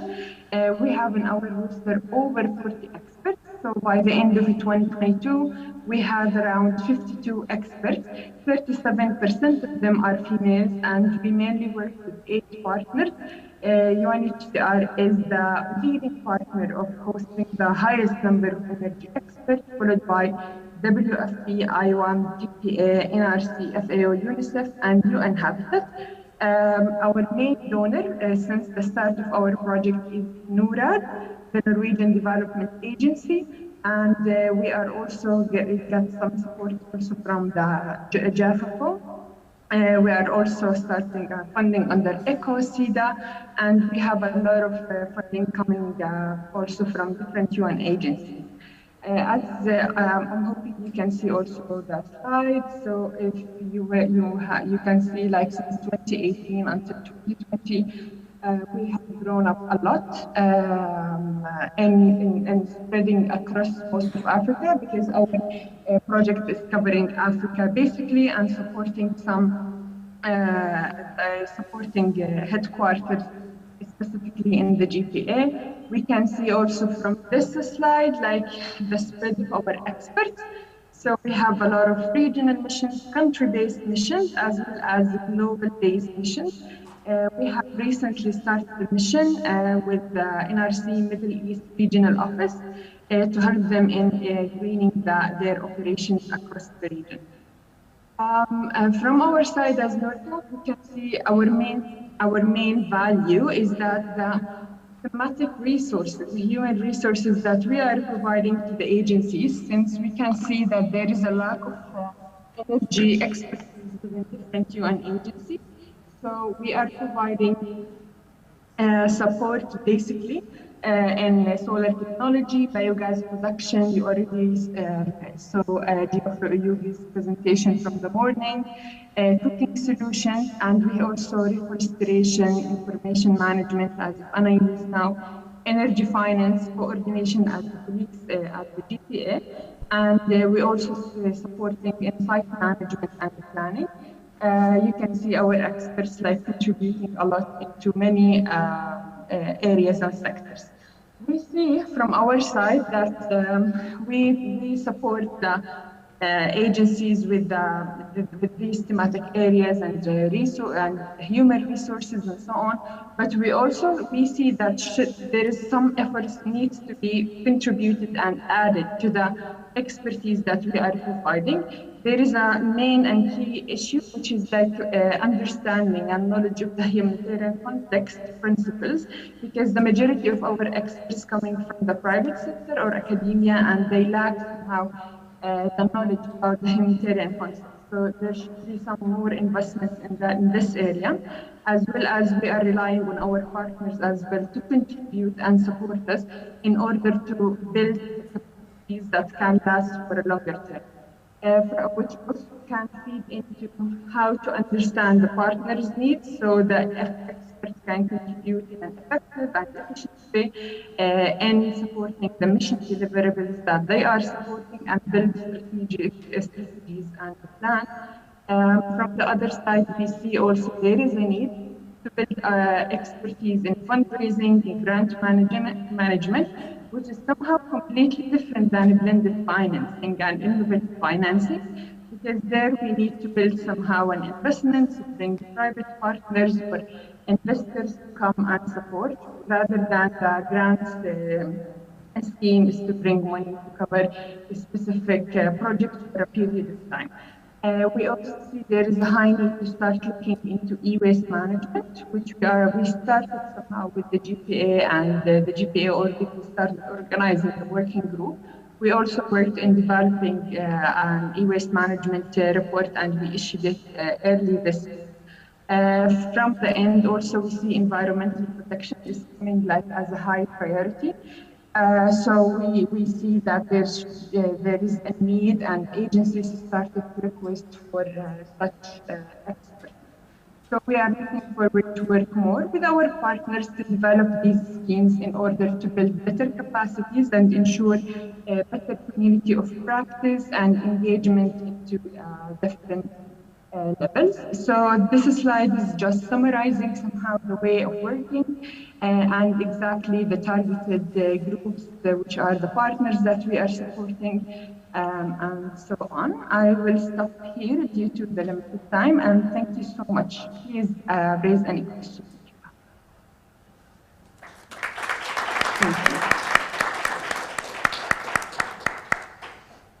Thank you, Lama. It's great you could join us, and hopefully you can stick around for some questions as we open it up to the audience. Yeah, so any questions for our speakers on the stage or Lama online? Okay, we have a question at the front, Annie.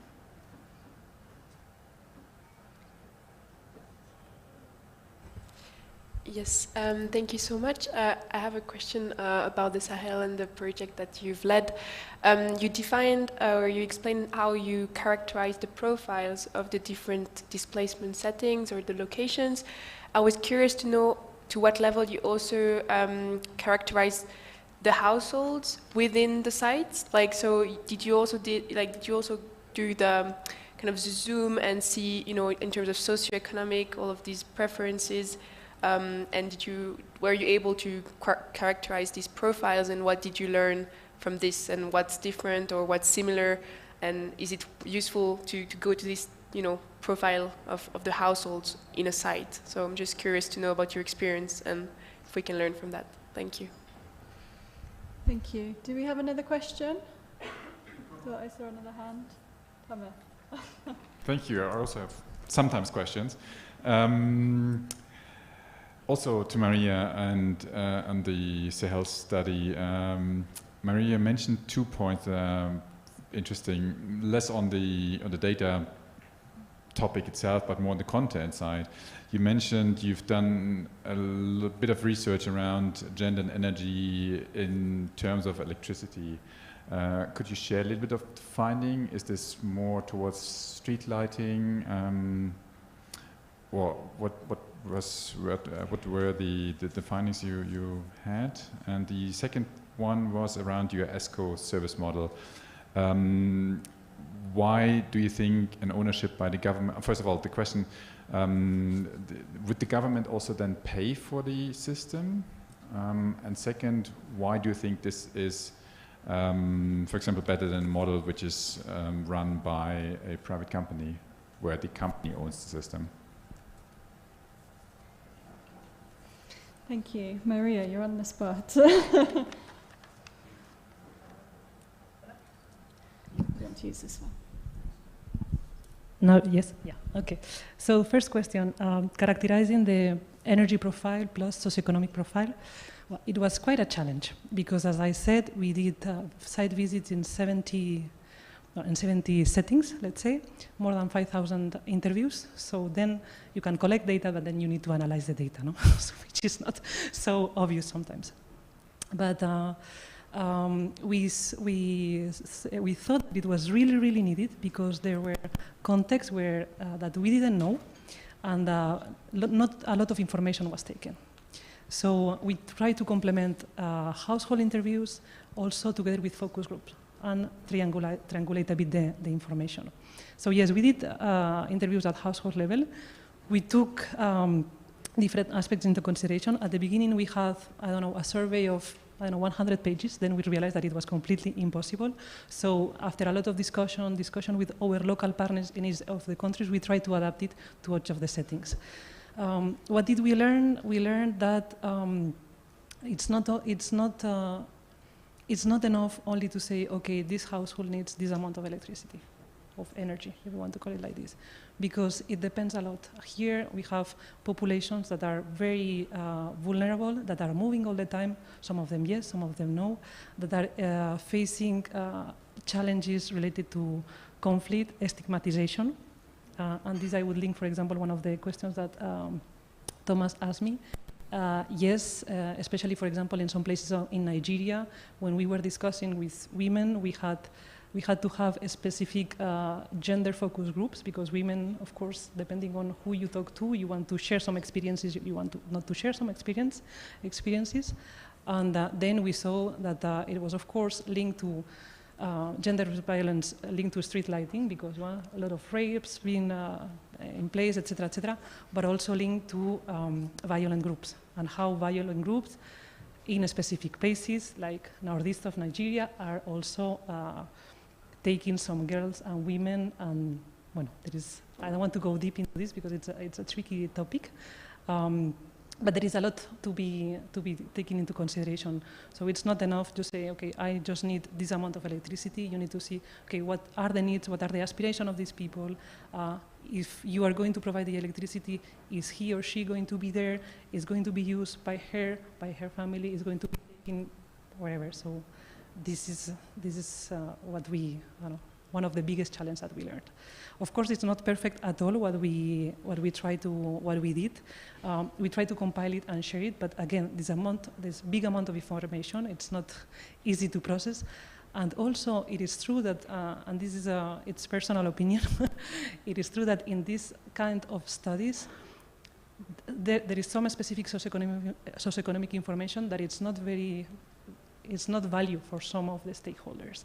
So we always say market-based approaches, and this socioeconomic information, it doesn't matter, because we just want to know, okay, how much energy, how much is going to cost.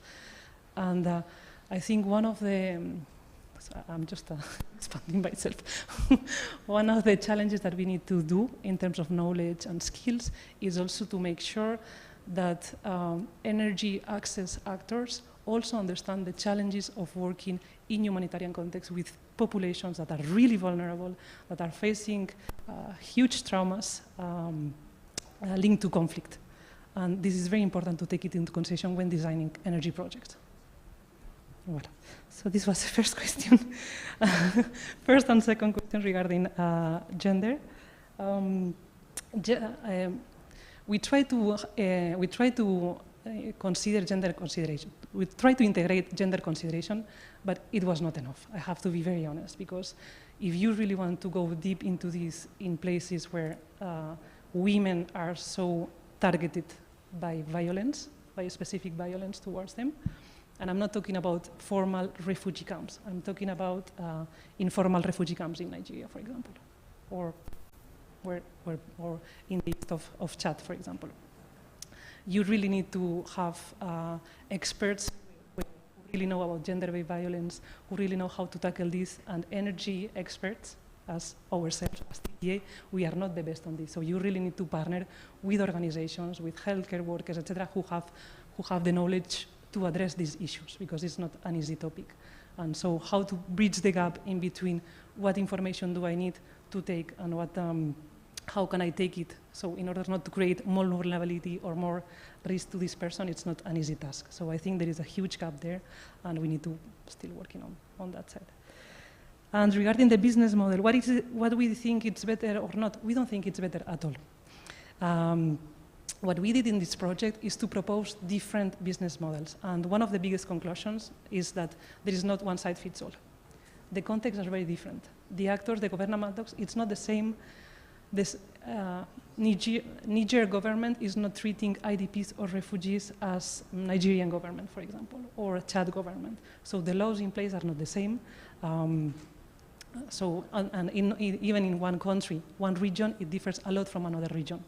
So what we saw is that, for example, in places which are more stable, more unstable security-wise, or where the government has taken much more much more commitment in order to take and to embrace the needs of forcibly displaced populations, why not to put this ESCO model and try? But we don't think it's the best or not. We think, okay, in this context, we should start with this and then see what happens. Thank you. Okay, we have another question over here, and then I think we have one there as well. Oh. So it sounds like a huge study, so congratulations on that in a particularly difficult area.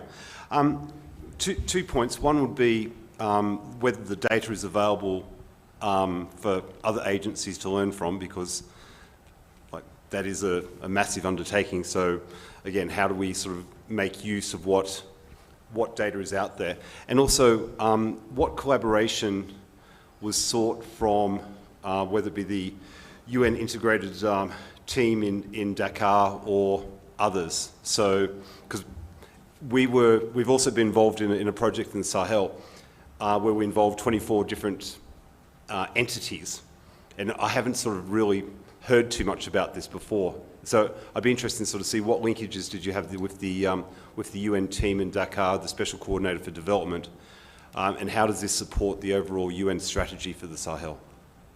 Thanks. Okay, great. I had another question here and one over here. I'd like to take them together as the final questions, and then we'll hear from our speakers.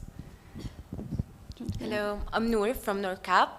So I just wanted to ask, what is the methods that you use to analyze the qualitative data, and especially in a timely manner when you have like limited project with like limited times, and which one of the methods that you find best to inform better programming?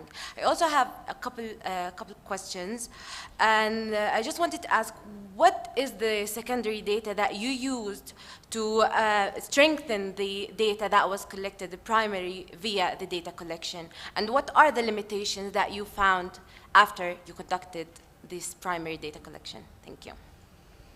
Great, thank you. The last question, and then we have maybe 1-2 minutes for you to respond, Maria.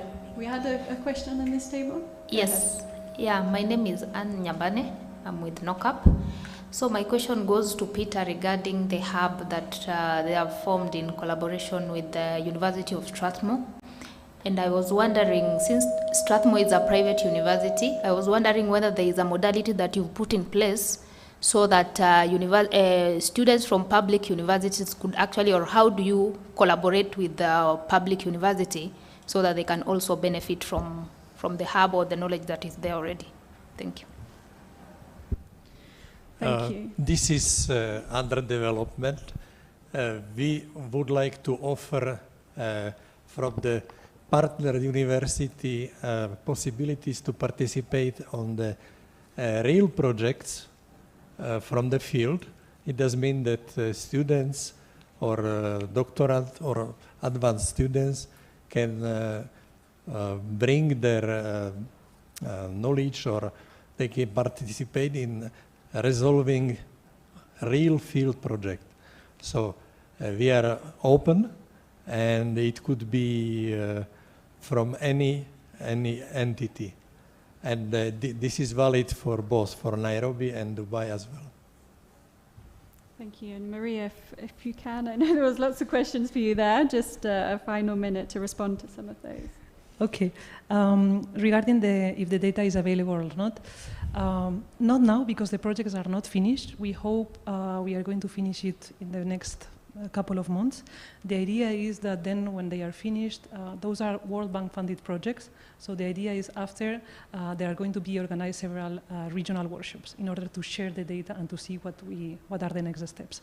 To complement this, the data that we use, it was also shared with the UNHCR country offices, and actually we got a lot of data from UNHCR geographical data that we also try to integrate in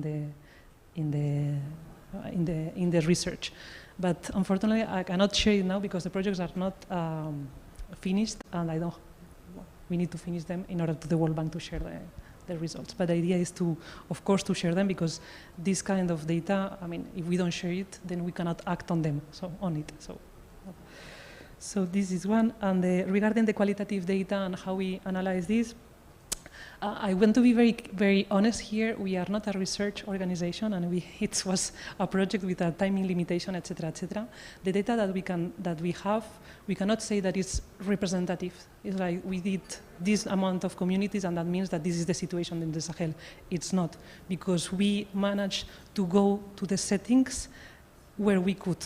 A lot of times we had to change several times of communities because they have been dismantled, because they have been an attack, because one of our local partners suffered kidnapping, several things. So it's not that it's representative or not, but at least we can say that it gave us enough information in order to make the energy profiles more or less as we think are needed in order to design the energy interventions.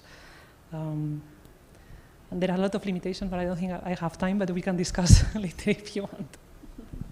Okay, thank you. And yeah, just another round of applause for our speakers, and thank you for your questions.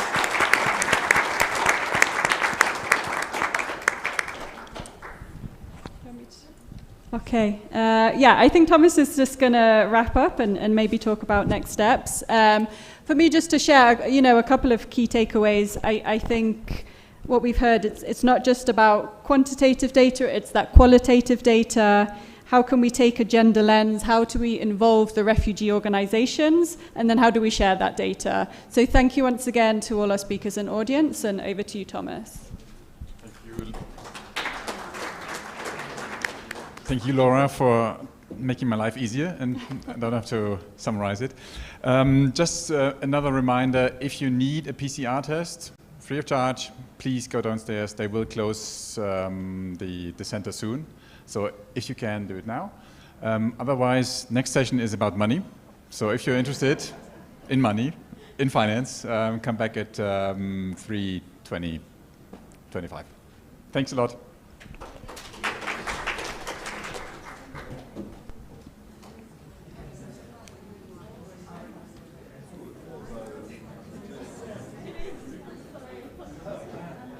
I'm just saying, I'm here.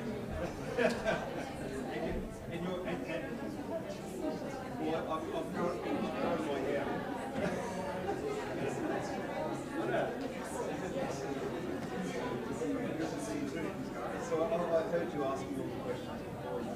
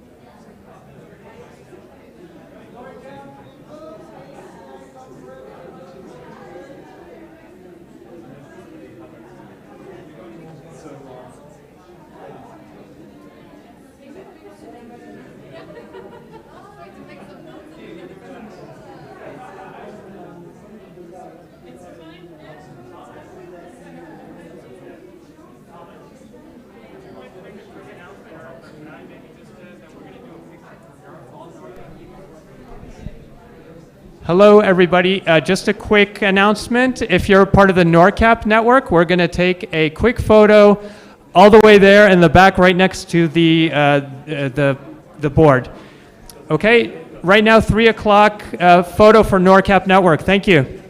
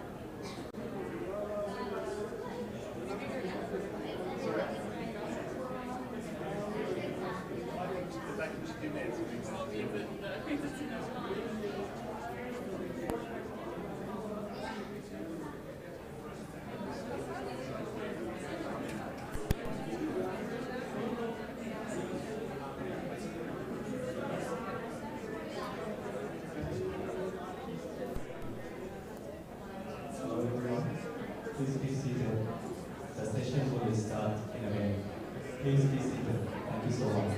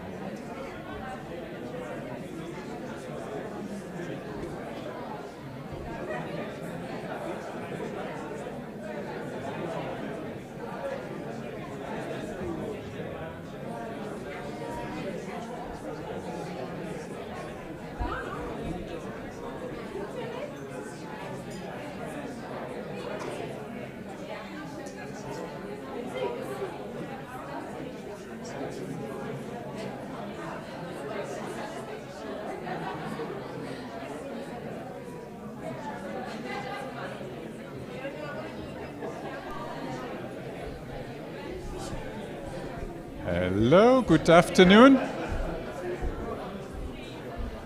It's about money. You should listen. Thank you very much. The last session, last content session sort of, as you can see, a full male panel, but of course steered by a woman. So I'm happy to introduce the last session. It's about innovative finance and delivery models. I think we will touch upon many aspects that have been discussed before, anchor models, greening UN, and many other aspects. Yeah, probably. Suzanne, you can introduce this much better. Suzanne is the energy lead of SNV. Many of you know her. Over to you, Suzanne. All right. Good afternoon. Thank you, Thomas. I'm just going to invite all panelists, all presenters to sit up here. Enjoy the view. Great, excellent. It's a very large panel, but we'll break it down into chunks. Before we start this afternoon session, I want to just take a few minutes to set the scene a little bit for this panel. We'll be talking about innovative finance and delivery models at scale. But when you read the program carefully, the session title is actually Green the Blue, End of Intervention or Beginning of Energy Access. I had to think about that one for a minute. What do we mean by that? Thomas, I forgot to ask you. I want an explanation later. Are we going to stop interventions as humanitarian organizations, implementing agencies, and leave it all to the private sector? Is that the beginning of having sustainable energy access in displacement settings? We'll explore this question a little bit more, maybe during the panel discussion. But meanwhile, let me just regurgitate some of the facts that have already been mentioned many times during this conference so far. But just to bring them home again, humanitarian energy funds have never been expansive, and grant funding is getting tighter every year. I understand that the funding gap in the humanitarian sector is at 52% now. In such a tight financial environment, traditional grant funding is simply insufficient, and experience has shown that actually it doesn't necessarily result in long-term sustainable energy use. We spend $1.6 billion every year, I assume in grant funding, on cooking and power for humanitarian operations. If we were to displace the diesel usage, we would have to install 118 megawatts of solar capacity. That's a bit less than half of Rwanda's installed electricity supply capacity. That would come at a cost of about $236 million. Mark, thank you very much for the numbers. And would save us about $70 million in fuel costs every year. Those payback periods sound pretty good to me. However, energy projects take about an average of 5 years from design to completion, if not longer, depending on the context. And this poses challenges on its own, especially in these allegedly temporary settings that we're operating in. I'm saying allegedly because actually refugee camps these days are in place for an average of 18 years. Of course, that's skewed by the Dadaabs and Kakumas, but even individual refugees spend an average of 10 to 15 years in a displacement setting. That's not temporary anymore. So in this context, it just makes sense to actually build proper energy infrastructure and make it as green as possible. We have the timeframes, we have the institutional needs to move beyond the traditional grant funding and procurement structures of humanitarian organizations. We do need to remind ourselves that these structures were put in place to enable humanitarian organizations to respond to emergencies. But if your average refugee camp is in place for 18 years, that's not necessarily an emergency setting anymore, that's a protracted displacement setting. And so it makes sense to actually invest in greening energy infrastructure. If you attended this morning's session on clean cooking, where my colleague Caroline Groen presented our work in Kakuma and Kalobeye, you'll know that SNV, we're an international NGO originated in the Netherlands. We focus quite strongly on market-based energy access.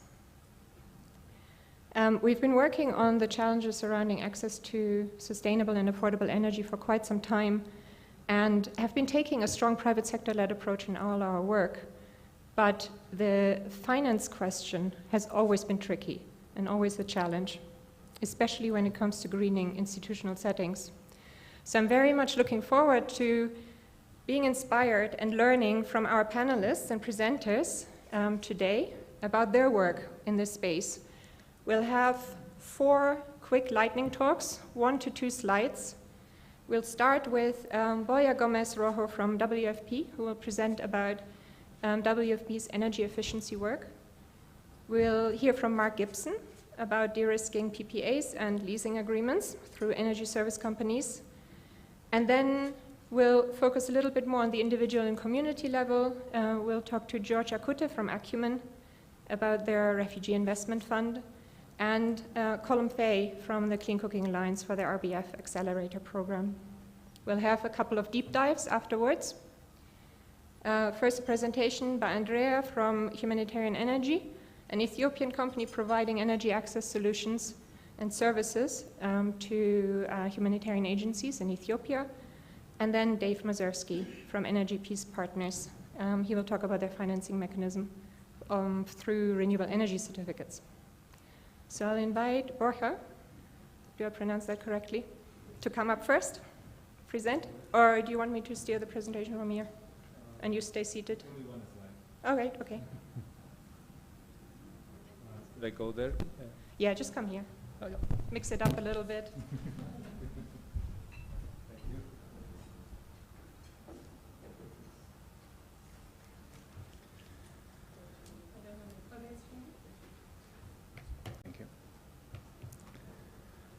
Okay, thank you very much. I'm very happy to be here, honored to be invited to give us a very quick introduction of the energy efficiency program, of World Food Program, and also very happy to see so many beautiful and very dear faces of my NORCAP fellows.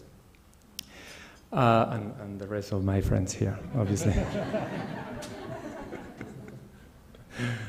Okay, so I will be very, very quick. The energy efficiency program, well, the name is a little bit, well, it was created in 2012. So nowadays it should be called decarbonization program of World Food Program operations. It was created in 2012, and I said, and it has had a little bit of a bumpy road, but now it's in full steam and really want to be a game changer in the organization. So what we do, very, very simple, we just try to decarbonize our operations, starting with facilities, that means warehouse, guest houses and offices, and beyond, obviously. But then the innovative finance here is, well, first of all, we try to cover up to 75% of the cost of the projects, or the extra cost of the projects. And the innovative idea here is that the funding is coming from an internal carbon tax in the organization. So from that point of view, funds are coming in a very sustainable manner, and very, you know, actually quite secure for the program. Something that I'm very happy with. This is the program, right?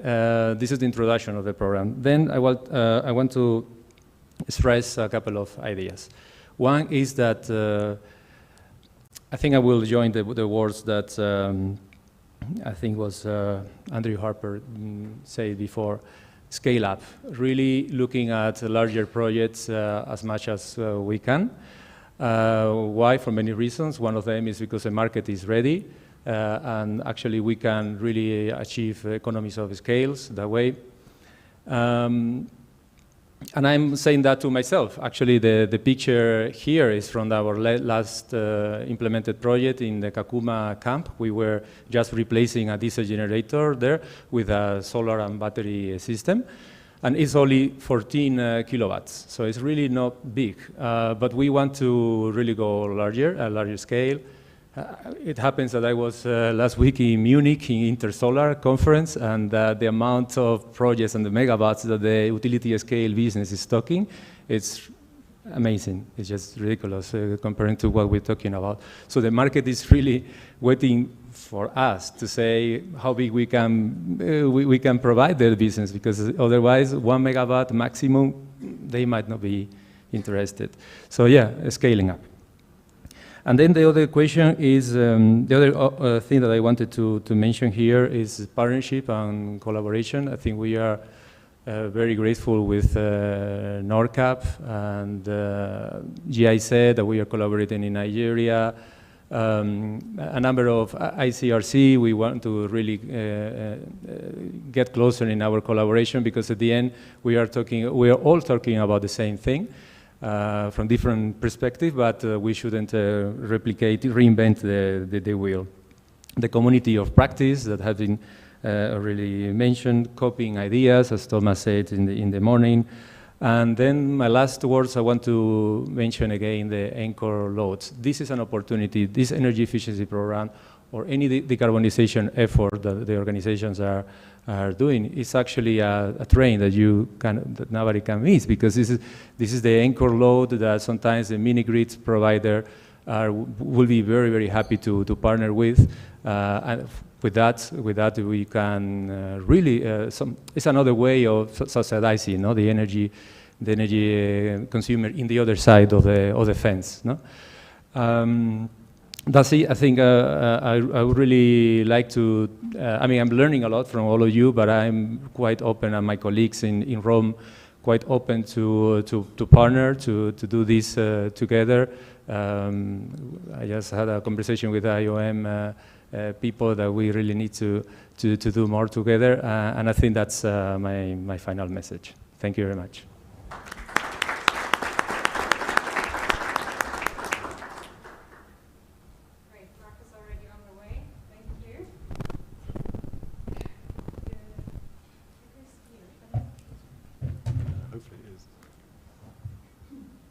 Great.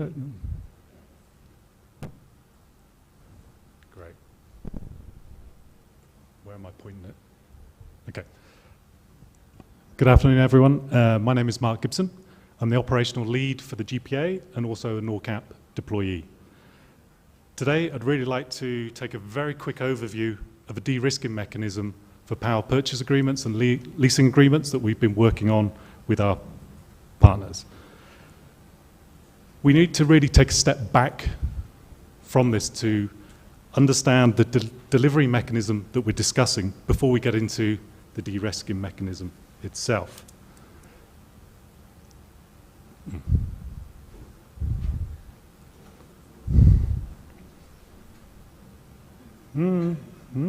Technology. Okay, pardon. First off, I'd like to go through the existing model that we look at from a UN perspective when we're looking at solarizing our offices. What tends to happen is we get a grant from a donor that allows us to buy a solar solution. From that, we get free electricity, but we really need to focus on the maintenance of that. We've seen so many examples in this place where we've installed a solar solution and it's broken down within the first few months because we don't have the capacity, the money, or even a service contract to look after that. So it's something that we really focus on. So that's our traditional model of delivering solar solutions. The new model, it's not new, but it's the new model for us in the humanitarian space, is looking at energy service. And what we mean by this is actually buying electricity from a company that owns, operates, and maintains the solar system that is on our facility. And how this is funded is through a long-term contract. The length of that contract allows the private sector to go to its finance partners and invest in purchasing that. It's great for us from a humanitarian space because we don't need to find that capital. And why that is important is for two reasons. First off, traditional humanitarian donors want to see their money directed at the displaced community. They don't want us to invest in solar solutions for our offices, and that's understandable. Secondly, our donors expect us to be, I'll find my words here, we need to manage our resources in a cost-effective manner. So if there is a cheaper solution, they expect us to use the cheaper solution, not find reasons not to.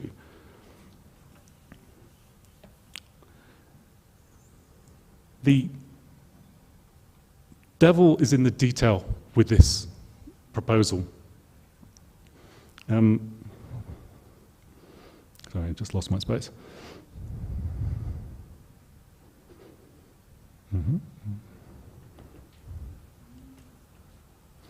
Yeah, sorry. I've just come from downstairs. I'm changing my topic completely. Yeah, just to go through this, let me reset myself. So we have this long-term contract. It allows the partner to go out to get funding for that. It's operated and maintained, by which time we just pay a monthly fee for the electricity, like we do at home. We don't have to worry about the maintenance of it. We don't have to worry about anything. We pay an agreed fee for that electricity.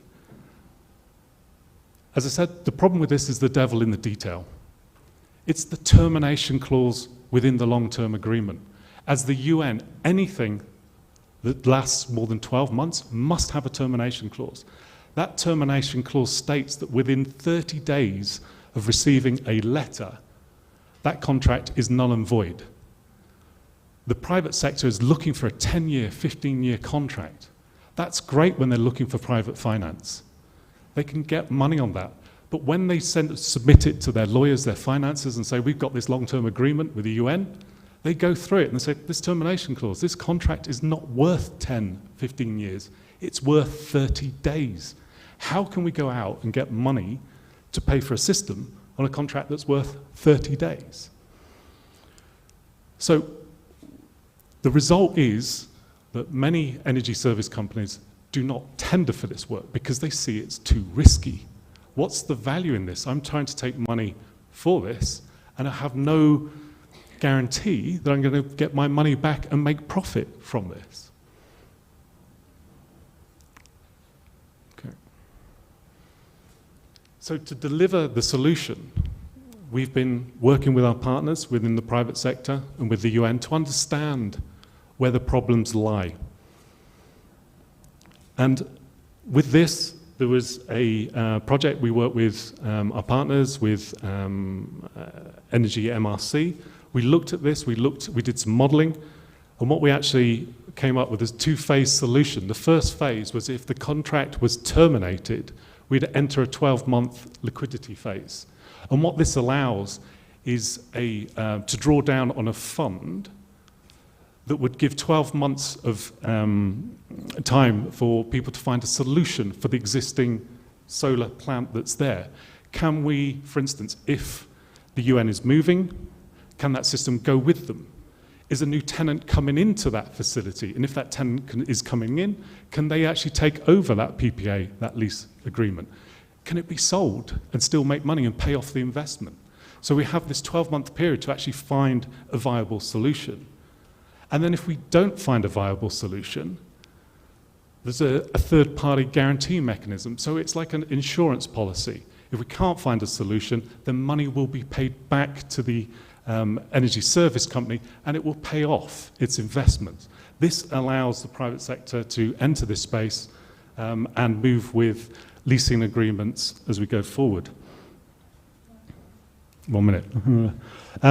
But just to really sort of push this point is, within the UN, if we had a $6 million fund, that could leverage $65 million of private investment, which would actually result in 700 humanitarian facilities being solarized.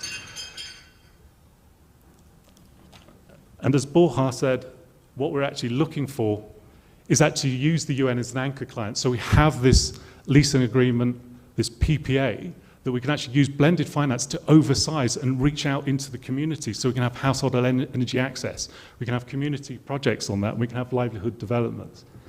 Sorry, that was 3 years worth of work squeezed very quickly. Thank you.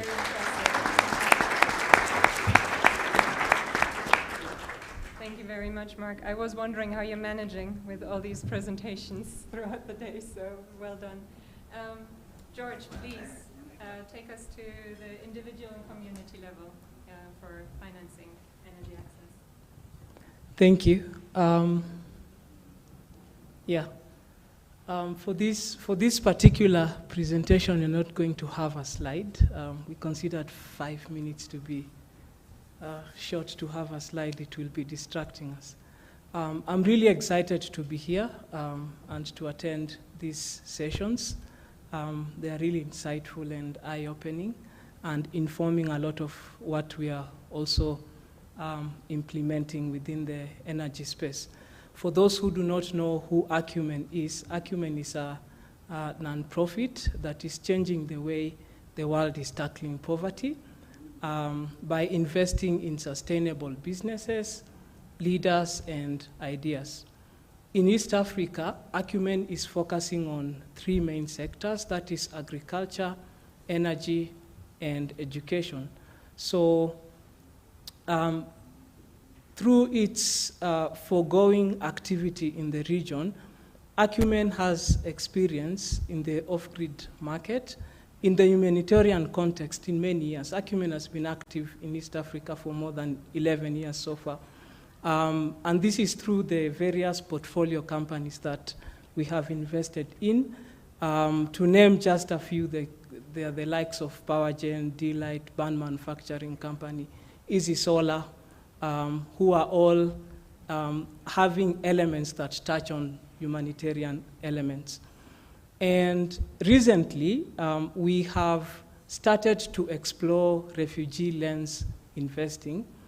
And I know this might have come up before, but for clarity, I mean, who is a refugee in this context? So we have adopted a definition that has been coined by the Refugee Investment Network. which includes all forcibly displaced persons. And these could be your internally displaced people, it could be your refugees as we know them, cross-border, and then asylum seekers as well, together with the host communities where these groups exist. And we know that these come from various causes. It could be conflicts or even climate crisis, as we are already seeing around us. And why should it be innovative at this point? As when the session was being introduced, you heard very well that resources are becoming constrained. And so it's becoming a little bit more difficult to just issue the normal aid that has been flowing around. And so what players in this space are doing is coming up with models that are sustainable, but that also will bring out these capabilities, special capabilities and skills that the refugees also have. And while implementing this, we will be targeting entities that are refugee-led, refugee-serving, or even refugee-employing. And Acumen, in partnership with the Refugee Investment Network, has teamed up with the Swiss SDC, JICA, as well as the IKEA Foundation, in exploring this refugee lens investing network, strategy in East Africa. And what is happening is, should this be successful, should we find this to be a sustainable or rather a viable investment thesis, and in the process also develop a strong pipeline, then we are intending to launch this in the fall. And this will be supporting our investing in our priority areas, which are 1, resilient agriculture, as I've mentioned, and then 2, K-12 education, and then lastly, productive use of energy. And it will also overlay with our existing geographic mandate, which includes Rwanda, Uganda, Kenya, Tanzania, and Ethiopia as well. Through the Phase 1 project, we have launched an accelerator program, which we are calling Accelerator for Ventures Supporting Displaced People. We have closed it so far, having received more than 100 applications, and out of this we intend to select 15 to 20 entities that we will include in the program as we roll it out. Thank you.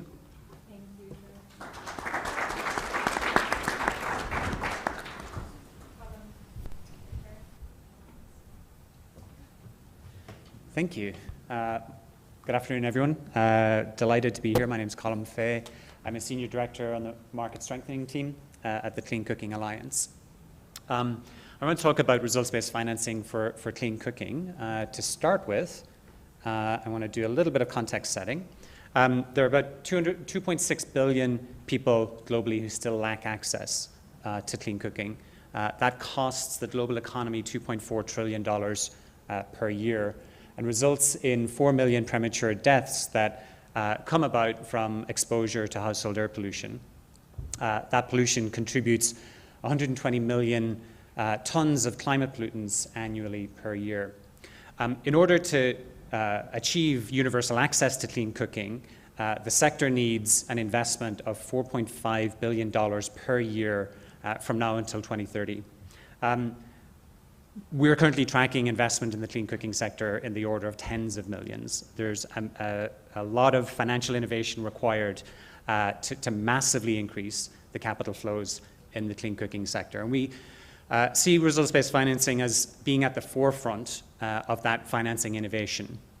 The RBF approach is probably familiar to a lot of us, but it starts with a payer who defines specific results that they want to achieve in terms of access to clean cooking, distribution of clean cooking products, and sets targets for those results. They enter into a contract with a clean cooking enterprise or with an implementing partner to then distribute those clean cooking products to markets that are currently underserved. The results of that, has a clean cook stove been distributed? Is it being used? Is it in the field and producing results?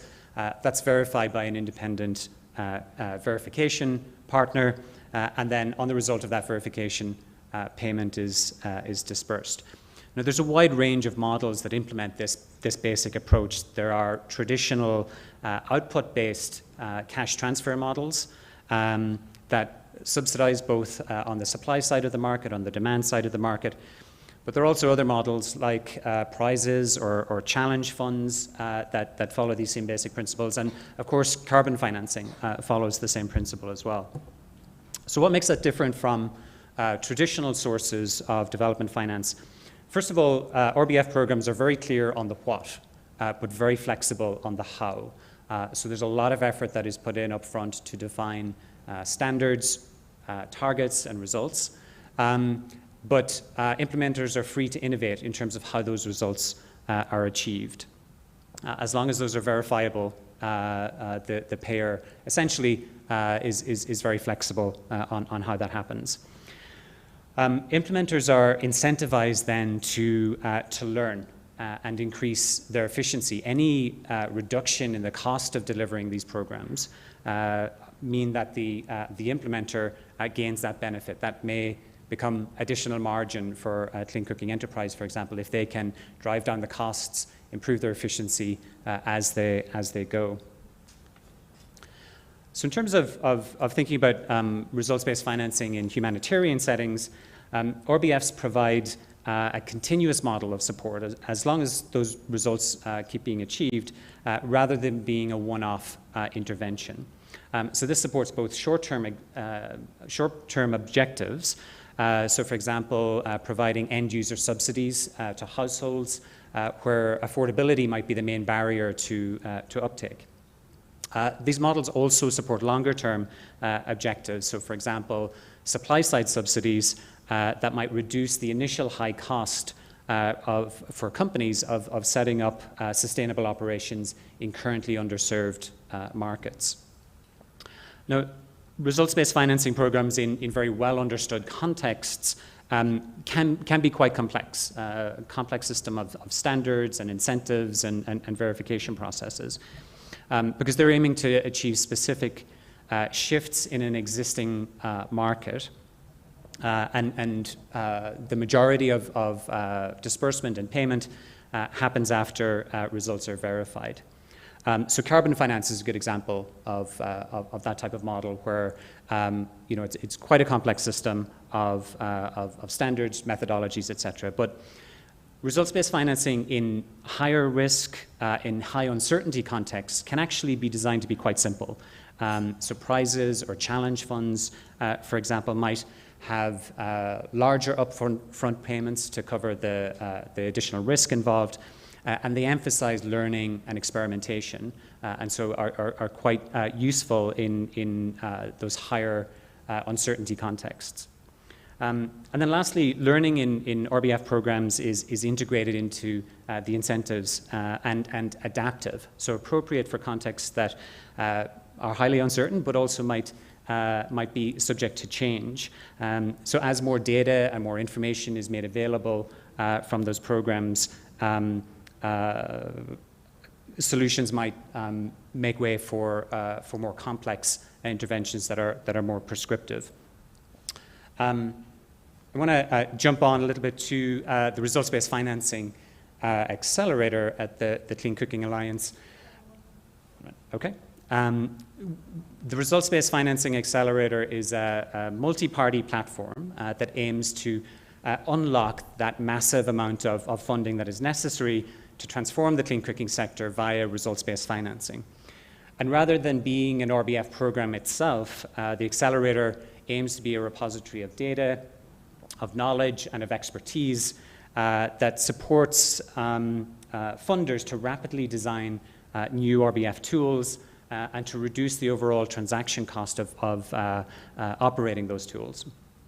And then finally, the accelerator aims to engage payers or outcome buyers that are interested not only in outputs, but also paying for impacts, such as health improvements, carbon emissions reductions, or improved livelihoods. And by monetizing those impacts, more capital can be made available to support longer-term clean cooking business models that benefit both people and the planet.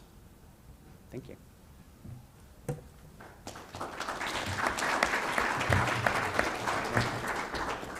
Excellent. I'm not sure if you're all as dissatisfied as me. I would love to hear so much more about these mechanisms and learn a lot more. So I think you guys will be very popular during the networking session this evening. And I hope you have some reports that you can share or any further information. Love the idea of using carbon finance from an internal source at WFP. I'm going to propose that in SNV. Also the point on on de-risking, a de-risking measure once a temporary setting ends, it actually answers one of the questions that I had for the panel discussion. So thanks, Mark. George, thanks so much for mentioning productive uses of energy towards the end of your presentation, bringing communities and individuals up the energy ladder through investment support is definitely a key topic to look at as well. And the RBF accelerator, bringing the knowledge together and to design RBFs and also look at how to use RBF for end-user subsidy. Traditionally, RBFs are not supposed to reduce the end-user price. It's supposed to be a market tool, but I think we've agreed throughout the day today that end-user subsidies are justified and needed. You're not here to listen to me. You want to hear the deep dives. So please, I'm asking for Andrea to come up and give his deep dive presentation. Thank you very much.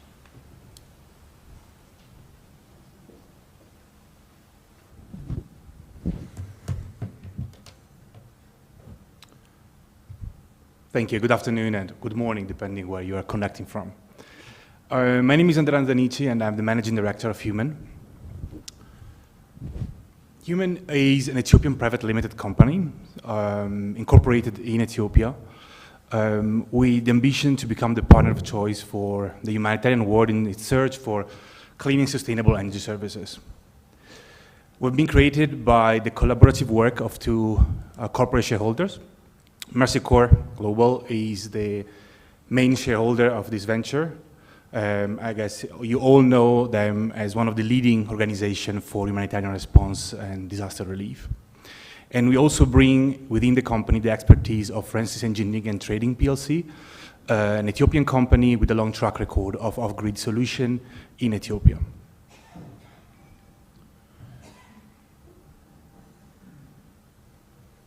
Let me see if we can get to the next slide. All right. So there are at least 4.7 million FDPs in Ethiopia, the conflict that affected the country the last 6 months. And it is estimated that less than 7% of them have access to energy. However, the perception of temporary nature of refugees has hindered private sector involvement. As Suzanne mentioned, this is not true. The average lifespan of a refugee camp is now around 18 years, so shows that this is no longer the reality. Adding to that, there's a mismatch of time horizons between humanitarian and development sector. I think also Mark mentioned, we are moving to long-term engagement if we are to have private sector involved in capital-intensive infrastructure, and this is not evident in the humanitarian world. This, at least until now. This is our value proposition. We have two business models. One is a typical mini-grid serving refugee communities and their hosts through retail of kilowatt-hour on prepaid basis. We provide affordable services that can compete and beat current solutions that are fossil fuel-based.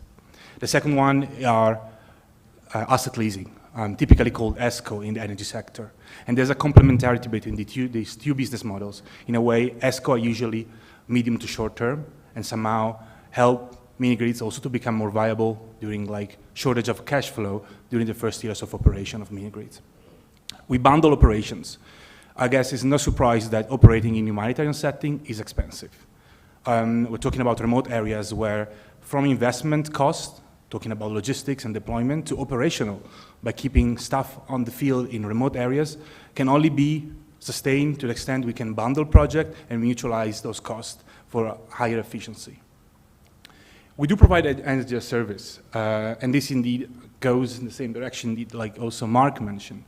While it is somehow evident for mini-grids, while we retain ownership of these mini-grids and we operate as a private company, the same applies for this asset leasing for captive users. We deploy, we finance, we install, and we operate on behalf of our client against an asset leasing contract. And we have the quite unique advantage of the complementarity of skills of our shareholders.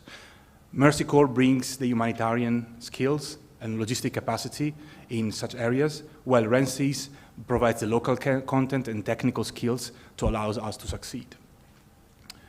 A few more points to be added is we are here to stay. We're not a project, we're not a program, we're a company.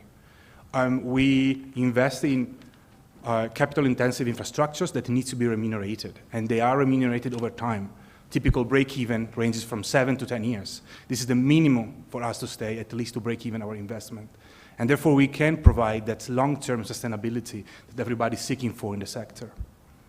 And due to our unique positioning and our strong mandate that has been transferred from Mercy Corps to us, we are able to attract both public and private investment. We have a humanitarian mandate, we supply humanitarian work, but we do it profitably, or at least we seek to do so.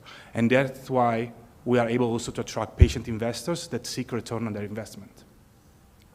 We're also scalable and replicable for the same reason. We have revenues, and while we depend on capitalization for the first years of operation, we'll be able to increasingly depend and leverage on our revenues as cash flows that we can reinvest onto further expansion.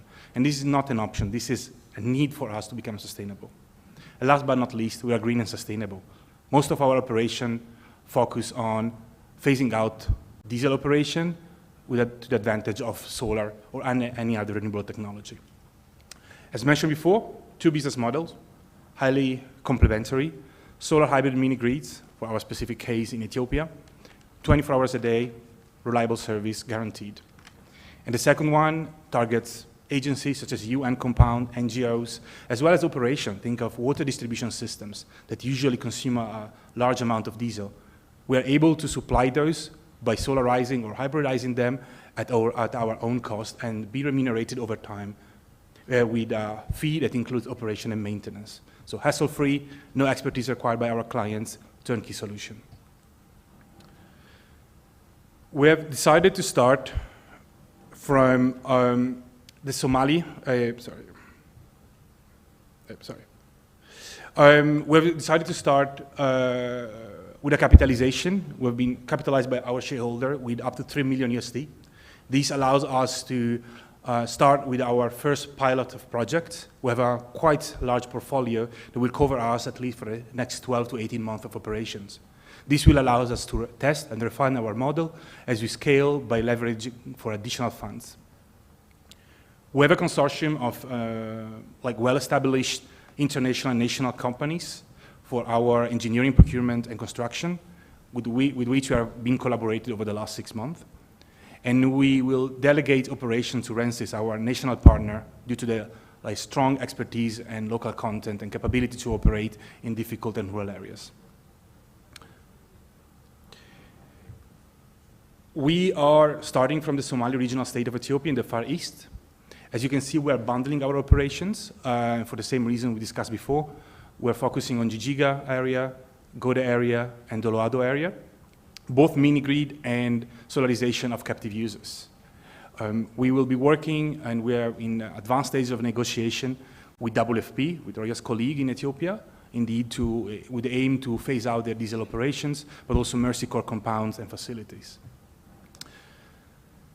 And when it comes to when, looks quite an ambitious plan. We have only been incorporated 3 months ago, but we have already managed to secure the first investment permit ever issued in Ethiopia to a company with foreign capital for mini-grids. So we're paving the way not only to humanitarian work, but anything concerning mini-grids and off-grid solutions. We are in the final phase of our negotiation and of engineering, and we will be able to start procuring the second half of this year with the aim to commission our facility in the first half of next year. So we have a quite well-defined timeline, and we are very much excited and bound to it. So this is a bit of an overview of who we are, and we're very excited to be here today with you. Thank you.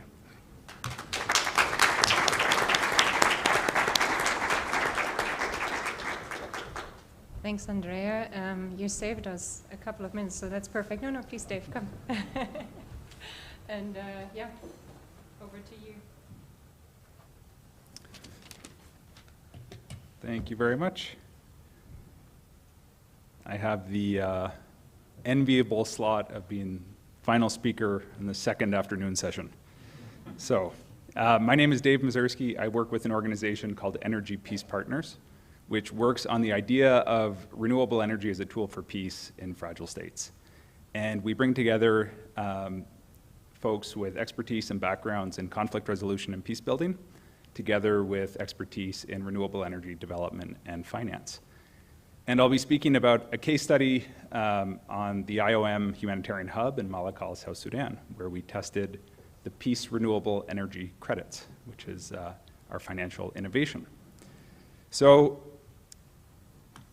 Thomas mentioned earlier that we were working on carbon credits in humanitarian settings. It's not exactly right. RECs, or renewable energy certificates, are a sister mechanism to carbon credits, so just to clarify. They represent, a REC represents a megawatt hour, the environmental claim to a megawatt hour of clean energy. And so in many renewable energy markets around the world, there are robust REC markets with both primarily voluntary buyers of these environmental claims. And so it allows for a renewable energy project to monetize the renewable energy in a new way. In addition to selling the energy, you can sell the environmental claim to corporates. And so our focus on fragile states, on settings with conflict risk, climate vulnerability, energy poverty, as we've heard all day, there are challenges in financing and investment for renewable energy projects. So the PREC is a high impact REC, and we at EPP have worked to connect the REC architecture, the international REC architecture, to be able to issue peace RECs, or PRECs, from these projects and connect them to corporate voluntary markets. So it offers a new way to monetize renewable energy from new high-impact projects in fragile settings. Our role is as the issuer, so we are authorized by the International REC Standard. We provide the verification, the project qualification, and we make sure that the RECs that are issued ultimately represent a real project. So it represents the renewable energy generated as well as the social and economic co-benefits of that project. So the pilot I'll be talking about is one with IOM in Malakal, South Sudan. They were generated from a 700 kilowatt solar system that IOM built in the Humanitarian Hub. The Humanitarian Hub sits adjacent to Malakal IDP camp, which houses over 30,000 IDPs. The photo on top shows the IDP camp at the top, and the little finger at the bottom is the Humanitarian Hub.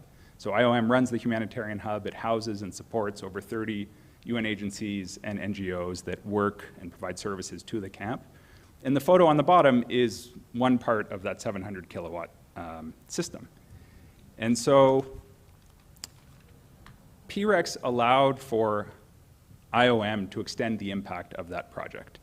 And in late 2021, there was a PREC agreement reached between IOM and 3 Degrees, which is a carbon trader, for the PRECs from that 700 kilowatt system.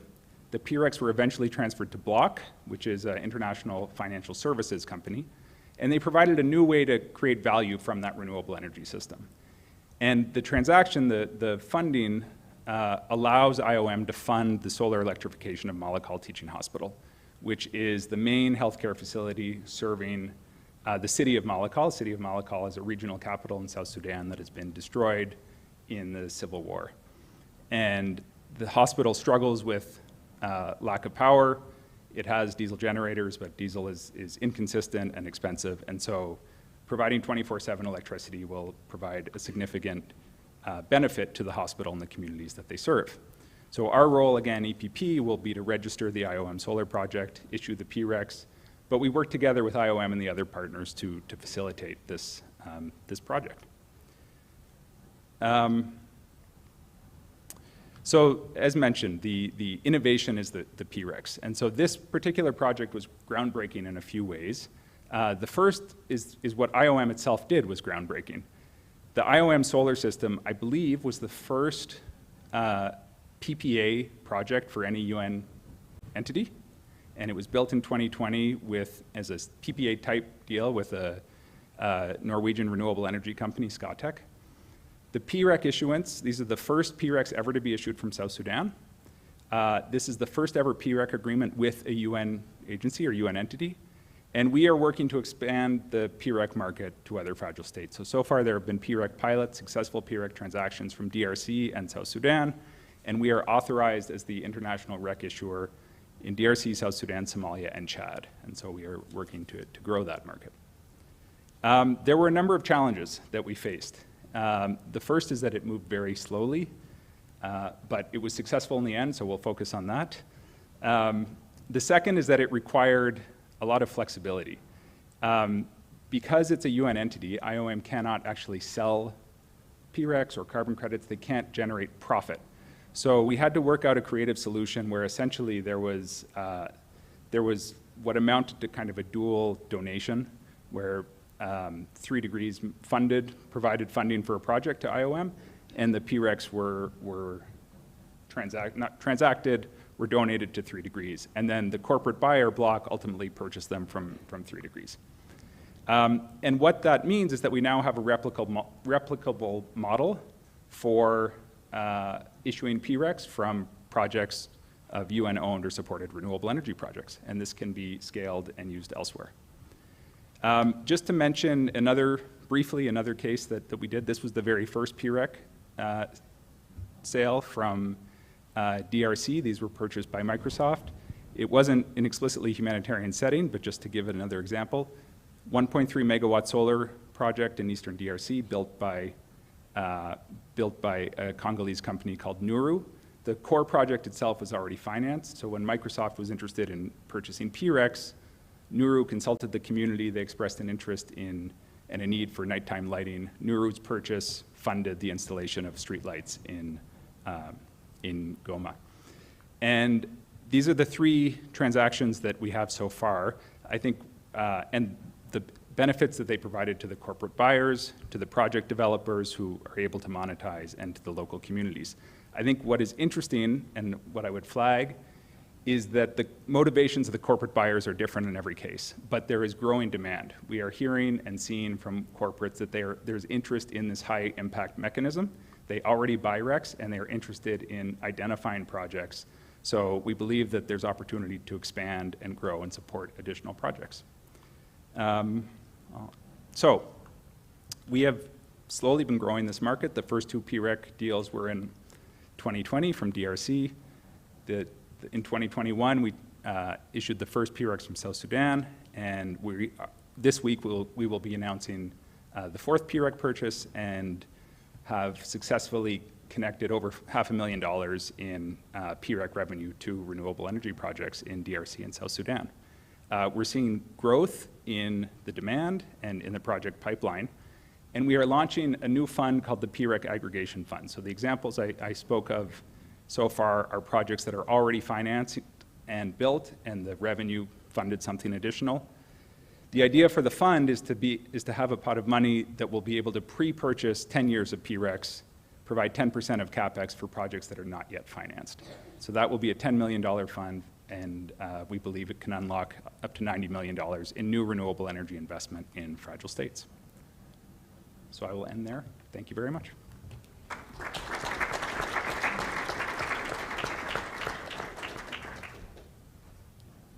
$90 million, that takes us a good chunk to the 236 million that Mark needs to install solar power.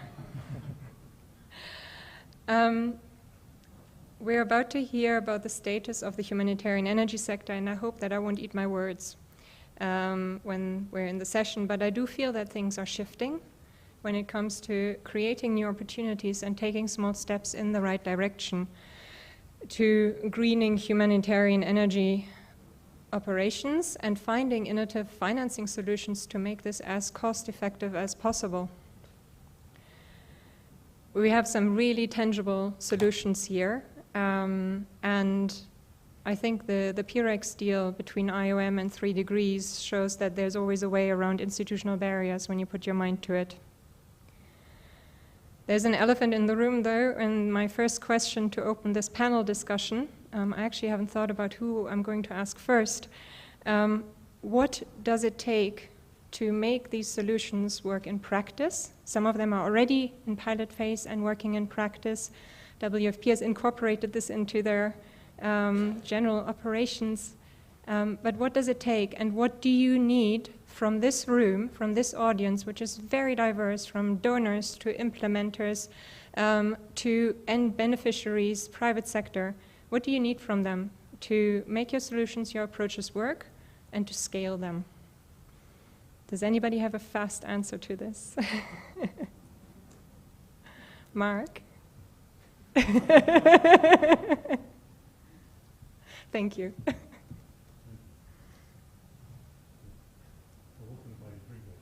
Not anymore. The mic is not working.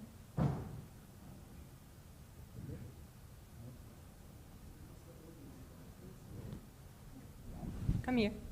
Or you take the... And in the meantime, please, you can think of questions. Amy or Thomas or somebody will come around with a mic. I'm sure there are plenty.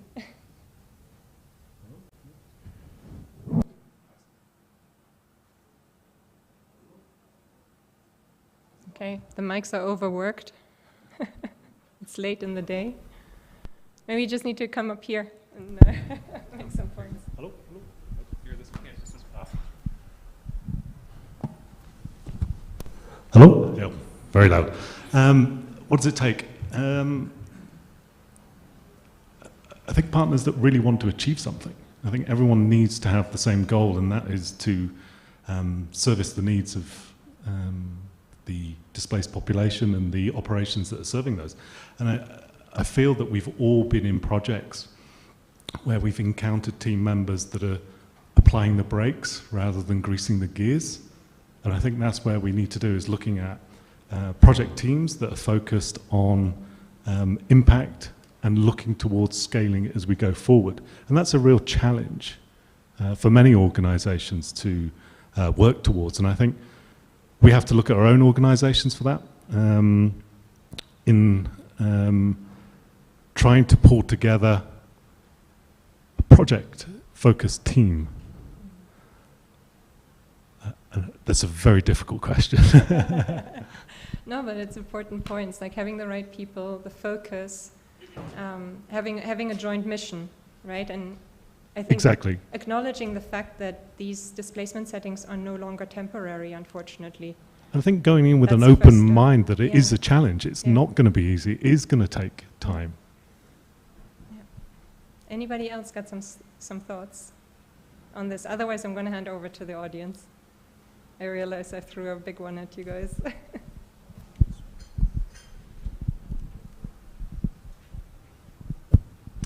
Yes, indeed. In our case, obviously, I think we mentioned before in the presentation, there are a few points that are mandatory for us to become viable. Diversification. We have these two different business models, and they have quite some complementarity. And adding to that, actually, just wanted to mention that together with Dave, we are now exploring also market entry for Ethiopia. So to add another business line for us to be able to further strengthen our market viability. Scale, mention, and bundling for the same reason. Operating in those areas is expensive. And those expenses are not easy to handle for a private sector. The only way out we found so far is really bundling and mutualization of cost. Deploying stuff in those areas doesn't come cheap, so it's very critical for us. And last but not least, obviously, like patient and risk-prone investors. Making business in Ethiopia, in the specific case of Ethiopia, is not an easy feat. We've come to where we are now, thanks to like a looking forward approach from our investors and a clear vision of what we want to do and what we want to become. So I think all these 3 points together are what is making our model hopefully successful in the coming years. Thank you, Andrea. Yes, George, please, from an investor's perspective. One question that I had when I was thinking about the session, reading up on all the fantastic materials that were provided, was around the currency risk in some of these countries. You mentioned Ethiopia, challenging situation. I was in Burundi a few weeks ago. The informal exchange rate for the dollar is through the roof compared to the official one. So how do we deal with that as investors? But George, you might have some other points as well to add. Yeah, my first point is that it takes a lot of courage, moral courage, to get into unfamiliar investment model territories, for which no one has proved the eventual outcome. And it's not easy. You have to convince a lot of parties, not only probably you as a fund, but also your financiers, and they also have eventual financiers. So, you know, the chain flows. And then the second element is on the regulatory frameworks. Some policies exist that are supporting, others are non-supporting. So just navigating that hurdle to have eventually policies that support such innovative financing models is not an easy task as well. And then the third one is on mapping out the landscape, because eventually you have to understand the potential for whatever you are doing as an investor. Is it going to bring back returns? Do you have investment cases to begin with? And then lastly is the prototyping phase, which I believe is the most difficult for many, the most challenging. It takes, yeah, as I mentioned, a lot of courage. And the outcome is unknown in the prototyping phase. And once successful, everyone also wants to flow in. So it's also an activity or a phase that, yeah, determines everything else, and yeah, worth trying to engage in if you are able to. And I believe all of us are able to, yeah. Great, thank you so much. I hear focus, knowledge, expertise, patience, courage, an appropriate enabling environment, piloting, testing, learning. None of you have mentioned money. That's very encouraging. Let me hand over to the audience, please. If there are any questions, please raise your hand. I'm sure there's a mic somewhere, or I can come with it. Oh, it's on the table. See? Okay, yeah, it's late. Sorry. Please go ahead. Hi. My question is actually to Colm on the RBF financing, or financing for clean cooking. My understanding is RBF is more targeted to the initial cost of the stove in displacement settings where there may be more need for subsidy for ongoing fuel costs. I just wondered how that can be applied, or any other financing models, and also how it may be applied in the case of e-cooking as well. Sorry, in the case of e-cooking? Yeah, also if it's applicable there too. Okay, great. Yeah, no, really good point. I think you know, part of the objective of RBF models typically is that initial cash transfer for an upfront cost associated with a stove. You know, I think what programs are currently doing is looking at how can we support the supply side specifically to develop the infrastructure to create that sustainable supply chain for fuel. I'm not aware of RBF payments or incentives being directly applied to ongoing fuel sales. We're certainly interested if anyone has experience of that. But you know, I think so far what has been happening is using grant funding or other supply side subsidies to help enterprises build up that distribution infrastructure and build those sustainable supply chains. Same goes, I think, with e-cooking. Certainly, you know, an opportunity maybe to subsidize electricity tariffs, and there are some examples out there of lower cost tariffs specifically for cooking. I think as we've seen recently in Uganda, a discounted tariff has been implemented for clean cooking, or is being proposed at least. Please. Well, thank you all for the great presentation. My question is for David. Actually, I had an interesting discussion with Mark from IOM, and what you're doing is really impressive. I have two questions for you, David. The first one is to give you a case from Jordan. I'm actually deployed by NORCAP at UNSCR East African office, East Africa region office. And my first question is, UNSCR Jordan owns a total of 22 megawatt peak solar parks. And this has been the case since, I believe, 2015.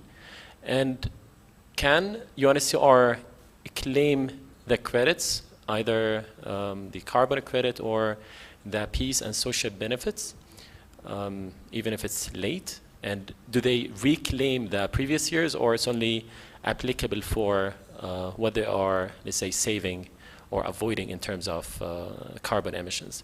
The second question is carbon emissions or the footprint is really clear metric to calculate the footprint or the carbon credit.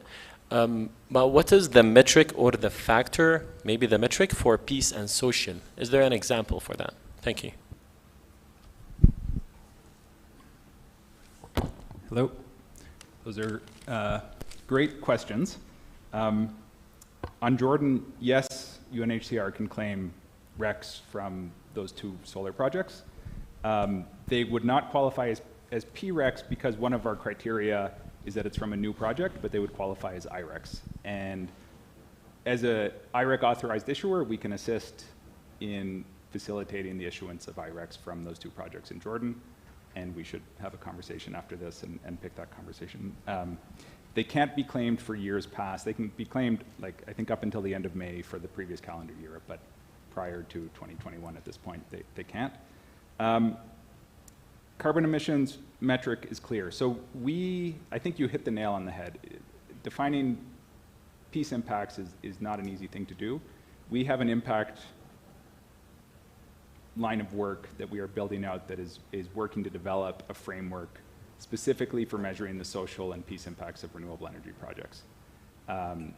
We have undertaken research over the last 4 or 5 years, context-specific research as well, trying to understand what is the role of energy in given conflicts in South Sudan and Mali and Somalia and DRC, and coming up with kind of a conflict prevention, mitigation, resolution thesis for how renewable energy can assist within a given conflict dynamic. But at a project level, one of the things we realized is that there's no existing framework actually, and there's no consensus for measuring, let alone valuing, the social impacts of renewable energy anywhere in the world. So we're working on trying to develop that. I know that there are other organizations working on impact as well. And so we can have a longer conversation. Our colleague who is leading that work will be here this week. Her flight was delayed, but she'll be arriving tomorrow. So if folks are interested, please come find us. And maybe just one last point. I fully agree with Mark's idea, and I think the idea of PPAs and using kind of internationally funded footprints as anchor clients to unlock larger projects makes so much sense. And it can help with the currency fluctuation. PRECs can help with currency fluctuation. Those deals are denominated in dollars. International agencies, not all the agencies are international, but international agencies, their budgets are in dollars or in euros. So I think that there's a lot that can be done within this community to help mitigate some of the challenges that we've identified.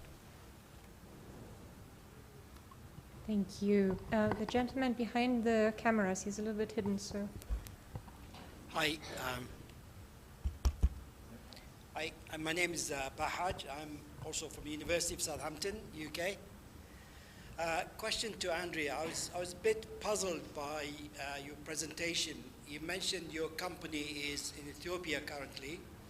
Do they plan to go to other countries?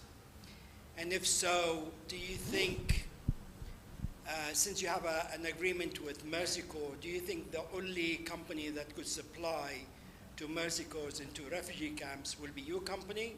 Is there a chance for the private sector to compete? And the second question is related to, you have an investment of 3 million already in the bag.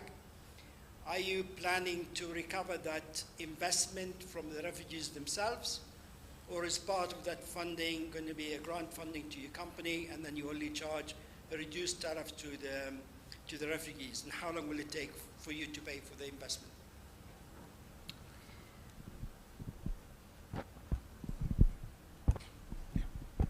Thank you. No, very interesting questions indeed. When it comes to the first one regarding other countries, for sure we'll focus on Ethiopia first. Then it will be up to our shareholder, I think, to make a call whether they find this model replicable and expandable to other countries. Definitely there's potential.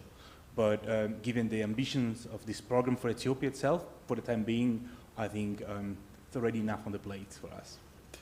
Regarding competition, absolutely, we are operating on an open market, heavily regulated, mini grids are, like in any other country, so usually it's concession-based. But the reality is the Ethiopian market, when it comes to mini grid, is still heavily underdeveloped.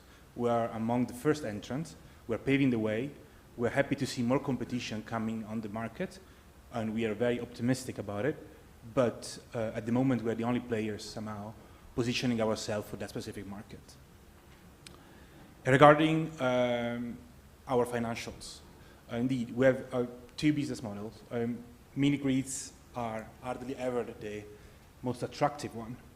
We are mostly focusing on being able to sustain operations through, for example, major maintenance reserve accounts that can sustain over 10, 15, 20 years our operation and replacement of components. We are budgeting around also to the capability to draw some profit, knowing that, however, all profit will be reinvested into further market expansion. The other business model, the one related to asset leasing, is definitely a bit more elastic when it comes to profitability, and it might become indeed the one supporting also a much quicker market expansion.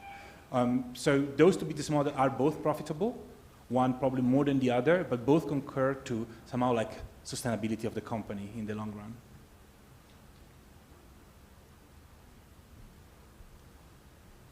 Thank you. Yes, one more question, and then depending on how long that takes, we might have time for one more. Thank you. Thank you, panelists. My question is, by the way, Adam Ostuszewski, NORCAP energy expert deployed to IOM, Geneva headquarters. My question is for my friend and former colleague Borja regarding the carbon tax that he mentioned in his presentation. Personally, I find this model to be very interesting, and I think that from everything that we've learned from the NORCAP perspective, trying to find financing for the projects that we need for energy transition, we come to this wall. And so the question is, where within these UN agencies and partners can we try to find the initial seed funding? So can you just share a little bit about the process for how WFP managed to get this approved initially, which I understand was several years ago? And can you talk a little bit more about how you plan to deploy these funds to help support the decarbonization and energy transition? Thank you.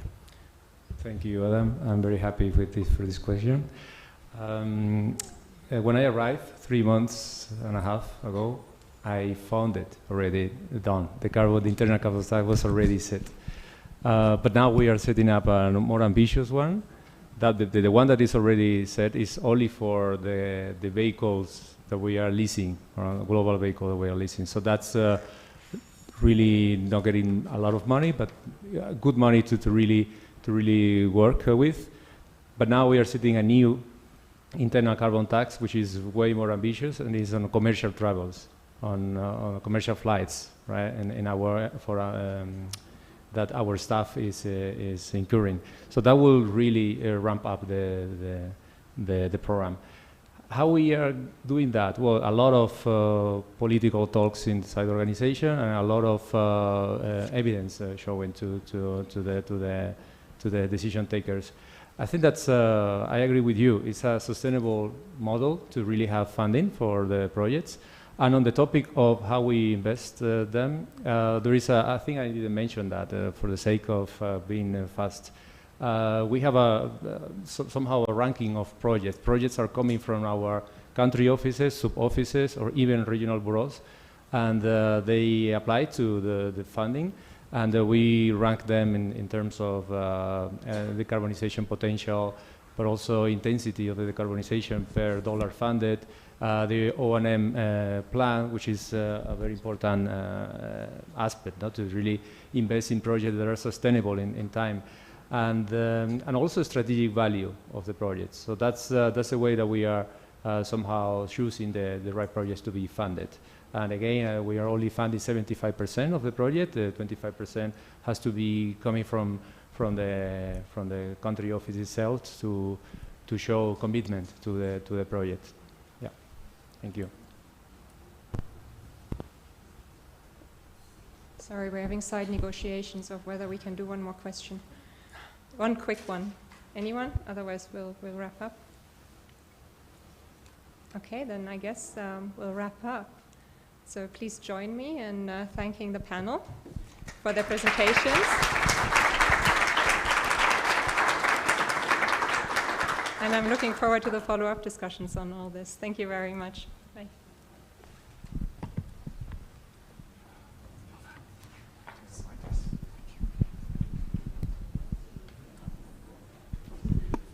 Hello.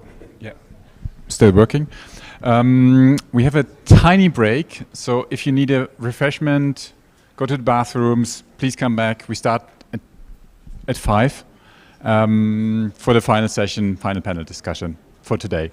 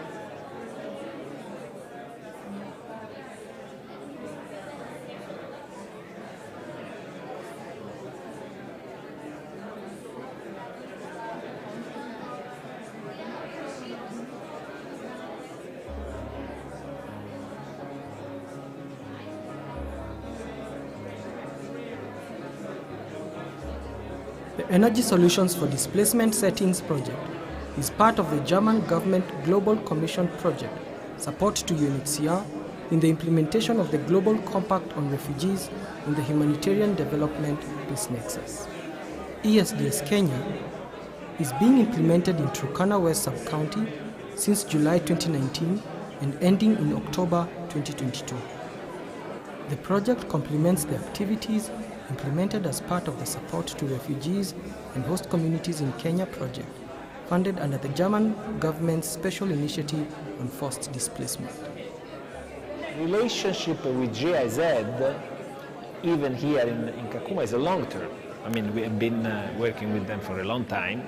We have found in GIZ one of the best counterparts because we think the same way, but we think from different perspectives. UNHCR from protection, from rights of the beneficiaries, and GIZ about development, about long-term issues, about electricity, about health, about long-term intervention.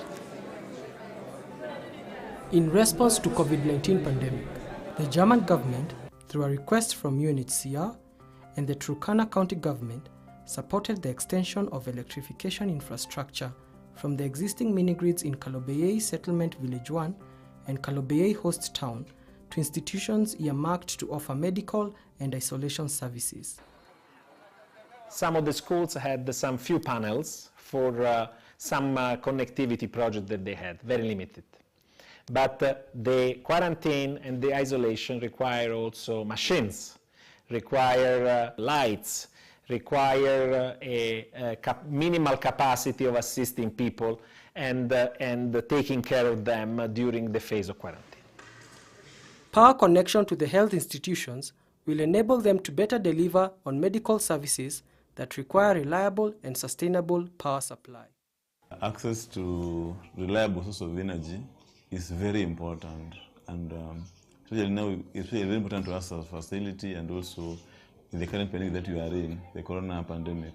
You know, out of things you cannot do without electricity. You know, we have quarantine facilities now. We are given an isolation center just around here. You cannot. We need power to be there throughout the night, through the day. Even so, also there are machines that yes, we may have them, but you cannot put them here, like the personal machine, the machine that checks the level of oxygen in the body. It's not very much. We can have it, but you know, it needs a lot of power, constant power. In total, 3 health facilities, 4 schools, 2 medical staff quarters, and a WFP horticultural farm have been electrified. For the security lighting around the farm and for a point to charge the weighing scales, we did not have power until recently when we connected it to GIZ grid. We were experiencing post-harvest losses through stealing because the farm was not connected to security lighting, but with that connection, then the losses will go down. Beyond the pandemic, students will now be able to have longer learning hours and be trained on ICT. As FCA, we were excited about the electrification by GIZ when they came to us that they are planning to electrify our schools as a response to COVID-19. We were very happy because for the first time our schools were going to get electricity. If schools reopen in January as planned, you see teachers can use devices like PowerPoint to teach their classrooms and other electronic devices that are powered by electricity. Generally, this project of electricity has not only helped make our working easier, but also has helped us be able to have quality and better outcome for the patients whom we are serving, who are actually our main priorities. On the longer term, you will have infrastructure which are connected to the electricity. You will have students who will be able to study with modern technology connection. You will have hospitals who will have a machine to test, to analyze, to intervene, and to take care of the patients in a modern way. So it's something that is going to stay, is not just a temporary intervention to deal with an emergency. It is a longer term intervention that is also meant to develop the capacity, the health capacity of this region.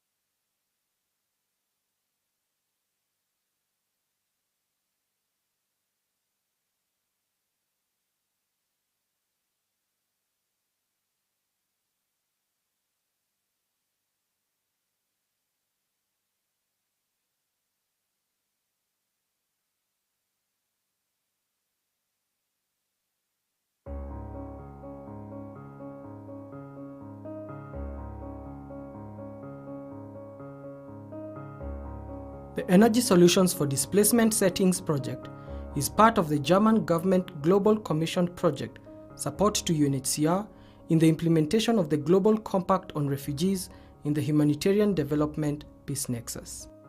ESDS Kenya is being implemented in Turkana West Sub-County since July 2019 and ending in October 2022. The project complements the activities implemented as part of the Support to Refugees and Host Communities in Kenya project, funded under the German government's Special Initiative on Forced Displacement.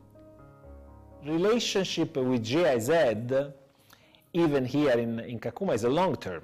I mean, we have been working with them for a long time. We have found in GIZ one of the best counterparts because we think the same way, but we think from different perspectives. UNHCR from protection, from rights of the beneficiaries, and GIZ about development, about long-term issues, about electricity, about health, about long-term intervention.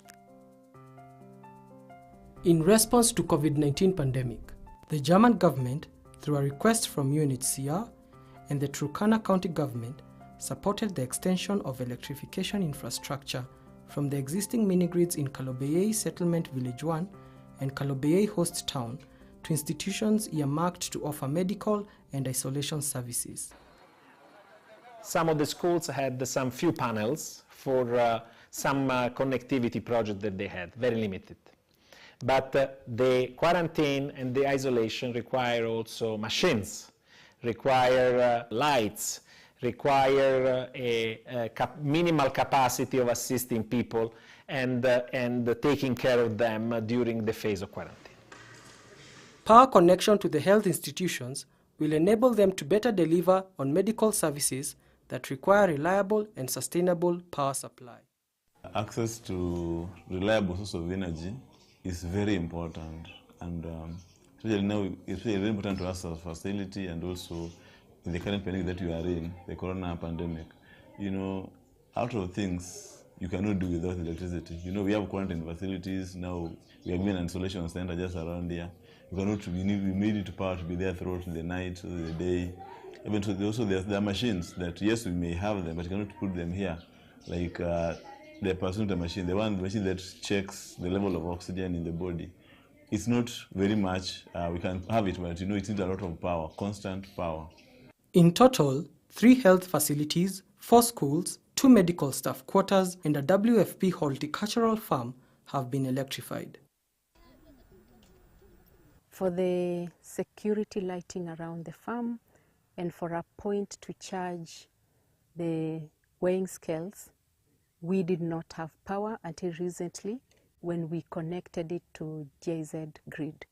We were experiencing post-harvest losses through stealing because the farm was not connected to security lighting, but with that connection, then the losses will go down.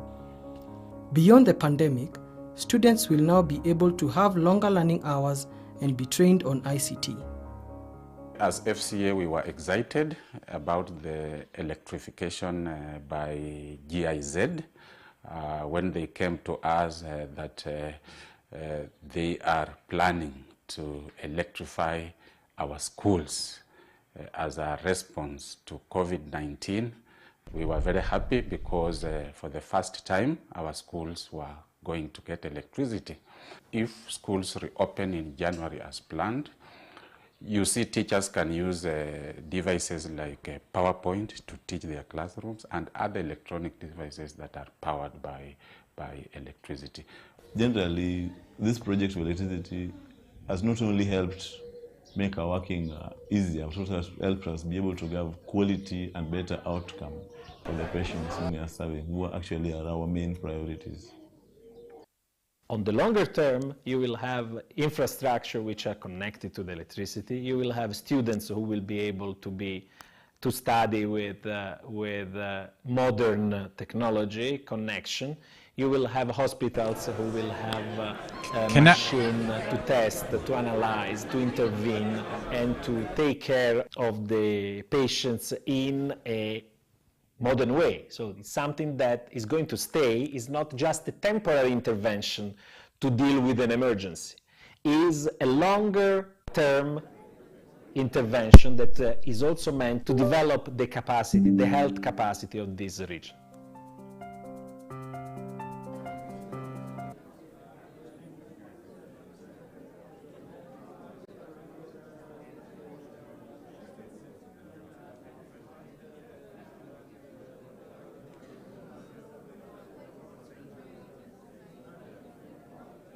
Can I ask the final speakers on stage, please? Please take a seat.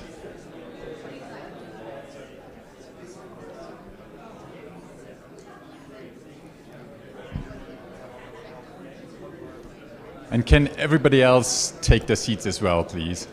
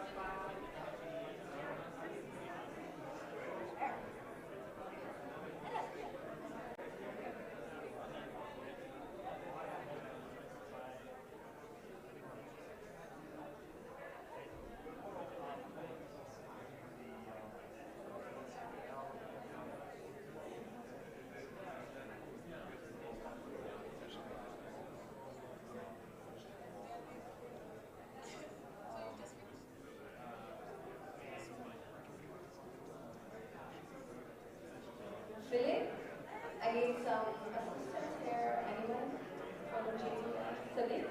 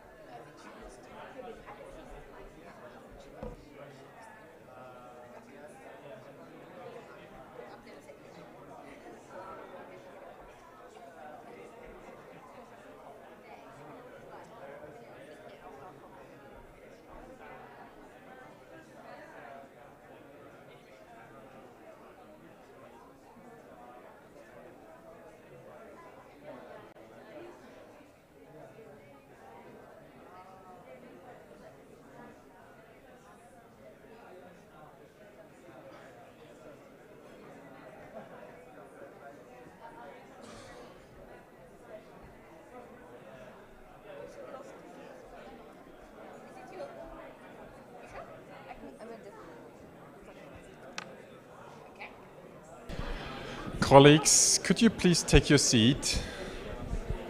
We want to start the final session of today.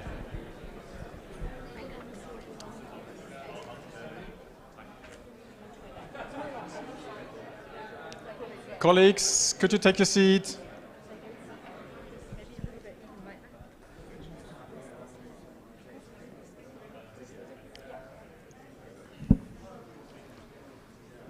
So everything is set on stage. We have a large panel wrapping up today. But before we go into the panel, we also have a presentation from Sarah. If she's in the room, here she is, about the report that you have all of in front of you. I mean, you have the executive summary in front of you. The entire report is a 300-page document, which was mainly drafted by our colleague Hajar and Sarah, and she will give you the main findings from this report. Anila, over to you for the Thank you, session. Thomas. Thank you so much.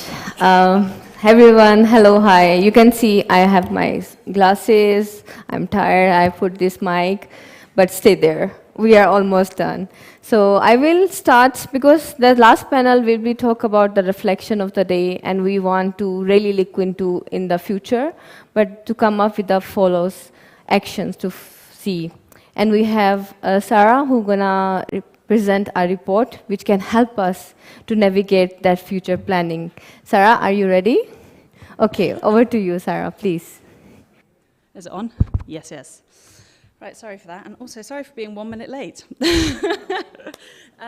So if we pull up the slides, maybe, great. Firstly, I guess, welcome all together, as the Germans say. I'm Sarah Rosenberg-Janssen. I'm one of the senior advisors with the GPA, and I also work for the University of Oxford. And I'm here to launch the State of the Humanitarian Energy Sector 2022 report. I guess the first thing I'd like to say is that it's been an amazing, extremely intensive effort over the past 6 months by many colleagues online and in the room, and I just wanted to acknowledge that and everybody's work and support. Great, I see some slides. So if we jump to the next one, yep, and maybe even the one after that, perfect. So this has really been a truly collective effort, and each of the chapters has been co-authored by the leading institutions in the sector, including GPA steering group members. Thanks especially to my colleague Dr. Hajar Al-Kado, who is the co-author of this report. Together we conducted many interviews, we did a lot of case study analysis, and we really started to dig into some of the intellectual elements of the sector, as well as the practical advice and practical programming that is happening. The report is really a first of its kind analysis. We hope to repeat it roughly every 3 years with maybe a short yearly update. For example, in 2025, we'd like to use that as a moment to reflect on global progress towards SDG 7 for displaced people. And that's already, coming in 3 years' time. So we go next slide, please. It's a first of its kind report in more than one way. It's also an example of inclusivity. Refugee voices and opinions are included throughout the report. Our refugee colleagues, 2 of whom are on the panel today, co-authored the chapters, Joelle for chapter 1 and David for chapter 7, and I thank them very much for that. As Anila really highlighted earlier on, meaningful participation in this sector means much more than being in the room. It means collaborative working, it means hiring refugees and displaced people, it means co-development and co-delivery of projects, it means co-authorship, and this report hopefully is an example of that. On the slide you will see examples of quotes of the report. Sorry, the previous one. Yeah, this one.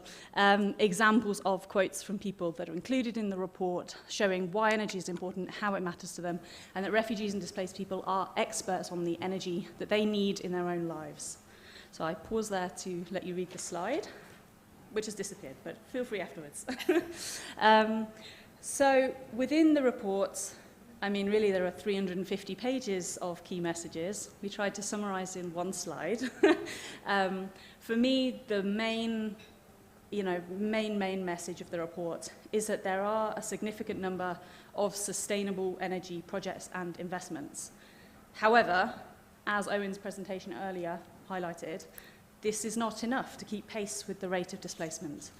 94% of people displaced people don't have access to electricity, and 81% are reliant on firewood and charcoal for cooking. These are terrible statistics. And despite all our progress and all our effort in the sector, we are barely keeping pace. Without radical change, we will not achieve SDG 7 in displacement context by 2030, or indeed in the foreseeable future. I don't really need to do the rest of my presentation because that's all you need to hear, but I will. So on to the next slide. I just wanted to give you a little bit of a brief background on each of the chapters and some of the key things we're saying within them. While Chapter 1 really outlines the core issues and definitions within the humanitarian energy sector, Chapter 2 presents an analysis of the forms of governance and coordination that are currently present. The chapter highlights the sort of soft coordination and leadership happening. It's co-authored by Chatham House, who are an expert on understanding the different forms of governance and the different political modalities. One of the things we talk about in the chapter is how much action has been galvanized by GPA partners, many of whom are in this room, who are driving forward collective action within the sector, and how important and vital partnerships are to actually make change happen. If we go to the next slide. There are a number of recommendations coming out of the report on governance and coordination. The key one is really how important it is to collaborate and work together, and to do that properly. Apply for funding together, start at the co-design phase, really work things through, and don't just treat especially energy sector partners as people to bring on afterwards as consultants, but involve them in the beginning. The other key thing I'd like to talk about is publicly sharing results. We had a lot of questions from the floor today to the panelists of the different panels. Where is this information available? Have you publicly shared your data? Where can I get more information? So publicly sharing information is really, really vital. An example of the public sharing of information is available on the Energypedia Humanitarian Energy website, which one of our colleagues presented so beautifully earlier on. If we go to the next slide on policy. Chapter 3. Yes, it's taking a minute to load. Chapter 3 covers policy and advocacy and is co-authored by SE4ALL and IOM. Other slides, going forward one, hopefully. The Chapter 3 really presents a powerful case study analysis on progressive national policies and how those are supporting refugee inclusion. A key example of that, and we just heard about that in the panel downstairs, is the GIZ SERP process in Uganda that has been supported by so many parties in Uganda to really drive these initiatives forward. Chapter 3 also presents the results presented by Owen Grafman from Chatham House earlier on the model update with these powerful numbers that we've seen come out of this conference. And there's a lot more detail in that chapter on the very brief information that we've presented today. The key recommendations, next slide, from Chapter 3 are really about the need for both national governments and international organisations to set measurable targets and raise ambitions. It's one of our key challenges, I think, of our lifetimes to support governments in their work. And we heard from the government of Uganda and the government of Kenya on the previous panel about how much they are trying and how challenging it can be to work in these situations. The inclusivity of refugees and IDPs and the communities who host them is such an important issue. We go to the next slide.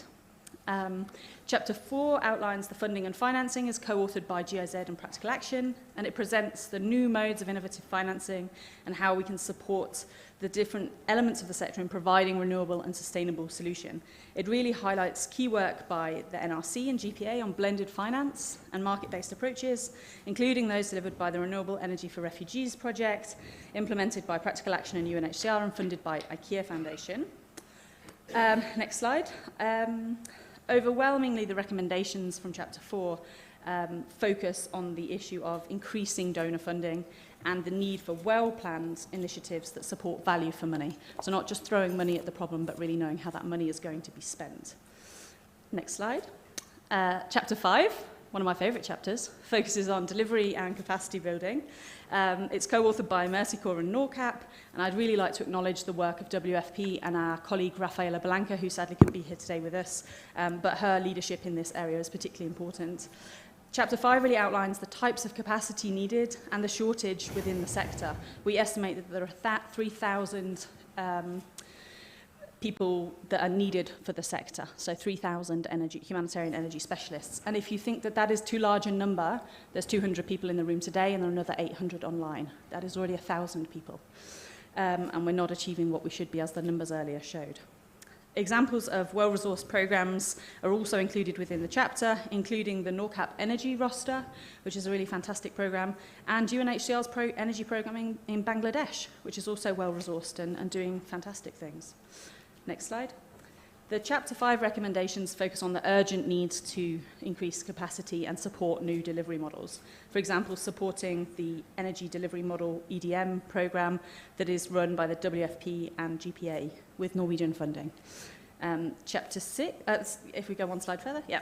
Chapter 6 presents the picture on data and evidence. It's co-authored by Loughborough and the MEX program and the University of Oxford.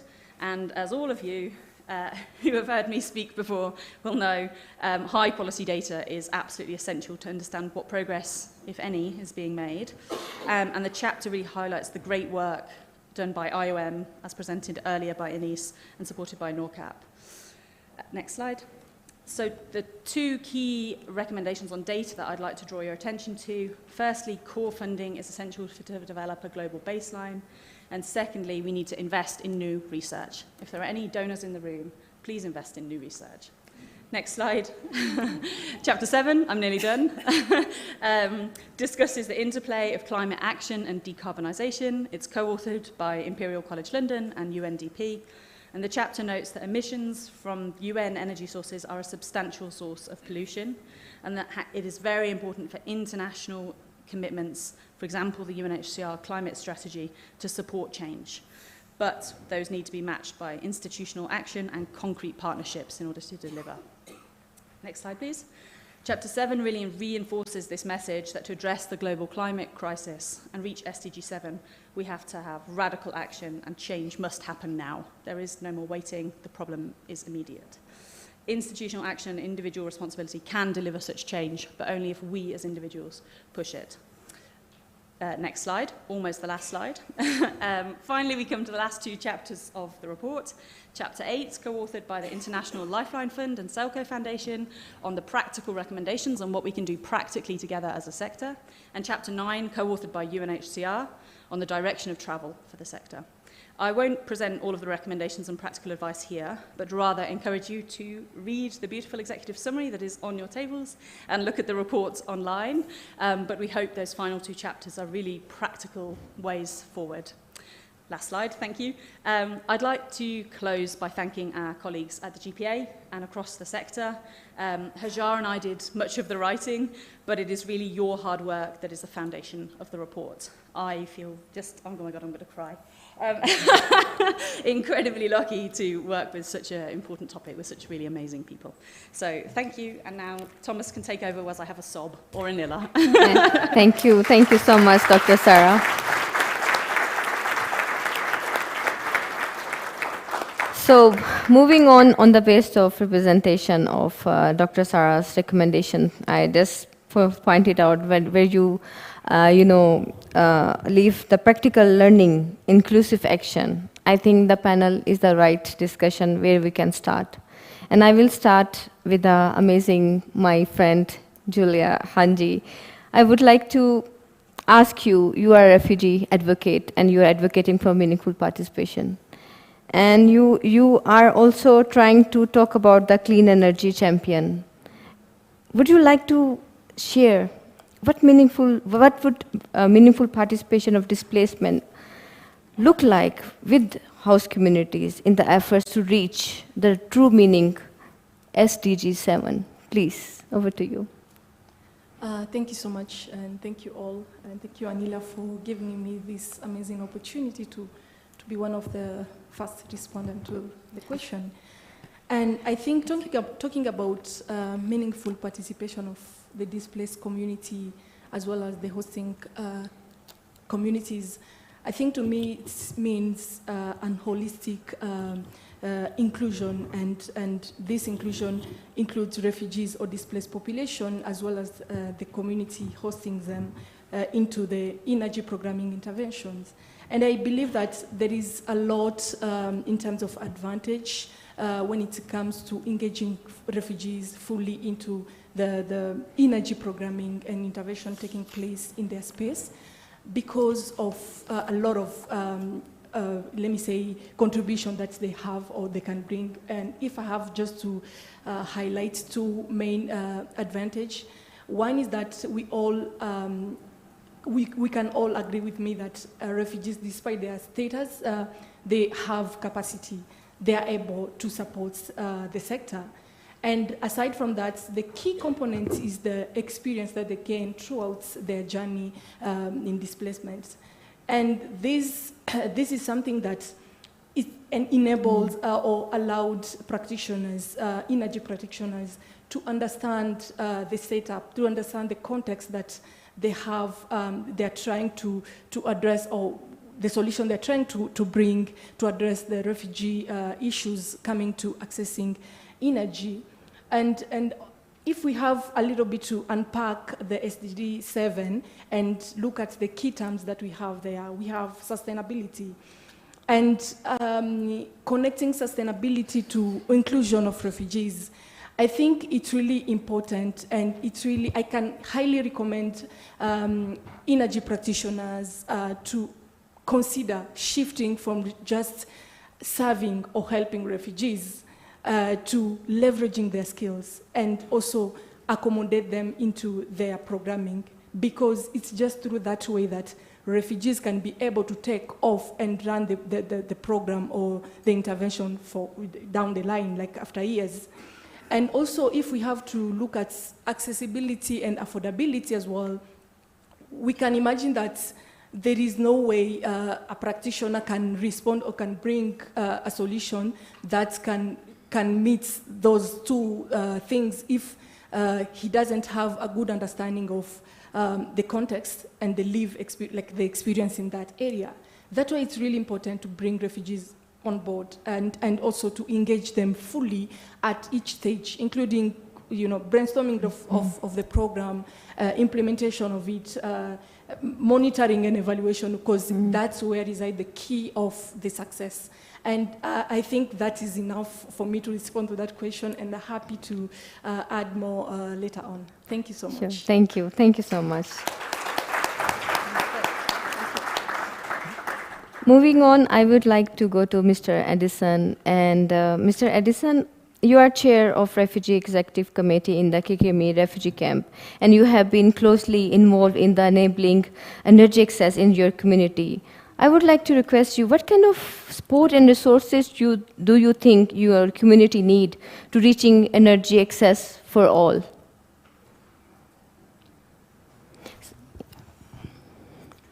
So we have a translator for him because we really want to listen, so he's gonna translate for him.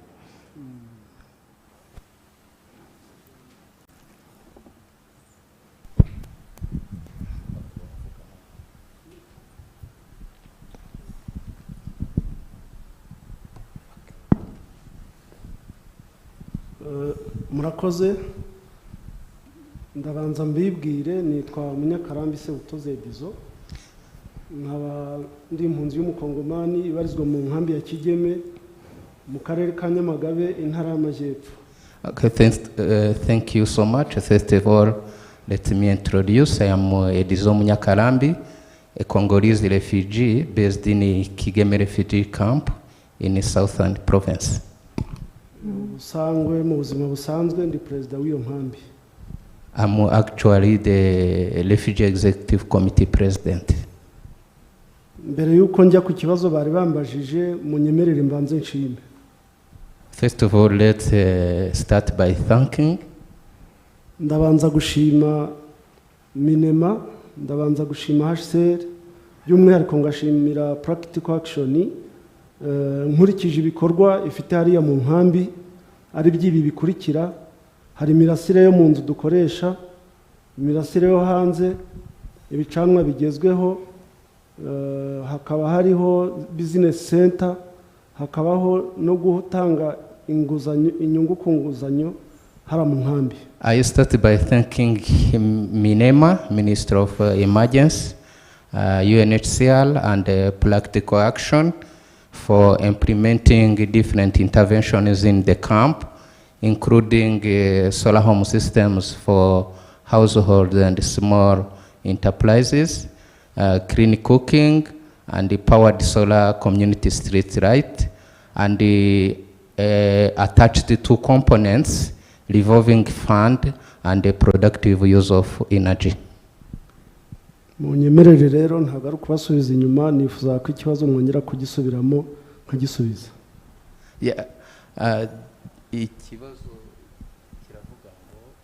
He is asking to repeat the question. That's okay. What I am telling him. Yes, sure.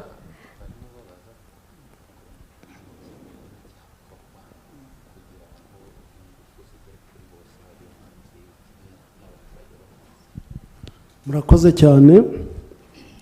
Icyo mbona cyakorwa cya mbere ni ugutanga imirimo ibyara inyungu. First of all,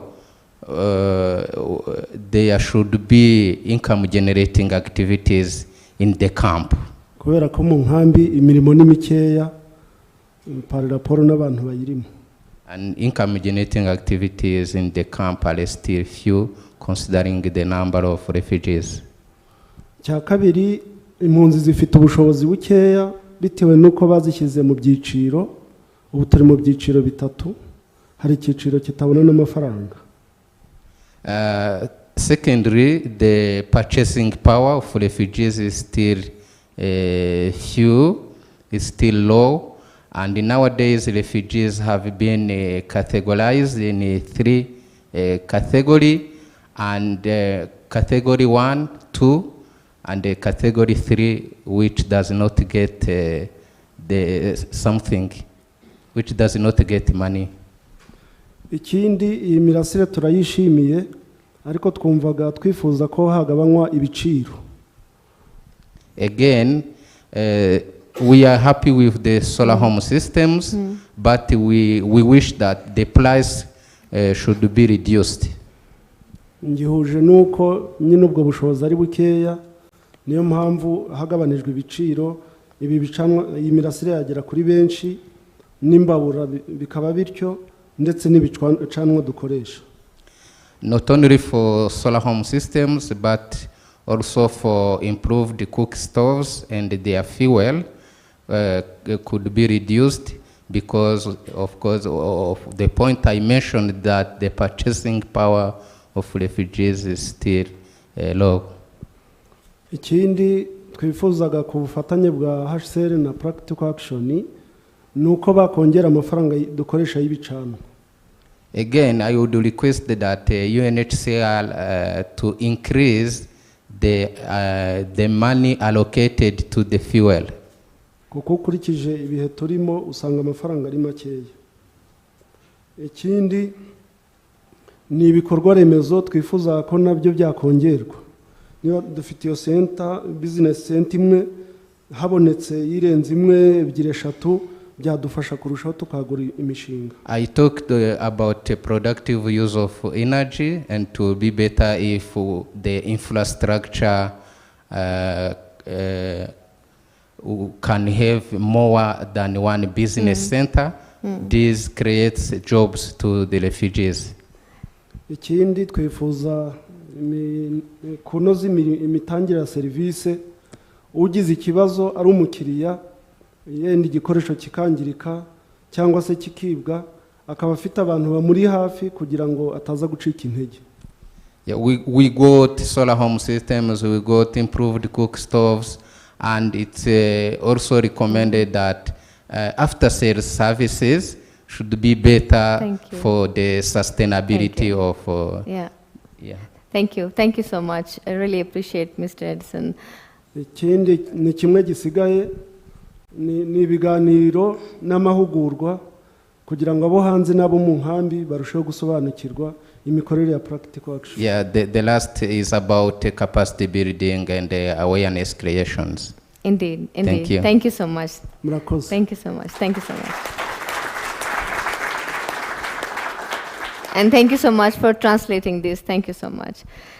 Research has very important component in building our future plan. So my guest panelist, I would like to know, David Kinzuzi. Your research is focused on climate change and its socio-economic impacts on the displaced communities, and you have practically experience of delivering sustainable solution.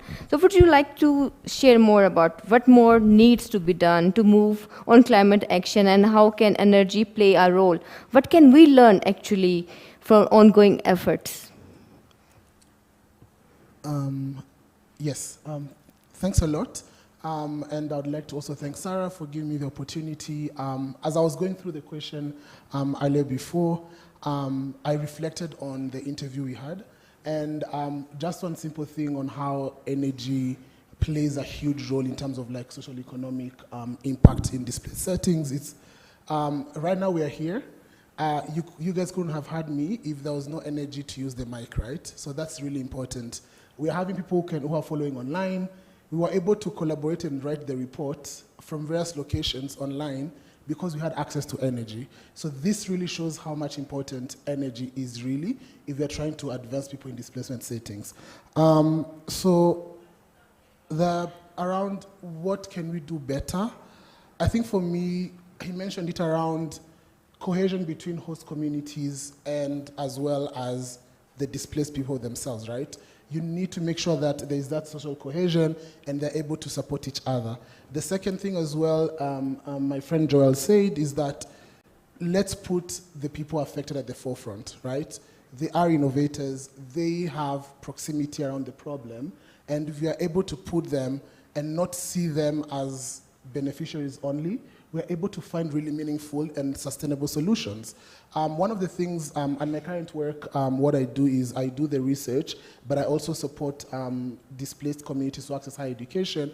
The biggest thing I do is a shift in mentality on them being takers and being givers, right? So when you live in your camp your whole life, you're basically used as taking, and they never give you the opportunity of giving, actually. So we really need to make sure that when we talk about inclusivity, let's put them at the forefront and make sure that they're actually contributing and giving. And that's the only way we're going to be able to find human-centered design solutions that are able to last longer, as opposed to bringing external people and make them find solutions for the people, right?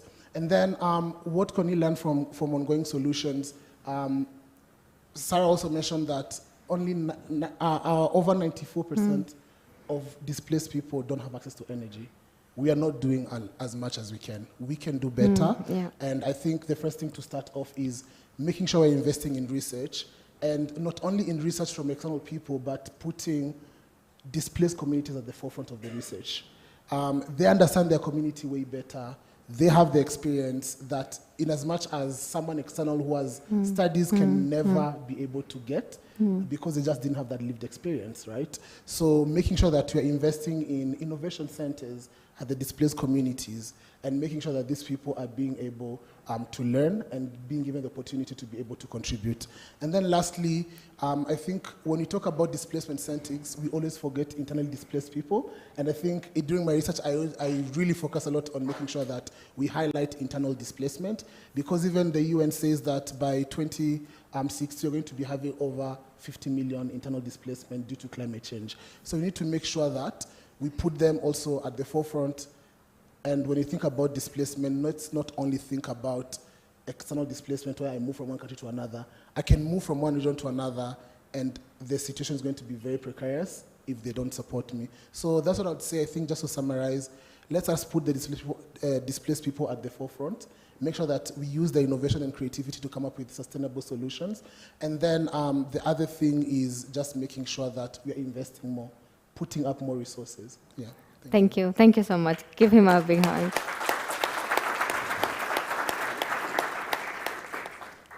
Our next panelist, when I was reading about this question, I thought it's very important if we could highlight, pinpoint the right question, we could bring right answer.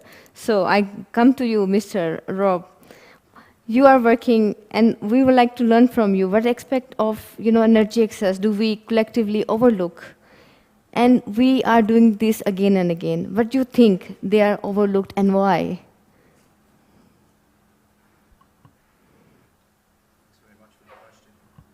Can you hear me? Yes. That's better. Thanks very much for the question. And thanks to GPA for organising this event and inviting me along. I found it incredibly insightful today. But the most insightful thing that I have as a donor is to listen to the voices of refugees in the room, which I think is the nub of answering that question. So I work in FCDO, previously DFID, and I've been doing development for 20 years now. And I've been an infrastructure advisor, but more specifically I've come back after several years of being overseas in fragile and conflict-affected states, seeing you know, the rise in the numbers of refugees to a level that is quite incomprehensible a decade ago, but nonetheless here we are. And I've come back to the centre looking at sort of energy innovation and what needs to work. I'm going to take us to a low a little bit by saying I think it's really important to acknowledge what went wrong in some of that period, in some of that last decade. And I would frame it as this, from my own personal experiences, that I worked in Afghanistan and in Jordan, you know, with Syria in mind. And it disheartened me this morning, you know, to hear Owen, you know, talking about 2014 statistics on. And I know there are geopolitics involved in this, but it disheartens me to see that gap widening. It disheartens me also, I think, that when, you know, Damilola said this morning, you know, actually we are not on track for 2030 on SDG 7.1, that, you know, sometimes I think the way bilaterals work, where we worked on in COP27, that some of our ambitions on 2050 or 2070 somehow dilute the 2030 ambition. I will be quick, but there is a positive side. In 2018, I work on the MEX program, the Modern Energy Cooking Services program. I also lead on low energy inclusive appliances, and I'm responsible for the sustainable energy and leave no one behind component within the Transforming Energy Access program. So we've got lots of programs, but what we have to do is something that's really, really transformative. And I see that any clean energy transition should reduce vulnerability. It should increase choice. It's got to come from the human perspective. And I think dignity, as Andrew put it this morning, and has been alluded to just now, is at the heart of that. If we don't get that right, if we put profit first, we've got a problem, we will fail. I genuinely believe that. Skipping very quickly, I think there are some innovations that we can bring about to close that gap. And if I can say, you know, that if we talk about fuels in isolation, I think we've got a little bit of a problem. Maybe the renewables plus agenda is to look at hybrid solutions, hybrid renewable solutions that may work.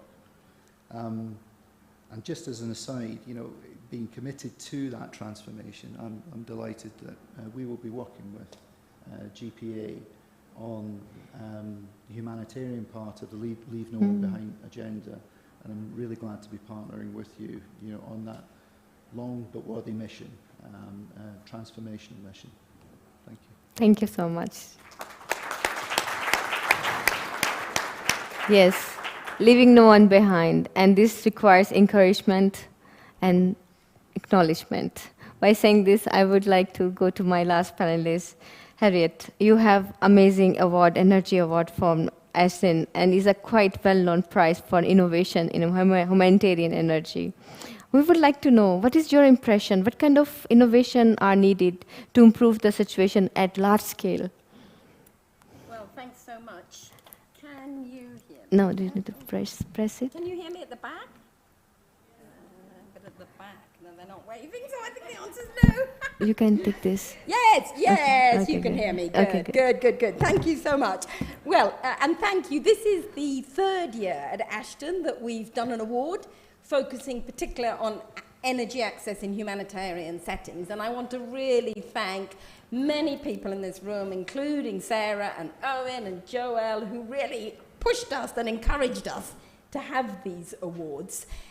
And from the beginning, we've honestly been blown away by the response we've had from organisations right throughout the world, run by refugees, working with refugees and host communities, showing that the solutions, including the transformative solutions, are out there. And so I think it is doable because the innovation is phenomenal. Refugees, whether in camps or whether among host communities, are just bursting with innovative new ideas. And I think the innovation, it's not about tech. The innovation is about ways of working. It's about the inclusive business models that will make these initiatives sustainable and will involve women and young people and put them at the heart of the initiatives. And so I think we've really seen so many organisations really pushing at the barriers to do that, and including this year when we really said we wanted community-led grassroots initiatives to come forward with their ideas. And in particular, we saw how people are really putting the focus on tackling the need for skills and training, and that then, through energy, can help increase people's livelihoods and jobs.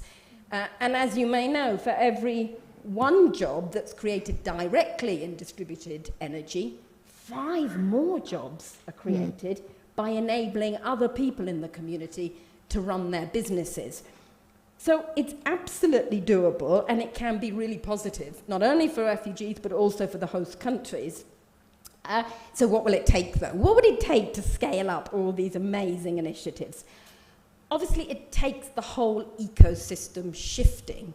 And I think this report does a brilliant job in laying out the different public-private partnerships it takes, the government policy, the partnerships from all of us to help make that shift. And that includes breaking out of the UN, the humanitarian bubble. It includes making sure that access to energy for refugees is absolutely part of the mainstream energy access debate, which we will all be having over the coming few days. And I thought one of the kind of things for policy nerds to get their head around, and I was struggling with coming out of this report, is, but I think at least 1 in every 8 people without access to energy is from a refugee community.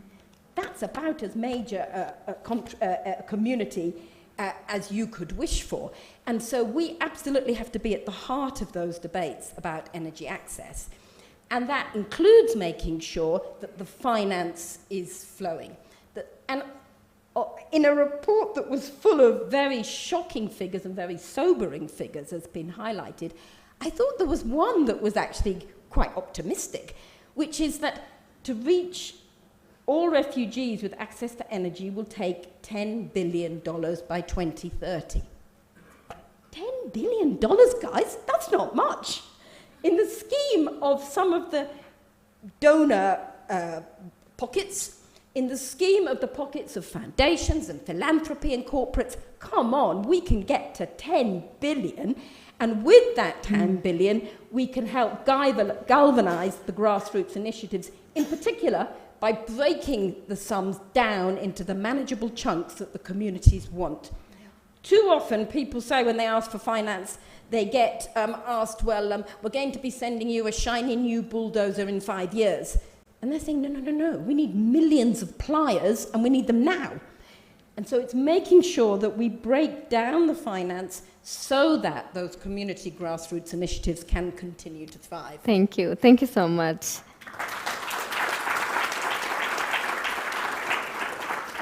This is end of our panel discussion, but this is not the end of our work. I really want all you to give a big hand to our amazing panelists. Thank you so much. And by saying this, I hand over to you so you can announce your award winner. And we are, really excited. And I request my panelists, rest panelists, they can, go back to their seats. And over to you.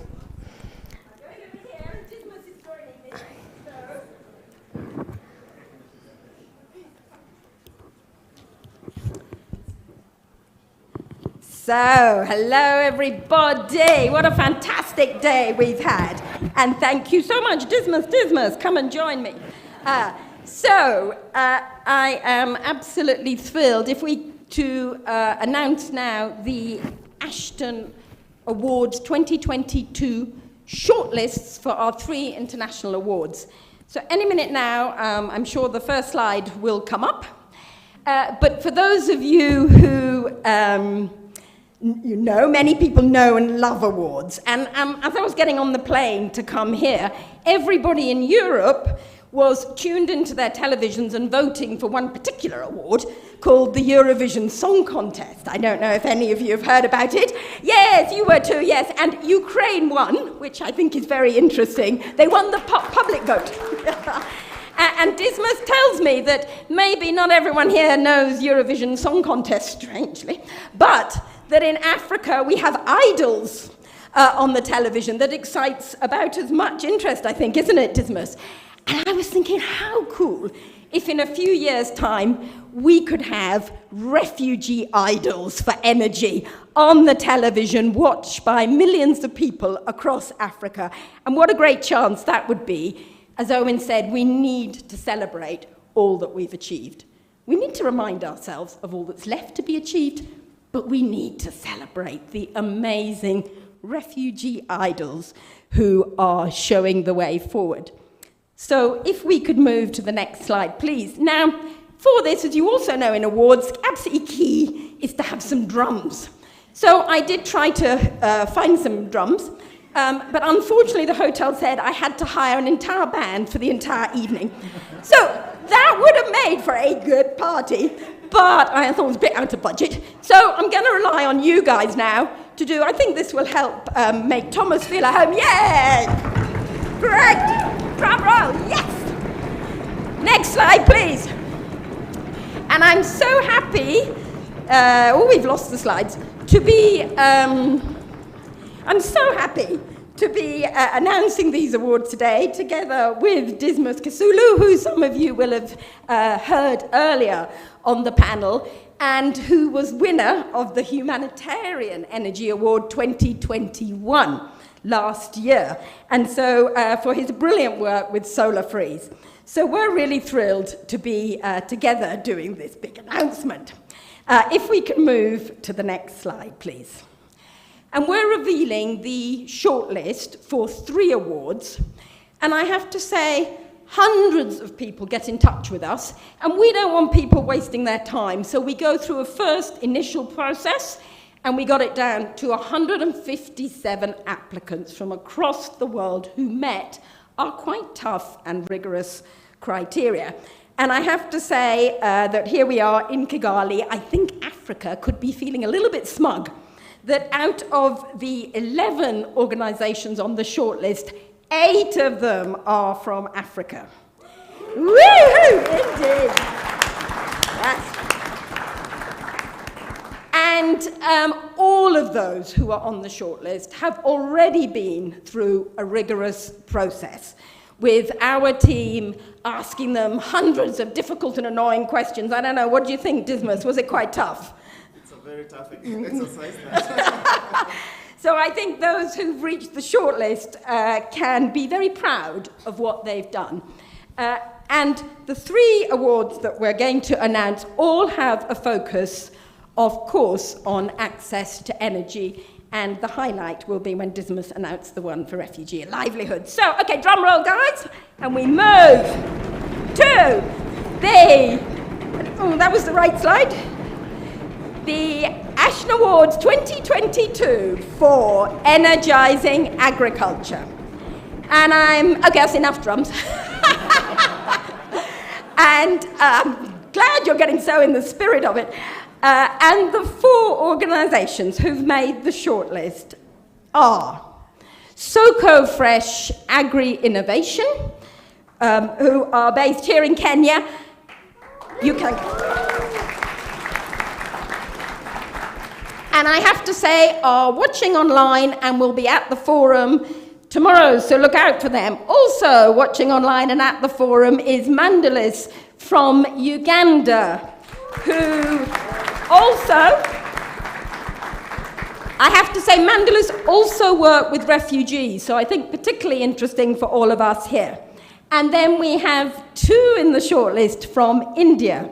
Orja Development Initiatives, who work particularly with smallholder farmers, and the collectives for integrated livelihood initiatives, who work especially with tribal people in India. So, a huge round of applause for the...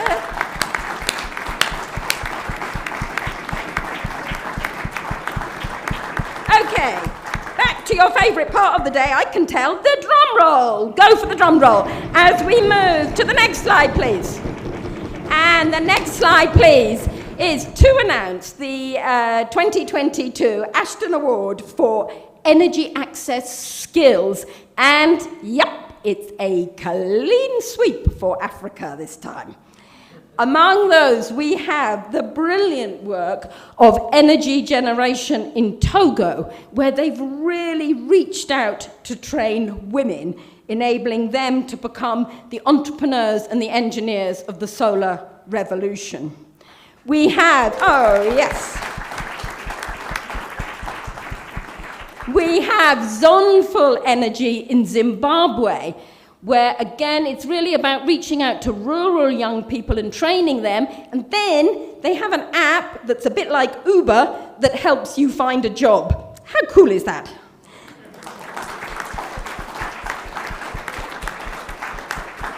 Then we have a brilliant initiative from Community Energy Malawi.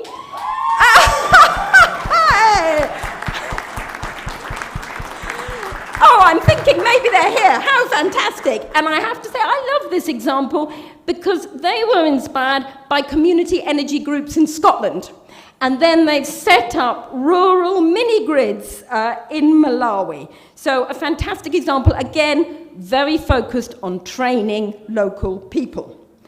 And the last of this award is Energo in Uganda, where they're really helping the demand side that was mentioned earlier. And amazingly, the people they work with have a nearly 70% increase in their incomes as a result of having access to energy. So what a great shortlist.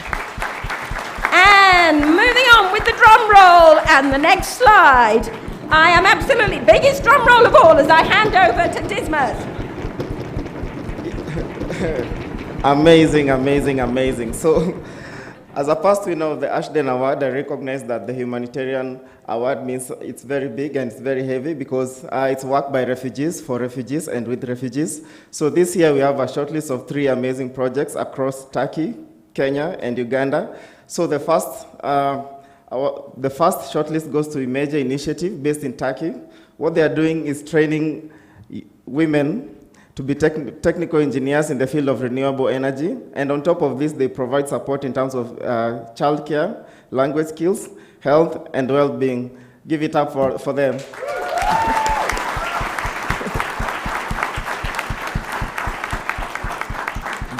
The second shortlisted candidates are Kakuma Ventures, based in Kenya. Yeah.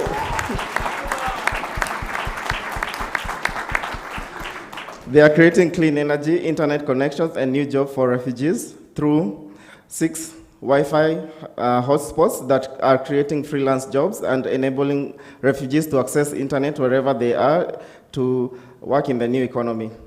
Give it up for them as well.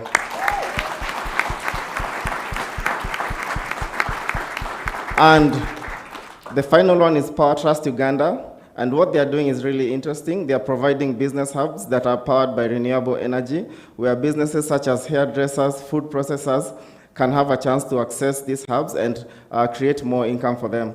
Thank you so much, and this is going to be a very tough job for the, for the judges. Well, brilliant, Dismas. As you said, amazing, amazing. And indeed, it's going to be a tough job for our very brilliant panel of judges, which includes many of the experts and refugees who are here today for this conference. And they're going to be going through to choose the 3 overall winners of the 3 international awards, which we will be announcing in Nairobi in October. So, date for your, go on, Dismas. Yeah, so mark that date if you're in Nairobi. Please attend the event and mark that calendar. We look forward to seeing you, and please tell us your favorite. And then, following that announcement in Nairobi, we feel it's absolutely critical. This is the run-up to COP27 in Egypt, the Africa COP.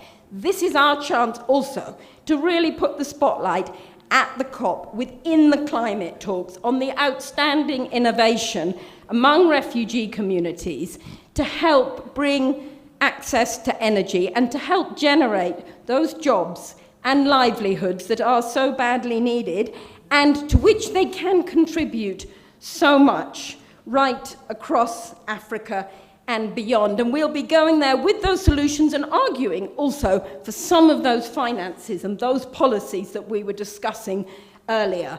What if some of the 100 billion that rich countries committed to tackle the climate crisis could also be devoted to helping tackle energy access, including among refugees, and releasing all their potential? So thank you very much, and we look forward to celebrating with you then.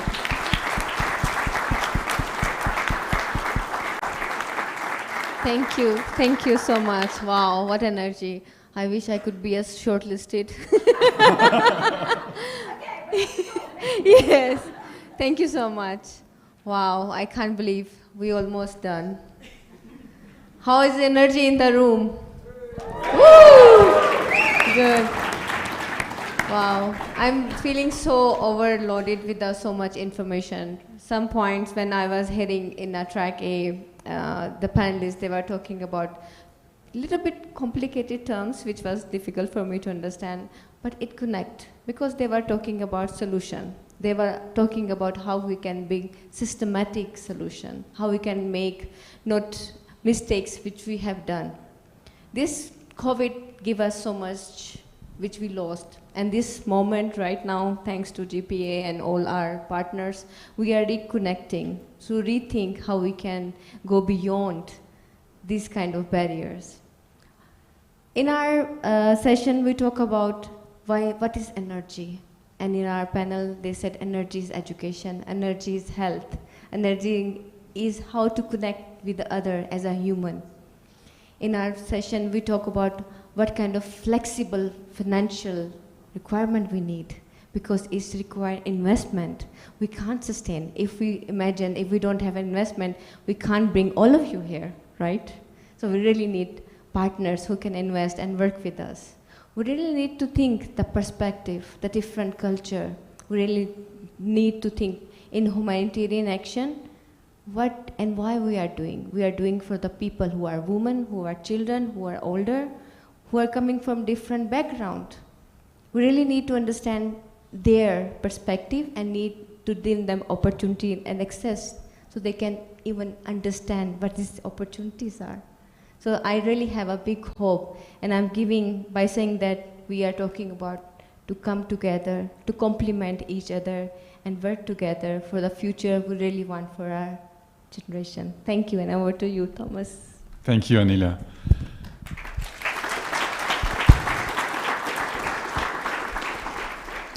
I'm surprised to see this level of energy after 10 hours watching 300, Amy, how many? 380 slides we showed today. I need some humanitarian energy drinks soon, but can we pull up the slides, because I want to tell you what's next, because we think this is the beginning, right? This is just not just a conference, this is really a reshape of our family, bring them together, and also thinking about what are the next steps coming up. And we heard COP from Harriet already. Just to give you, I'm not advocating for going to conferences for the conference sake, but we feel it's always good to have some milestones, and I want to mention these milestones. So you will get, obviously, a report about this meeting, you will get the recordings of the sessions, so those sessions you missed, you can watch after. You can watch them 20 times in the next couple of weeks, so really you can get every essence of each session. And we will also prepare, as I mentioned in the room, a sort of concrete set of action points out of this conference. We will include this into our GPA work plan. We will go through this with our GPA steering group. We will then discuss how do we take this further, and we obviously keep you informed about this. In terms of milestones, as you can see, or as Harriet already mentioned, the Africa COP in Egypt is coming up in November. And in the last session in Chatham House, we actually promised each other to bring refugees in each session at COP that we as a collective are organizing. And I think I would like to promote this promise again in this room and make sure whatever we do online or offline, in person or virtual, let's bring at least one refugee representative or displaced people representative into these sessions to hear their voices, same as we do with the youth, for example.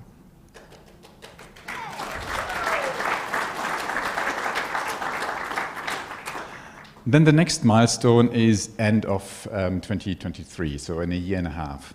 And I would say the biggest milestone for UNHCR is the Global Refugee Forum. Those for you who are not familiar with this process, it happens every 4 years.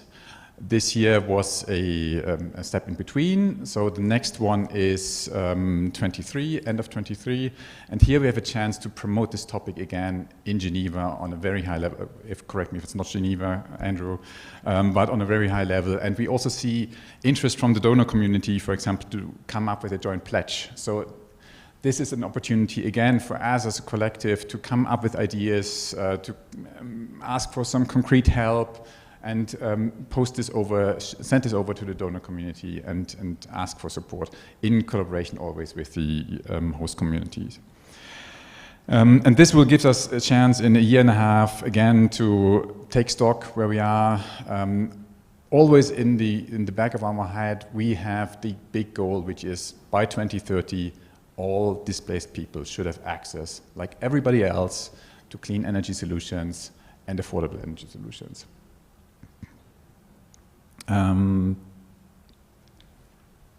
Okay, I think that's almost the last slide. Thank you. Please stay connected. Many of you are very close to us, others may be very new to this topic. You can see all the various online formats we're offering. We have our website, humanitarianenergy.com. We have our Twitter account, subscribe to our newsletter. We have, I think this is something we will promote even further now, the LinkedIn group. You can get if you're looking for a job, you can get one every week. So we have plenty of opportunities on this website, on this LinkedIn group. Our general email address is energy.unitar.org. And obviously reach out if you have our email addresses as well already. Now, time to thank. It sounds a little bit like Oscar award here. So first of all, I'd like to thank our co-hosts for today, and I'd like to give a big round of applause to the team of Practical Action and Mockup.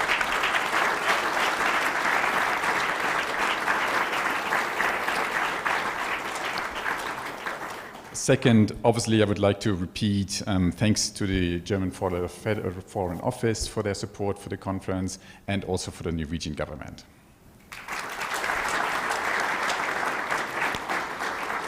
Then, may I ask for a big round of applause for the GPA team, for the tireless working people.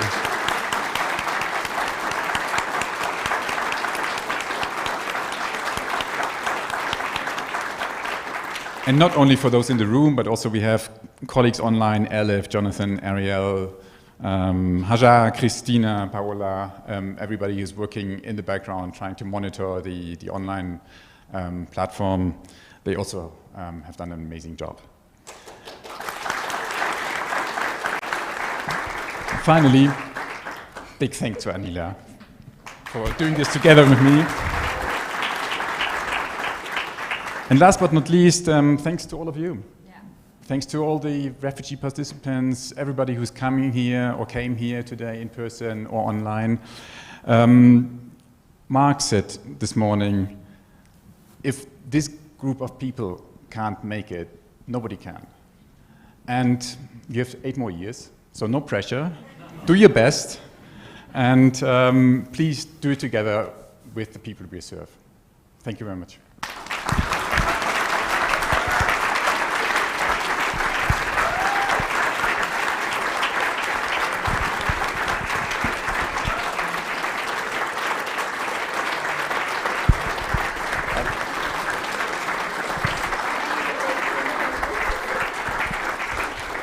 And now there's only one last moment between you and the drinks, and this is the great representative from the German embassy here. Mr. Primus? Yeah, here he is. Perfect.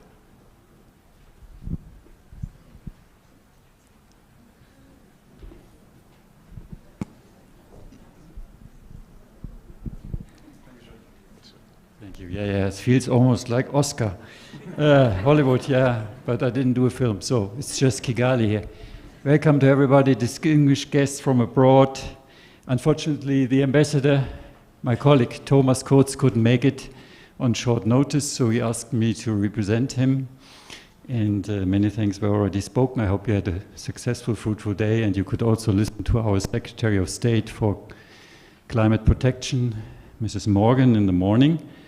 Germany promotes a holistic, multi-stakeholder approach, providing sustainable, clean and efficient energy solutions for both refugees and host communities, as well as for the humanitarian infrastructure.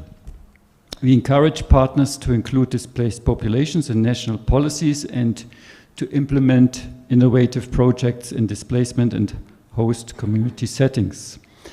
Germany is supporting the implementation of the GPA through its different energy access development programs. The Emerging Development Program with its various activities in displacement settings and the project Energy Solutions for Displacement Settings, working closely with UNHCR in Uganda, Kenya and Ethiopia, integrated into the global program supporting UNHCR implementing the Global Compact on Refugees. Germany is also supporting the innovative UNHCR Green Fund, a guarantee mechanism that will allow UNHCR to contract renewable energy providers for 10 UNHCR sites located also in Kenya, Ethiopia and Uganda, and also other countries. We also co-funded in the past time UNITAR Global Plan for Action, which for the first time systematically connected humanitarian assistance and renewable energy in displacement situations. The GPA recommendations were input to the Global Compact on Refugees and hence an important contribution to the achievement of SDG 7. As a follow-up, we also supported a pilot project at one of the UNHCR camps in Djibouti. Long story short, Germany believes that this is a very important topic. Let me congratulate the team of the GPA Coordination Unit at UNITAR in Geneva for their tireless efforts in promoting this important and ecologically and economically logical goal. Our government will continue to support you in these valuable endeavors.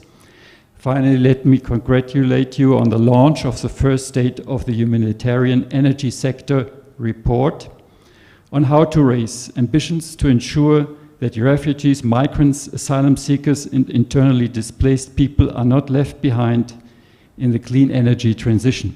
This is another important step to ensure that this vulnerable group and associated humanitarian response mechanisms have access to affordable, reliable, sustainable, and modern energy service by 2030.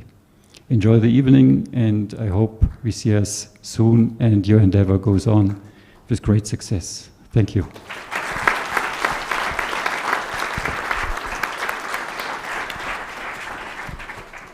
Thank you very much. Drinks are outside.